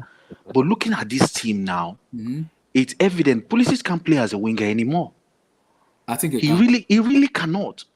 Because when he tries to do, if he wants to take on a player, he wants to take on too many players. If he wants to shoot, he wants to score, and he doesn't mind if there's a player just beside him or not. He doesn't care. It's like he plays for himself, and he never crosses the ball. Wait, if you're a winger, if you're a left winger, Blue Eyes, there are two things. Sometimes you have to just. It's even more than two, because you have to be both a number 11. You should be able to play a little bit on the right. You should be able to create from the middle, like as a number 8. You should be able to drop, receive the ball, make a combination, and start. You should be able to pass the ball. You cannot, you cannot, that cannot be your deficiency. You cannot know how to do everything and not be able to pass. You are not a good player if you're a winger. You have to be very, very good. You have to be able to take a player to the byline, just take him to that and cross the ball for the striker. I've never seen Pulisic do a better cross. I've never seen the problem a cross. He doesn't cross. King Black. You know the If problem he's not scoring, he's dribbling. I'll come to Abdul on this. Yes, you are right in what you said, but that's why I said I'm happy Potter is coming in as a coach, not as a manager, because now those are the things we see in terms of those are okay. Christian, you dribble too much. These are what you need to. That's why I said I like what he said in terms of taking risk. Chelsea player under ticket does not take risk. So you think Christian Pulisic, because he has small size, he doesn't have big ego? You think he will listen to Harry Potter? No. See, no. It's not about. I really doubt it. I have a doubt. It's not that about guy's ego and it's his not family's ego. See, listen. It's not about listening to Harry Potter. When you go to school as a football player, you are taught a lot. It's all about education. When you play professional football, player like Ronaldinho, Neymar, those are players that they know what they do on the pitch. They don't need to tell them. They exactly know what they have to do on the pitch. Pulisic can dribble. I've seen him dribble. He can dribble players. He can beat 1-2 players. But my issue with him is he doesn't use his brain when he dribbles. That's my issue with him. It does not use his brain. Now, it's under a new manager, a new breath of life. He has to use his brain. I think he will be key in this Graham Potter system. He has to use his I'm brain. telling you. I think he will be key. Funny enough. I'm telling you. You'll probably be winning penalties and be... Abdul, going forward now, what do you want to say in terms of going forward for Mr. Harry Potter? In terms of what? In terms of, okay, let's say style of play and the man management and everything. Because I wrote 3 things down. Style of play, man management, and the personality. And the reason I put personality is from the players also and from the manager too. In terms of... okay. So the thing is, okay. So the thing is, as I've said in your last stream, that yes, CFC Steven is here. I think the last stream took us to, was it 5 o'clock or 6 o'clock in the morning? 5:30. Yeah. So we had a long discussion on that. So it took me a while to recover from the stream. So the thing is, I said in that stream, Harry Potter is the best political appointment Todd Bowley could have made. Anybody who is underestimating Todd Bowley now don't know how people work in organization, and they don't know, like, somebody sleeping. They sleep. Hey, don't snow. Please, I beg you. Don't. If you're in the hotel, I was just sniffing my inhaler. Sorry. Okay. Yeah. Sorry. Okay, no, Um, no. Okay. so if people don't recognize, top rollers, this is just an example of one of them. Todd Bowley is like, a very high level slick mover, and Harry Potter is the best political appointment he could have made at the moment, or any club in Britain could have made at the moment. So he got it right. Then number two is, you see, there's something called pressure in the workplace. People might have experienced it, some might not have experienced it. I've worked like all my life in different kind of organization, but I've only experienced pressure in one organization, which I worked for like 1 year. You see, pressure is very difficult to explain, but it can handicap you. Yep. It can handicap you 100% without even you realizing it. I know. Yep. Yep. I Pressure Your is not performance. pressure is Your pressure is performance. not Yeah. for it's not even for Nigerians. No. It's not for us Nigerian black people.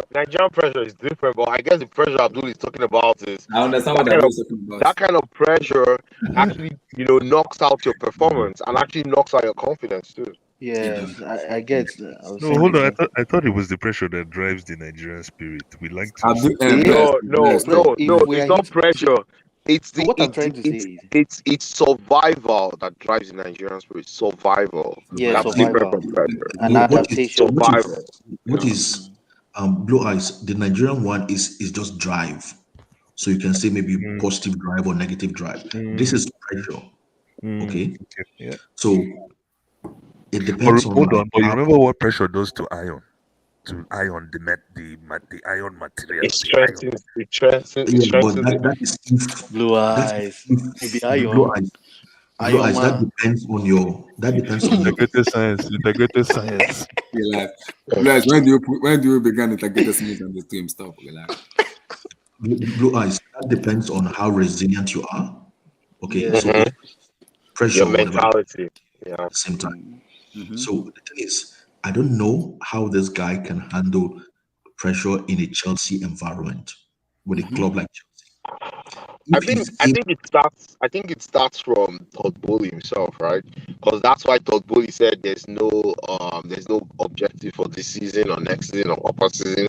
We're not pushing him. If he doesn't get top four, it doesn't matter. All those are the things that are kind of easing off the pressure from this guy because he's never that been is, at this level before. Emmy, when I started my commentary, I said, when I started talking, I said, number one, you have to respect Todd Bowley. And then number two, you have to be able to withstand pressure, right? Don't take away with what Todd Bowley is telling you. If I'm going to be advising Harry Potter, don't even think. You just have your own what they call universal objective of what you want to be or where you want to get to at the end of the season, and adhere to it. Forget Todd Bowley, right? Todd Bowley fired Thomas Tuchel under 10 minutes of phone conversation. So leave what those PR is doing. This is me speaking to Harry Potter. So the thing is, if you can handle the pressure of Chelsea Football Club, right? Then what I mean handle is he's able to deliver like top three at the end of every season. Okay, not top three at the end of every season. Then Is it possible? I would say he can be at the job. There's a possibility he can be at the job for 3, 4, 5 seasons. Okay. Abdul, let me ask you a question. Let me ask you a quick question about Graham Potter. I like Graham Potter.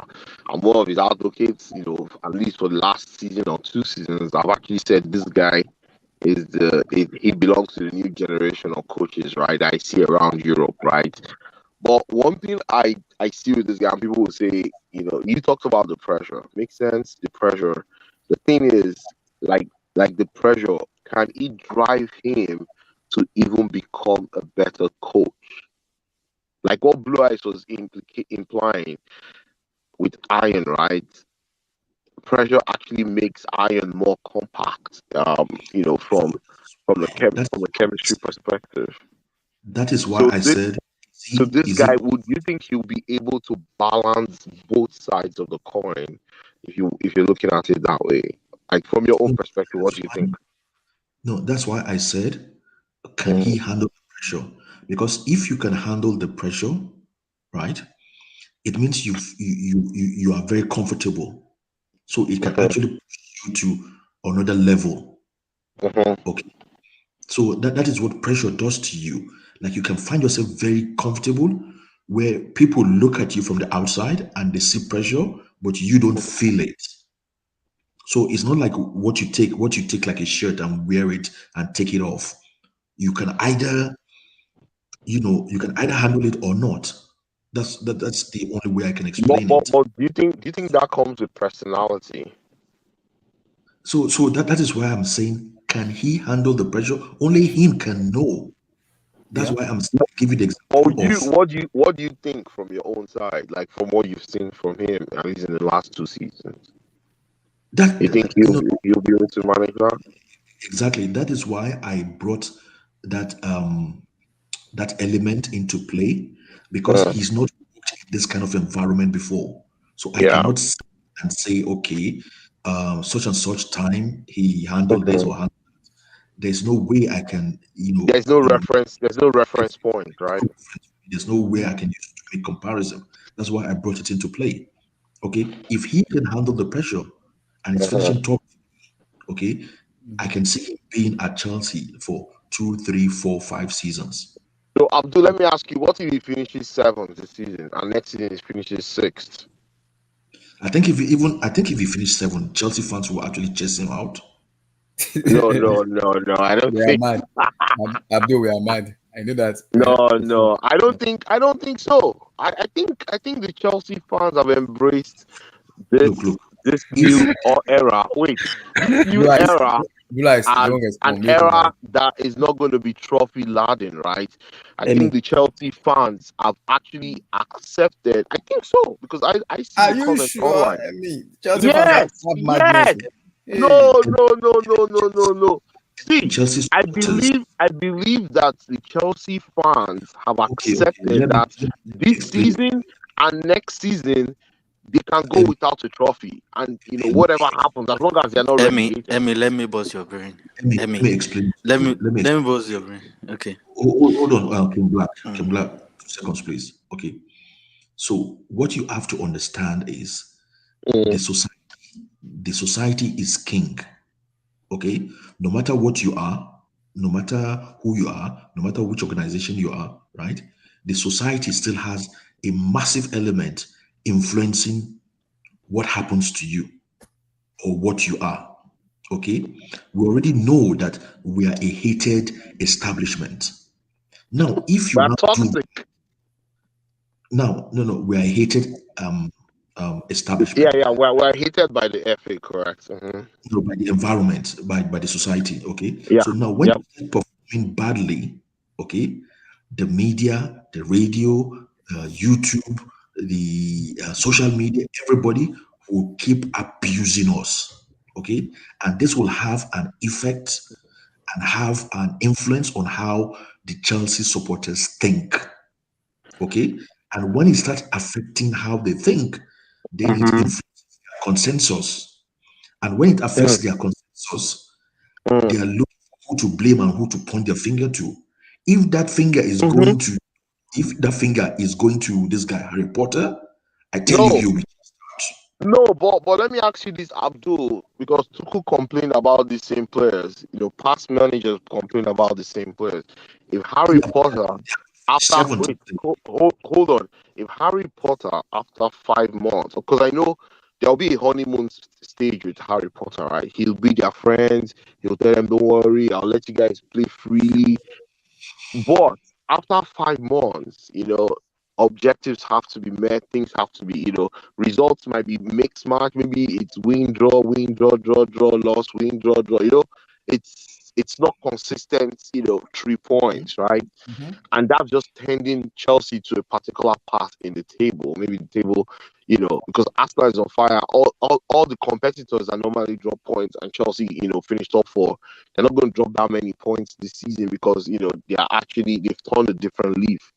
Now the thing is, in a transition phase that Chelsea is now with a manager that has never been at that level before.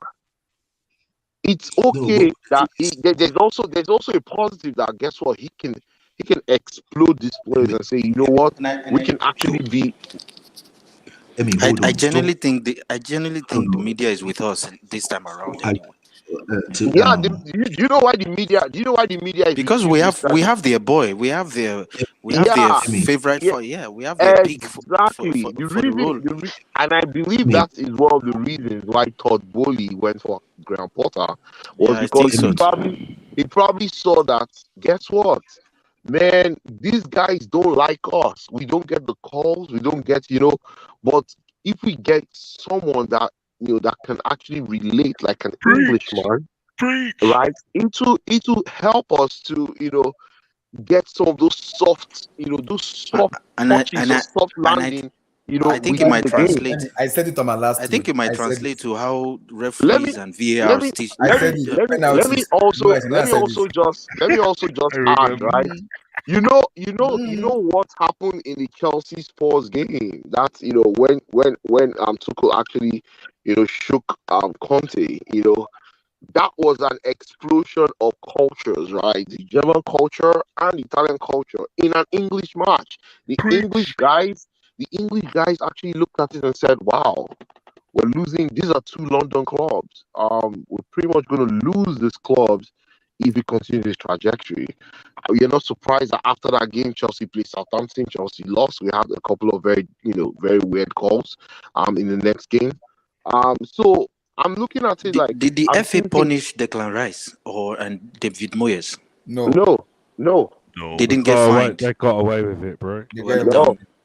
Yeah, because they are English, right? They're from the UK. Yeah, that's what I'm saying. So it's just what it is, right? If you look at it, Todd Bowley probably said, you know what, let me just get someone that is tactical enough, that knows what he's doing, that is also English. Who is that person? It's going to be Graham Potter, right? No questions asked.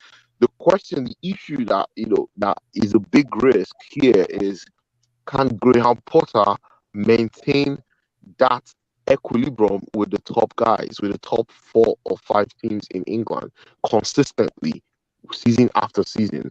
Can he do that? Can he get 75 points, 80 points every season?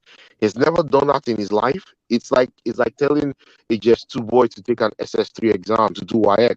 He's never done it in his life. He go feel like she. He's never done it in his life. You're just telling him, hey, okay, come here. I'll give you a crash course on biology, crash course on chemistry. I'll give you a crash course on physics. Hey, go and take this exam. The guy's gonna be like, I need help. So now, I think they're going to build a structure for him to be successful, but it will take time. I want to ask one question. It will take time. Can I say something before Blue Eyes goes? Yeah, go ahead. Now, this is where the problem lies.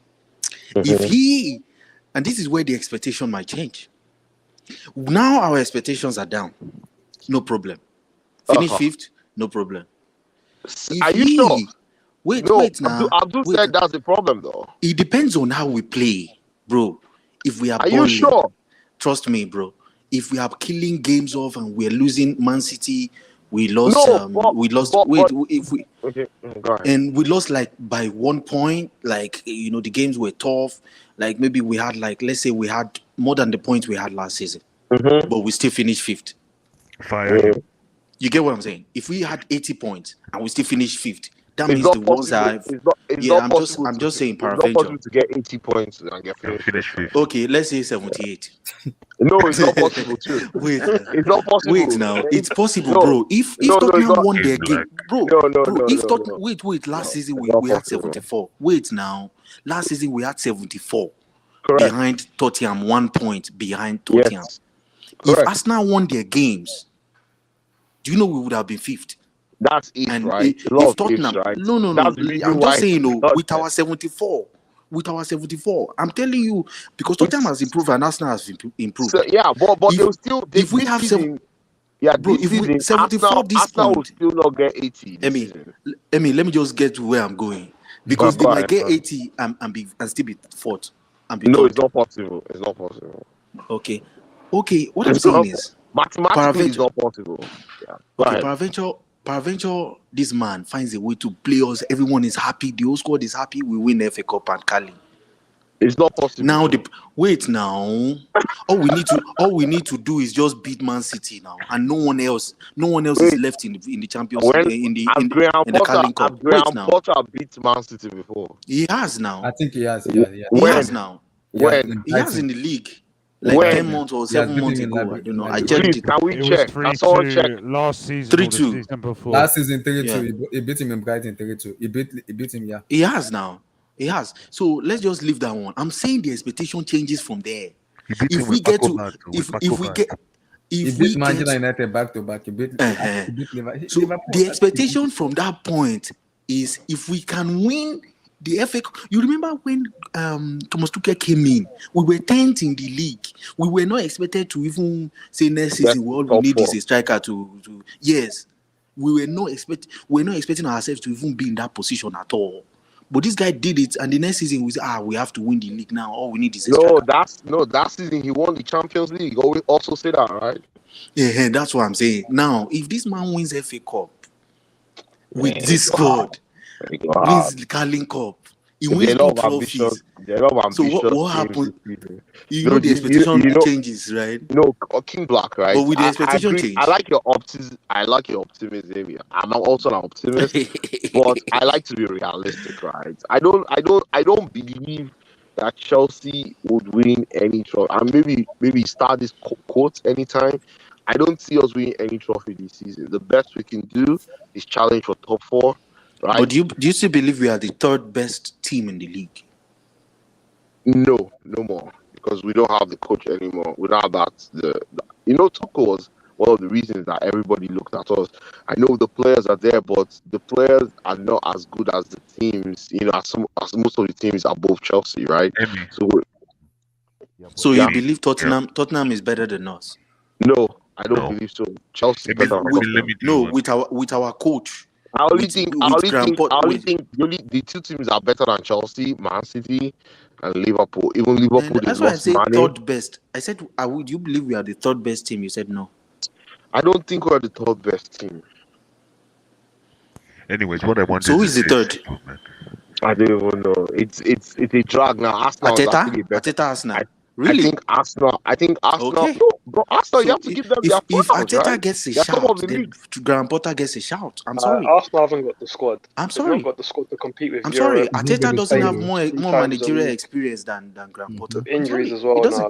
Arsenal will fall down the table very quick. And even with Tottenham, like I think we're a better team than Tottenham, like in terms of like the squad, the way we play. Yes. It's just Tottenham have the killers up front. That's the big they got a good front three, right? That even front like three is probably one of the best. Kulusevski is nasty, bro. Like he's got something that none of our attackers have. Like he's nasty. But you saw how Sporting Lisbon tamed Tottenham today. What I'm even That's trying the thing, to like, as bad as Chelsea are, Chelsea could never get outplayed by Sporting Lisbon. Like it just can't happen. Are you sure? Are you sure? It can be boring. We lost to Zagreb though. We lost to Zagreb. Yeah, but they didn't outplay us though, did they? Like they didn't outplay us. And that was us. Yeah, like people will park the bus against us and be easy to play against. They'll make us look easy to play against. Nobody's like popping us off the pitch. So the thing forward is this, right? People have found out a way to play against Chelsea. Are you saying we that we got outplayed by Brazilians? With Graham Potter, is he going to have a way to beat these low blocks that kind of play against Chelsea? Yes. You know the way he will do it? How? Is if he resorts back to the way he used Cucurella and Lamptey at Brighton, the way he's expansive on the wings and hugging the lines. Because when you do that, you drag a low block left to right, and you open up channels for our guys in the middle to run diagonal. Exactly. Because if you look at what our wingers are doing or wing backs are doing right now, like we've always repeated on this stream, they're always cutting in. Yeah, they're always cutting in. They're like inside forwards. When was the last time they're not going to the bar line? When was the last time you saw a pull out in this formation? They actually pull out. Reece James does pull out, right? Even Cruella But does, right? it does it like once in 10 games or something. I don't that see my problem where I think we improve is creating a numerical advantage and quick transition. See, you know, we're saying these people are playing low block. It's because we're allowing them to play low block. They play low block against Liverpool. They play low block against Man City. So how come there's still space to score? You know Anytime Man what City, those guys, Man City you know what score, those guys, You know why? those they guys create a do? numerical They have a advantage and fast, transition they have a quickly. fast transition. Yeah, No, they no, no. transition very That's quickly. exactly They don't that's allow exactly them to. what They I'm don't saying. allow those teams to settle, right? Yeah, that's the only thing we can do. We cannot.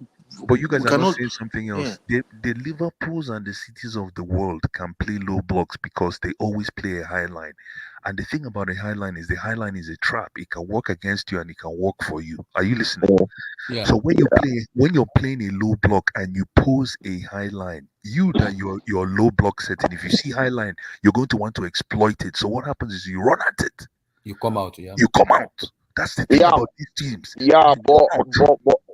but that's the team playing a high line will also initiate the press, right, to win the ball quickly, so that when you try to come out, you actually end up passing the ball to the opposition immediately, and that's where that fast transition happens, especially in Liverpool. But look at Boom, Bayern. they're already in your box. Look at Two Bayern. passes. Yeah. Bayern, they play what it's called almost suicide football. They give you that high line. It's too Take high out- line. it's That too one high is line. worse. It's horrible. But if you play low block with that high line, bros, See, I would love to see.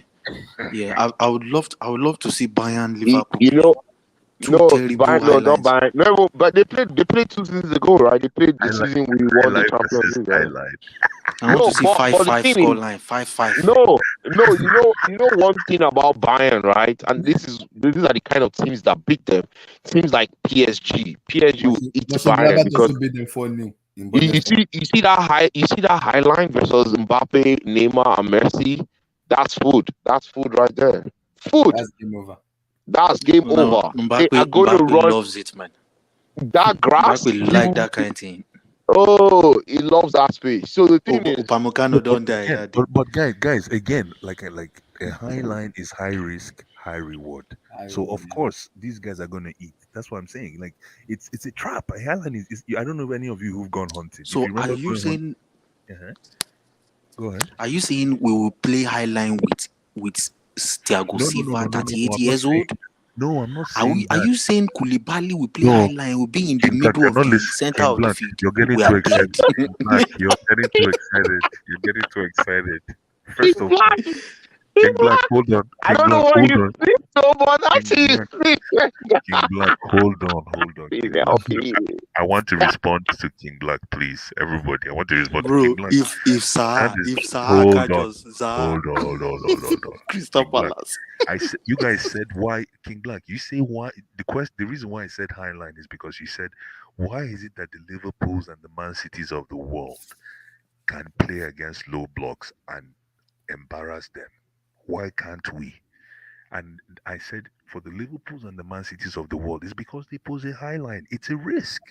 And what it is if you know what that risk is? If you score, we score too. If you score, we score too. That's the risk. We are not built like that. We're not going to play high line for anybody. Even in training, we're not going to play high line. What are you talking? No. But for the cities and the Liverpools of the world, they would rather take that numerical risk and say, you know what, if you score, we must score too. And for some reason, it's worked for them in the past 2 seasons. But Blue Eyes, let's be honest.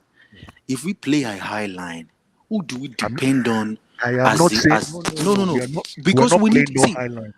If you notice, Brighton plays high line. Oh, do you know Brighton plays high line? Yeah, but the possession base is high line football. No, well, Brighton plays high line because teams that play against them will come out at them. So not really. Because see, Liverpool came out, Man City came out, United came out. You know that's different now. Big teams will never play low block anyway. True. If they play against Tottenham will always be Tottenham now. They beat Tottenham. They cannot. Tottenham cannot pass against. That's what I'm saying. They always pack box now. No, they beat Tottenham under Graham Potter last season. Wait, you don't know Antonio Conte. If Antonio Conte plays Norwich, he packs boss. You don't know that man. I hear you, man.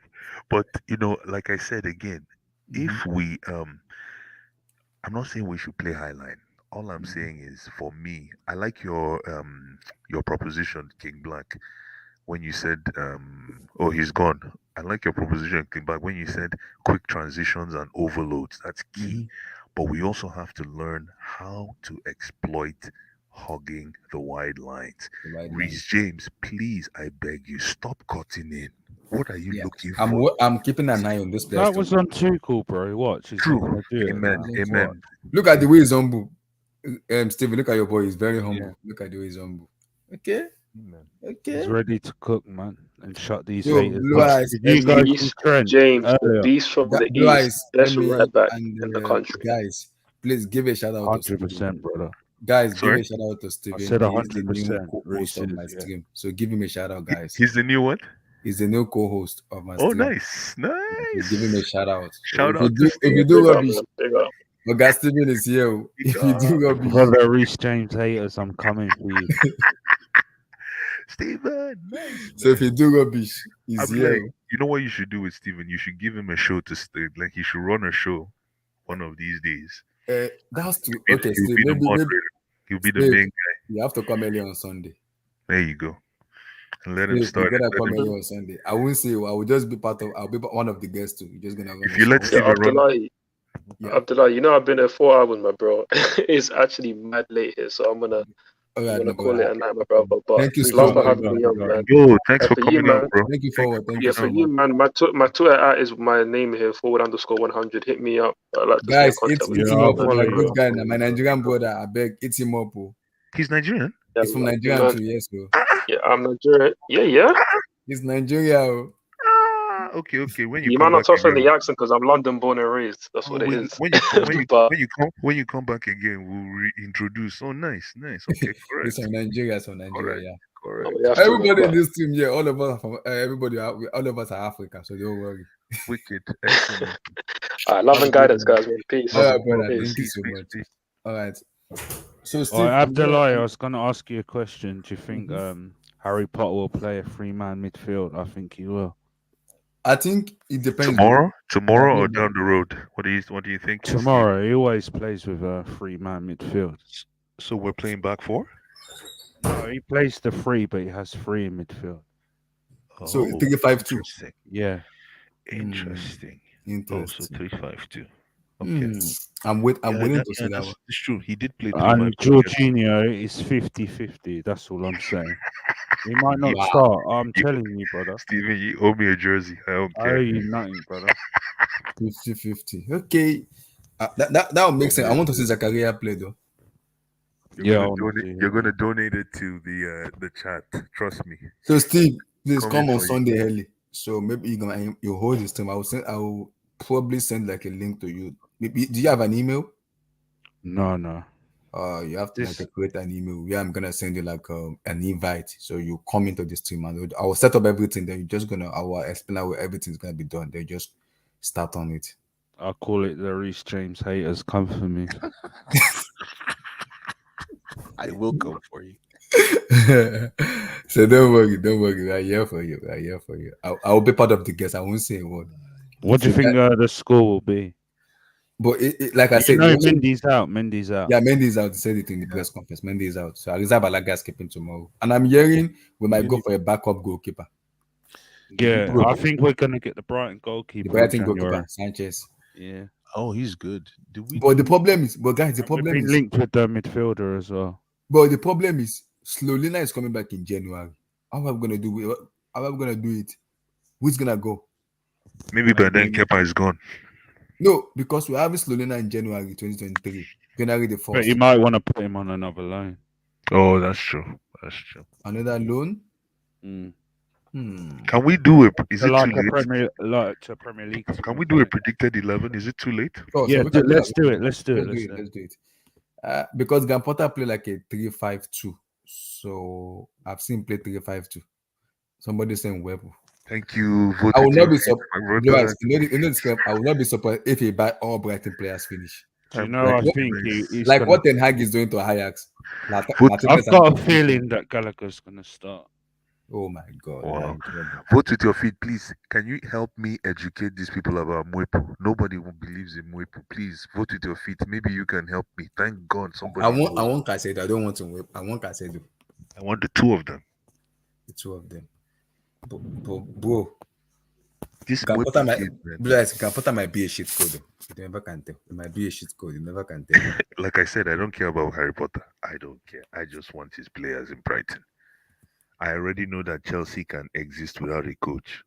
You know that, yeah. We have that winning mentality. Yes, we can exist without a coach. If he comes in and he does bits, then go fine.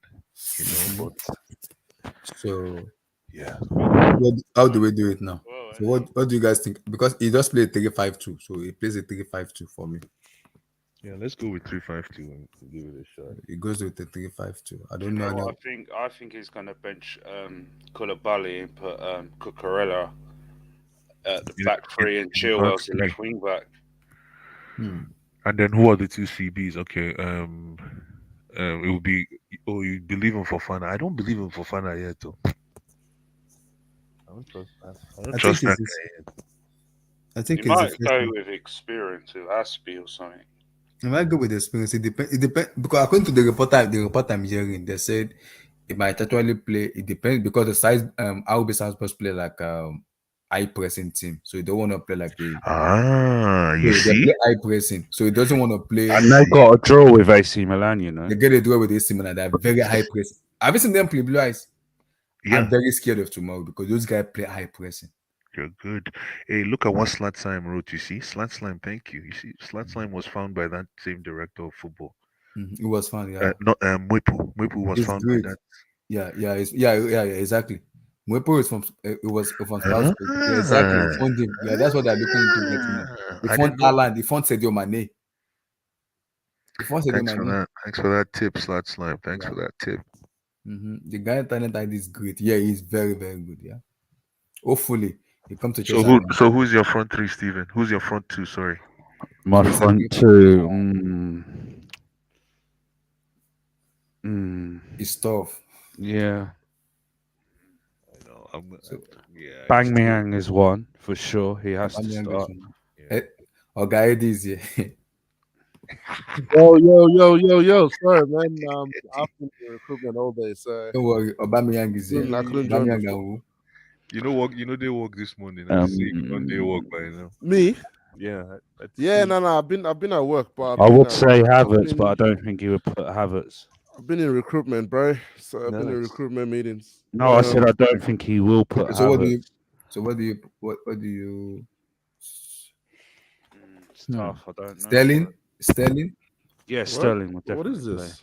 We are doing Predator lineup for tomorrow. Yeah. Sterling ain't playing there. So Steven, okay, I want to hear from Steven, then I'll come to Abdul and other guys. So Steven, you said Aubameyang and Sterling. So who's gonna be the midfield? Kovacic. Okay. And the guy from AC Milan, Juventus is gonna start, brother. Zakaria. Yeah. Zakaria. And then who's that beside him? Gallagher. I think Gallagher will start. Lord help us. Unless he starts J5, but I'm not sure. Oh my! With high pressing team, I'm not starting J5. I'm sorry. I'm not starting J5 on high pressing team. So Cucurella and James, right? No, I'm going Chilwell, and I'm putting Cucurella in the back three. Chilwell. Okay, not bad. James, this one is James. So you are putting Fana. Cucurella here. Fana, Silva, Cucurella. Oh my God.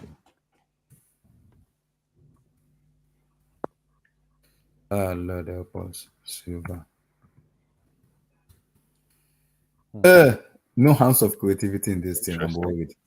Hey. I'm worried. No hands of creativity in this team. I'm worried. Only physical. Chilwell. It will be interesting to see. Blue Eyes, give me your own. Wait, who's that? I can't see the full thing. I don't know if it's just Yeah, me. like Oh, let me take. yeah. What's the Let me full take it thing? out. No, the view. Oh, there we go. Where is it? Oh, have you chosen your goalkeeper? Okay, Mendy. Okay, Mendy's out. Kepa. It's Kepa. Kepa. Kepa, is yeah. Kepa is goalkeeper. Yeah. Yeah. Blue Eyes, give me your own. This I'm thing gonna go. doesn't. I'm gonna go Silva, Mm-hmm. Fofana, and Koulibaly. Okay. Yeah. Oh. And then Yeah, I'm gonna go. I'm gonna go Cucurella left wing back, okay. and Reece James right wing back. And then I'm gonna go. I'm going to go. Chai, this is an interesting one. I'm gonna go Jorginho and Kova in the two. Wala don't day. So Jorginho. And Kova in a two. Yeah, true. Yeah. I think if you're free though, brother. I'm going 3-4. I'm thinking 3-4-3, but No, he's playing 3-5-2 though. He might play 3-5-2. okay. So yeah, Okay, in that Jorginho in there. 5 and Kova. Okay. And then then Kova and Zakaria is a good shout. Who is the striker? Yeah. Mount is not in this setup. Oh, I forgot about that. You know? Yeah, that's it. No, I know. There's Mount and Havertz missing. See, that's what happens when you play 3-5-2. You lose those two. You know what? People in the chat, give me your lineup, guys. Yeah, this. You know what? Yeah. No. Hold on. Shit. Yeah. This is guy. This is tough, man. Here's what I'll do. I'm gonna play Sterling and Kai Havertz up front. Aubameyang can come in later. Because the reason is because you need somebody who is industrious, who can run between the midfield and the attack. Somebody who can play that, joker role. So either Kai Havertz or even Mason Mount for that role to partner with Sterling. Aubameyang would be a nice to have like down the road, like second half when everybody's down. You bring him in. So yeah, this is my. But Blue Eyes, you can also you can trust Aubameyang to score those crucial goals. Do I trust Kai Havertz? No. It's true. I'm not sure. It's true, but this is. I'm not sure. In those crucial, I trust Aubameyang to score 1-on-1, but Kai, I'm not sure. It's true. You have a point. My only problem is because if you put Aubameyang with Sterling, okay. Yeah, that's it. That makes sense. No, I'll leave it like this. This is me. Okay, Eddie, your own lineup. I got Eddie. Is he still here? Sorry, yeah, I'm still here. Sorry, Yeah, change information to a 3-4-3. What is gonna be 3-5-2? Right, he's playing a 3-4-3, man. I don't know where you guys saw 3-5-2. Okay, 3-4-3. Oh yeah, 3-4-3. Yeah. There you go. Maybe that's what I should have done. Steven bullied me to 3-5-2. Steven, I blame you, man. At the back, play Cucurella left center back. Chai. Okay. Okay. Yeah, but that's how he plays it. That's a good point. Okay. Play Koulibaly on the right side.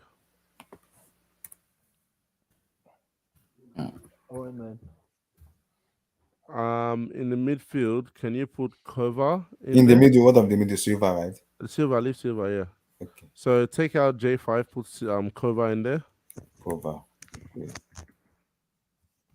Okay.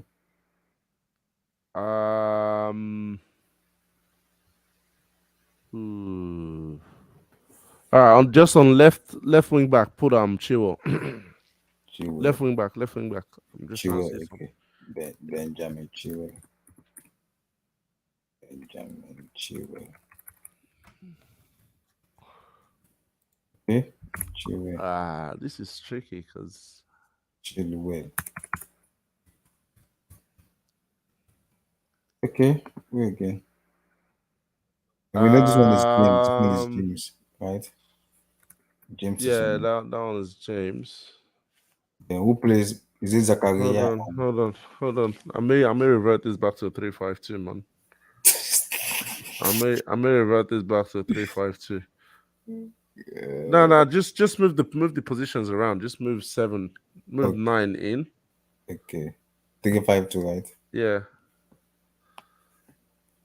I mean, at the end of the day, they're not gonna play like that anyways, but I'm just looking at starting positions and all. Yeah. So it'll be Kova. Mm-hmm. Puts.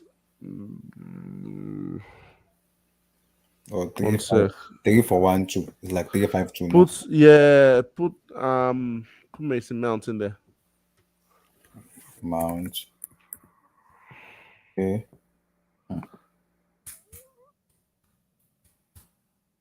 So you got Sterling and Aubameyang up top. Sterling and Aubameyang. See, I'm trying to pick what would make sense. If I was gonna pick his prototype team, he does some weird stuff. It's tough. Chelsea are not ready for that. For Zakaria, put in Havertz in the middle. Nah, the way you set it up is mad. I'm not setting it up like this. So, how do you want me to say it? It's okay. So move Kovac to look more like a DM. Okay. Move Kovac to move like a DM. Mount and Havertz or Gallagher will play as pressing 8s. Okay. Yeah. Sorry. Once. Yeah, Oluwaseun, I see your last point. We'll talk about that. Marcus Edwards, my goodness. Huh? What do you guys think? We'll talk about him. I didn't watch the He's classy, man. I was gonna ask questions about Marcus Edwards. So that's it. So just change Zakaria to funny that you bring that up, to have it. Okay. Bring him to Chelsea now. All right. So the reason I'm struggling with the lineup is eventually what you're gonna see is Rich James might still move back to right center back. That's when Silva gets rotated. And you have someone like a Pulisic or Sterling playing in that right wing back position, but he play more as a winger. But that's why I said Chelsea aren't ready for that whole madness yet. Okay. Let me give my own. My own is. Did I see Pulisic? Okay. No. I just mentioned Pulisic. Okay. My own is 3-5-2. So I stay with the same back three. Abdullah is gonna put Kai Havertz all over the pitch now. Watch. Silva, Wesley for final year. You sure you don't want to put what's his name? Relax. Oshima. So we haven't buying him yet. Let us buy him first. I'm praying to God we should buy him. I get stop gap. We'll go for Oshima. Hopefully those people are buy. So my 3 midfield, I'm gonna go 3-5-2. So this one is Cucurella here.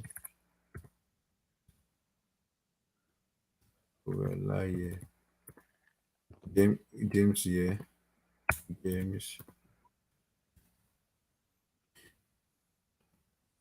Kova, Zakaria here. Right, you're already thirsty for that DM, aren't you? Zakaria, because I'm playing, I need physical because I watch the way Salzburg play. They are very kind of high pressing team. I need physicality in the midfield. So Zakaria, Kova, and then I'll give it a shot. I want the Dreamler, Chukwuemeka. Huh? Okay, that's right. Are we trying to make this realistic or are we trying to make this fantasy?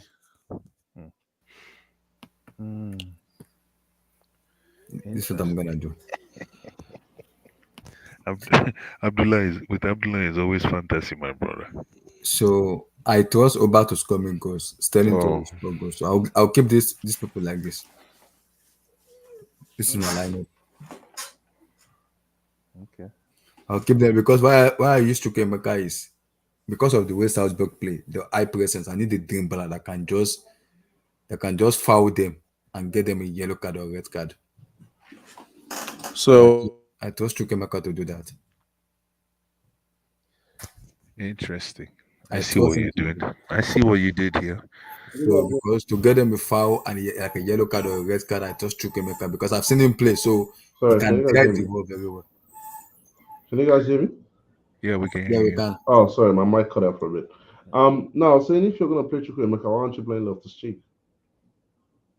Where are you gonna play Loftus? Where? For Chukwemeka, you literally said you want a dribbler in there. Loftus Cheek is your best dribbler in the club at midfield. Yes, I know. But the problem with my left to check is decision making in final third. I don't No trust this. final third, man. Bro, I trust Chukwemeka because if Chukwemeka dribble, he can actually just pick up a pass or even come shoot. on, man. Chukwemeka is still a baby, man. But At least give him a chance. I've seen him play, so I can little bit trust in like him. I said, I don't know if we're being real or we're playing fantasy football here. Hey, this somebody in the comments, Sheo, Olua Sheo. Did you guys watch Marcus Edwards? I did. Let's Where talk is about he him. from? First of all, that kid is It's from good. England. It was from you Tottenham, serious? brother. Tottenham sold him. Yeah. Holy moly! Conte tax. Oh, Eddie, your take on Antonio Conte losing 2 that million guy's to good. Sporting Hey Lisbon? man, I like the I guy. mean, it's Conte. He does this all the time. His record in Europe is not the greatest, so I'm not surprised. I mean, any Tottenham fan that's surprised is I've got no words for you because at the end of the day, this is what Conte does. His record he's a league manager, similar to how people wanted to brand Tuchel as a cup manager. Conte is a league manager. He hasn't shown me anything that tells me he can do it in the Champions League. So don't expect Tottenham to do too well. Quarterfinals maximum. That's it. There's not much to be said on them. So you're not surprised with the performance, is what you're saying? No, look, that group. Funny how Tottenham were talking about how they got an easy group. I've always said that group was not going to be straightforward because Conte, first of all, Tottenham are playing well, right? Conte has not shown he can be that difference maker in the Champions League. And the Champions League midweek games are different.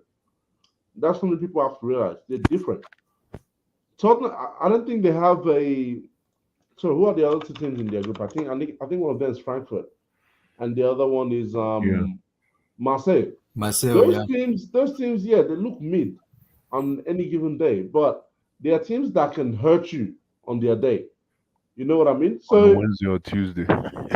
exactly, there are teams that could you catch you off guard, you're done, you're toast, and that's what might happen with Tottenham. That's why I said, look, Tottenham could easily come third in this group. Let's not make no mistake about it. They could easily come third if they don't get their acts together because they started celebrating or missing out on Bayern and all these big clubs. These are the clubs that will really, really hurt you. And they have to be careful. So, look, the group's looking, I think it's looking tight now. Everyone's on, Sporting have 6 points. Oh, days. Okay, cool. Well, there you go. And they're playing Frankfurt next, 2-1 today against Marseille. So, that's a must. Yeah, why? I think their next match is Lisbon and Frankfurt. Why? No, Lisbon and Marseille. Why Frankfurt and Tottenham Hotspur? Yeah, so it'll be interesting to see how it goes.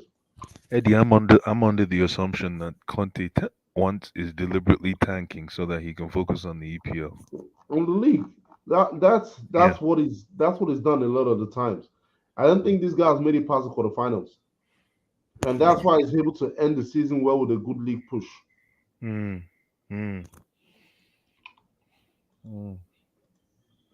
Because why would you go ahead and start Son again when you know Son is not even producing? Why? That's my problem. Why is he doing it? Why? There are managers who are training pitch managers, right? And again, I'm not going to get into a conversation on Potter, but Potter sounds like he's one of those as well. where a lot of their work, no, it's not. I'm not going to be negative or whatever. A lot of their work is done on the training pitch. You need to give them that time, right, to be able to work on game plans and all that. They need that 6 days. You know what I mean? What Conte has shown over the time is if you take away that from him, he's less effective. Go and check his history. But even when he was winning trophies for fun at Juve, when he was winning leagues for fun at Juve, he could not lead any of those teams to the Champions League final. Go and check the midfield they had. They might have Pogba roaming around the midfield for fun. Had Marquisio. Had Andre Pirlo. Like, they had a squad, man. What about my boy from Chile? What's his name? The one that played with Vidal, Arturo Thank Vidal. you, Arturo. Yeah. They had, bro, you remember those three at the back? Bonucci, Chiellini. Bro, they had a squad, man. So the fact that Conte did not lead those people to a Champions League it should be a dent on his resume, but people never look at that. They look at the fact that he won 4 in a row, whatever, at Juve, or he started the run at Juve. So that's what I'm telling you, where there are some managers that are training pitch managers who need 6 days to be able to game plan for a team. So Eddie, do you think it might work away if things doesn't go well the way you want him to go well? Because I've seen Conte do it. He does walk away from team a lot. Yeah, he will. Instead of him getting sacked, he will just walk away. He will. We know how the story always ends. I don't know why anyone's going to be surprised. Exactly. I know Conte will just walk away. Blue eyes. I've seen it very well. Tottenham fans are literally hoping for a Carabao Cup or FA Cup. That's it. They know they can't win the league this year. Do you know who they're playing the Carabao Cup? Nottingham Forest. Listen, I'm hoping that this Conte's pride is on the line here. How can you walk away from a project like this when you spent how much? You spent how much did you spend? I can guarantee you. Did you see what he done at Chelsea? Have you seen Chelsea? Have you seen Inter Milan? Yeah, but before he walked away, he got a chip. Have you seen Juventus? He walked away in those clubs. No, but in Chelsea's case, he got a chip before he walked away. So this time around, he doesn't need a chip. He will just walk away. If it doesn't fit what they want, it's Conte. Conte is a madman. That's what Mourinho did. I mean, Mourinho got sacked, but at the same time, it's similar to what happened. Because one thing you need to know about Conte is if things doesn't fit into what he wants, he doesn't like what he wants, he will just walk away. Today's loss was just astronomical and stupid loss. Stupid, just 2 minutes madness. They had the Hurricane as a chance, he missed. Once again, Son has his chance, he missed. Richarlison. Exactly, they had their chance, they missed. You see your chance. Also, Sporting Lisbon also had a chance in the first half, but in the second half they were more clinical. In the second half, when the guys started doing the sub. Wow. But Eddie, we have to give that Sporting Lisbon manager a credit. That guy is a young coach. And I haven't seen the game yet because it was early here. I'll watch the game later. Almiron, very good coach. It's been talked a lot. Almiron, yeah.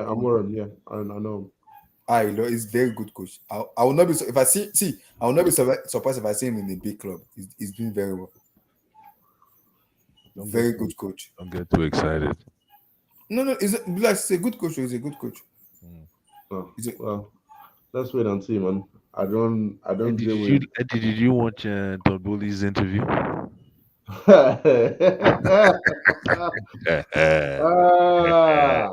We don't I have prefer not to speak, man. Sorry? I prefer not to speak. Exactly. No, we need a separate stream. Your owner told me Mo Salah and Kevin De Bruyne came from Chelsea Academy. Okay. It's a mistake. Mistake. So everything is a mistake with this guy. My guy just 4-4-3. It's a mistake. You know the funniest part is there's a running joke in the US that or is it? I don't even know where that joke came from. You guys on social media. Apparently he suggested 4-4-3. Yeah, that's what I'm saying. He suggested 4-4-3. They said mistake.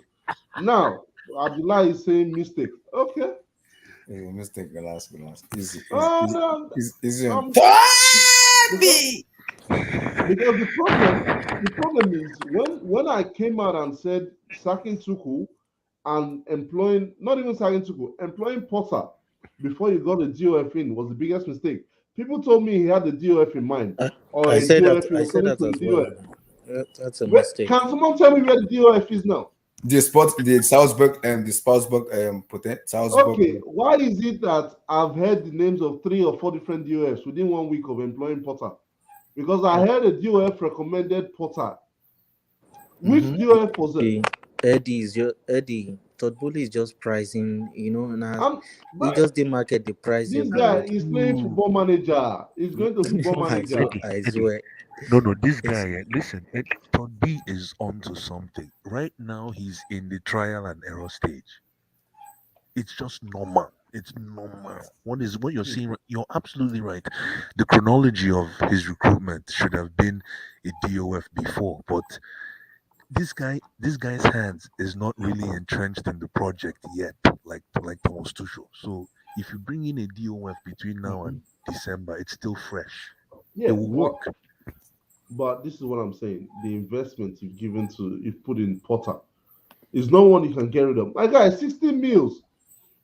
You are dealing with an American businessman. This man don't like to lose money. Forget about the fact that you're saying, and he's shown you clearly he does not understand European football. Clearly. How? You gave a coach 60 mil before you address everything up at board level. How is that supposed to work? No, but you remember you close the deals. It's all about closing the deals that are the low hanging fruits. Bless, hold on, Stephen, is this true? I saw this. Is this true? No. Don't believe that. No. Look at the source, bro. Okay. But look, I'm not saying Bowley doesn't have good plans for Chelsea. He does, but for me, what's happened over the last week or two has been someone that is just on Football Manager, because Football Manager is the only place where you employ a coach before a DOF. I don't think I've seen anyone else. Listen, no. Listen, Eddie, even if you employ the DOF now and you brought in a coach later, there's still going to be an assimilation process involved. Yes, yeah, adaptation. But my thing is, I don't. If you watch American sports, you know what I mean. I do. You forgot to know. Okay. You watch American sports. Say, for example, basketball, right? Sorry. There's not many teams that employ a head of basketball operations or a GM before a coach. Each GM wants to work with their own coach, and that's how American sports work. Yeah. Right. Yeah, but how many times have we hired a DOF before a coach in the history of Chelsea? Chelsea haven't had a DOF since Emenalo left. That's what I'm saying. But did we hire Emenalo before we got a coach? No. I mean, you were in the process of hiring and firing them, so you could probably say yes. You could probably say yes, because the commitment to managers was not as much as what. But again, Blue Eyes, you're not getting my point. You gave if Potter was a 2-year contract, whatever, fine, cool. Yeah. Give a DOF a 5-year contract and we're cool. You just get Potter 5 years and 12 million a year. Oh, come on, Eddie. You know that 5 years, a 5-year contract in Chelsea can also mean 3 days. Eddie. Five years. What Are I you think. really going by those 5 years? I don't think Harry Potter is going to be here for more than 2 years now. Come on. See, in as much as I know that the 5 years contract was a bit too much for someone we are not sure of, but let's look at it this way, right? Okay, they got a coach. The coach, they feel like, okay, they don't want England to snap him up.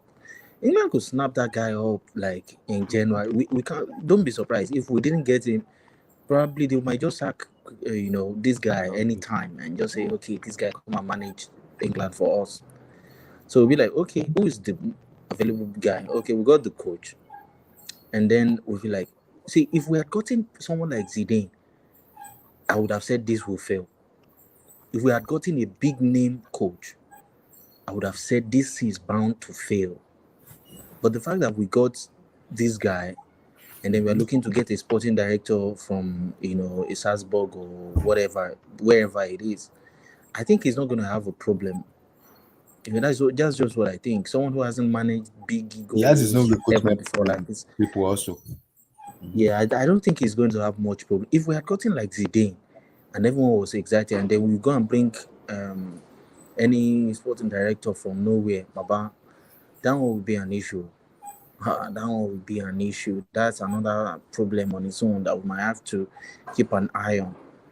But the fact that we got Graham Potter, we're bringing in a DOF, I think he's just gonna be. I think we are panicking. I think we are overreacting. Let's be honest. Let's just give it time. I believe it's going to work out. You know what's gonna happen tomorrow? Because if we go and pay 30 million for Zidane or something, and then you bring in what's the name of this Madrid guy? Money. Who? If you can't bring that guy in, and this guy is saying Zidane does not like to use young people, he doesn't like to use superstar. He like to use that one. Within 12 months, that one will be difficult to manage. But as far as I'm concerned, as far as these guys, let's just give them time, man. Let's not panic. Honestly, if it doesn't do well, like fine, we can get hopefully another. it does well. But I'm looking forward to how this house works tomorrow. We got a big name. There would have been a problem. If Tuchel stayed, there would have been a problem.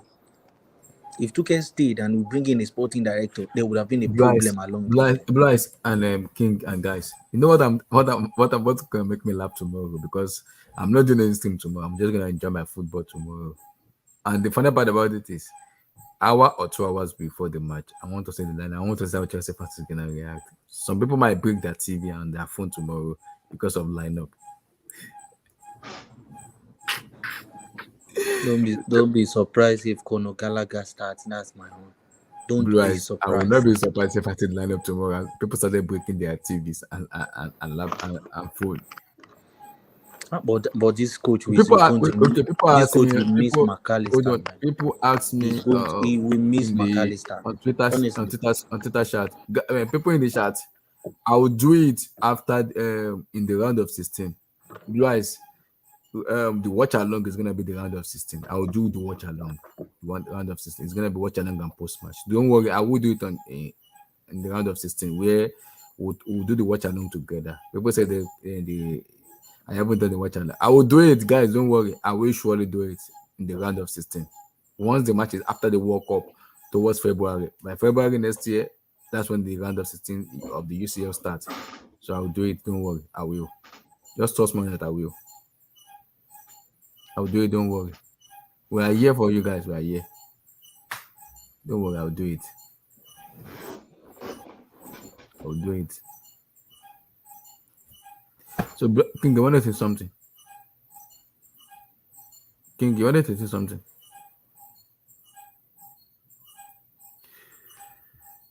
No, I was just talking about the time. Like, we need time. If we were bringing in a big name, and I'm sure Todd will be on the stand tomorrow. Todd will be watching tomorrow too. God knows what he's doing, but then I know we could have followed the right route. But we have already hired a coach now. What can we do now? We cannot pay him off tomorrow. Because Fabrizio said, we can't pay him off again. You know the funny part, Fabrizio in his YouTube channel said Graham Potter was already been talking about when they were speaking about Cucurella, when they were doing the round table, when Todd Bowley came. But my question is, who told Todd Bowley about Graham Potter? I need to know. When he went to that when he had that dinner. With all the Premier League clubs. The guy is a mover and shaker. What I'm saying is, who told him? Who recommended? Let me tell you. Let me answer that question. You know who recommended Graham Potter without knowing? Is Cucurella. When Cucurella was, first of all, like Stephen was saying, after that dinner, Graham Potter got closer to the Brighton owner. And then, I'm not sure what happened there. Cucurella got signed. But during Cucurella's signing interview, apparently, they were kind of like jokingly trying to find out what kind of coaching philosophy. Then what gave him the assurance that his 4.2 billion pounds assets is secure under that man? That's where it just baffles me. Like, no, it shouldn't baffle you because remember somebody was saying that Graham Potter's appointment was very political. Yeah, that's Abdul. Yeah, if you bring in a problem like Graham Potter, you are the guys that are saying we're going to get penalties, we're going to get all the calls. I'm saying penalty, yeah. Not all the media hype now. Somebody's mic is all over the place. Is that me? Okay, there you go. That's better. Can you hear me? Okay. Hello. Yeah, we can hear you. Loud We and can hear you. clear. Loud and Okay, clear. perfect. Okay, perfect. Yeah. So, again, Todd Bowley, the guy is onto something. Being able to bring. Listen, it's like saying who told the consortium at Newcastle that what's his name? What's his name? The Newcastle coach. Eddie Howe. Eddie Howe. Eddie Howe. Yeah. So it's the same thing. And look now, Eddie Howe is kind of doing bits, kinda. This season is the season where we're going to see what he can do, anyways. Yeah. But Eddie. Blas is doing well with Bruno Guimaraes, Yeah. Alexander Isak. He's doing very well with them. Nick Pope, Exactly. Van Botman. He's doing very well with the good recruitment. So Eddie, and I don't think Right, you know who they get. You know who their sporting director is. Who? Just guess. Who? Dan Ashworth. Oh, really? The one from Brighton, yeah. Former Brighton sporting director. Dan Ashworth. I see. He was working with Graham Potter before. I The see. recruitment policy. So who found Bissouma? Was it Dan Ashworth? Yeah, I think it was. Yeah, because he was the one working with Potter before and the recruitment policy. Recruitment together with Graham Potter and his people. And then I Newcastle. don't understand why that guy can't get a game at Tottenham, man. I don't get it. I don't know why. It's Conte though. He might eventually get so later on. He might say Unless it was a board signing, probably. Maybe board signing. Bissouma. Oh. Maybe board signing. Yeah, that's a very good point, Stephen. I think it probably is. Maybe it's not Conte's guy. Maybe. But Højbjerg, let's be fair, Højbjerg has been class, man. But Blue Eyes, how is Emerson Royale starting for Antonio Conte? Why Spence can't start? Don't mind. Why DJ Spence can't start for him? Don't mind Conte. I don't understand Conte. How is Emerson Royale starting? Why DJ Spence can't start? You know what? Emerson Royale is almost like the Alonso effect. You can at least count on his attacking impetus over. Have you watched the Spence attacking his? Have you watched attacking his? But Royale is taller, right? Royale is a taller profile. Royale is good in the air. But you're right, Royale was pants today, man. Pants was all over the place, man. All over the place. I'm not sure what's going on with Tottenham, ladies and gentlemen. Right, he missed 2 sitters today. Emerson Royale, 2 sitters. One from Harry Kane, the other one from his son. He missed it before they scored. Before those guys scored their 3 goals. Of the Tottenham. That second goal, you see that second goal, Blas. You know where we play street football. That they put it in your colo. That's what the guy did to you. He put it in his colo and said, "Come and meet me in my house." You see the power of substitution. Whoa, the guy just came in like it's like you remember Emerson against Atletico. Was it Atletico or Porto? Yeah, it was. Yeah. Yeah, exactly. Yeah. Oh, I remember. Yeah. I think he came in and scored. Exactly. And I remember. As soon as he came in, he scored. Yeah. That's true. I remember. That's true. That's very, very true. Very, very true. I remember. But tomorrow, yeah. Are you doing? I don't think you're doing stream tomorrow. Eh? I have to wait and see because tomorrow's match is boring. Yeah. It's boring match. I don't know why they put all matches today. You're doing a match review, but yeah. But we're probably gonna do like on Thursday where we do. I'm saying it now. We're gonna win 3-0. Amen. Chelsea roundtable. I said 3-0 with Jorginho scoring 2 and a captain's bag. Relax. Oh yeah, and then I get a jersey from Steven. Steven, I get that So jersey. Steve, No bet. Steven, are you gonna create like an email so I'll be able to send you the invite? Yeah, I will. I will DM it to you. Okay, DM it to me so because all right, guys. You will have to host this Sunday stream on Sunday. All right, guys. You'll have Sunday or Thursday. When's the next one? Thursday, the Chelsea roundtable. We'll do Okay. the Chelsea roundtable where we're gonna talk Potters. Blue Eyes, big up, my brother. Big up, bro. Steve, big up. Let's hope we have. Are you going to the game tomorrow? Yeah, 100. Oh, nice. All right, have fun, man. Have fun. Thursday, Chelsea Don't roundtable. spot me in the crowd again. Now I know. Relax. You have to feel your face, Steven, in the crowd tomorrow. I might do a match log so I can show you lot. Oh, nice. No worries. Okay, cool. Do that. No worries. All right, guys. All right, Peace guys. out, my Peace, people. peace. Thank you, guys. Big God up, bless big up, you, brother. guys. Peace. All right. Big up. Big up.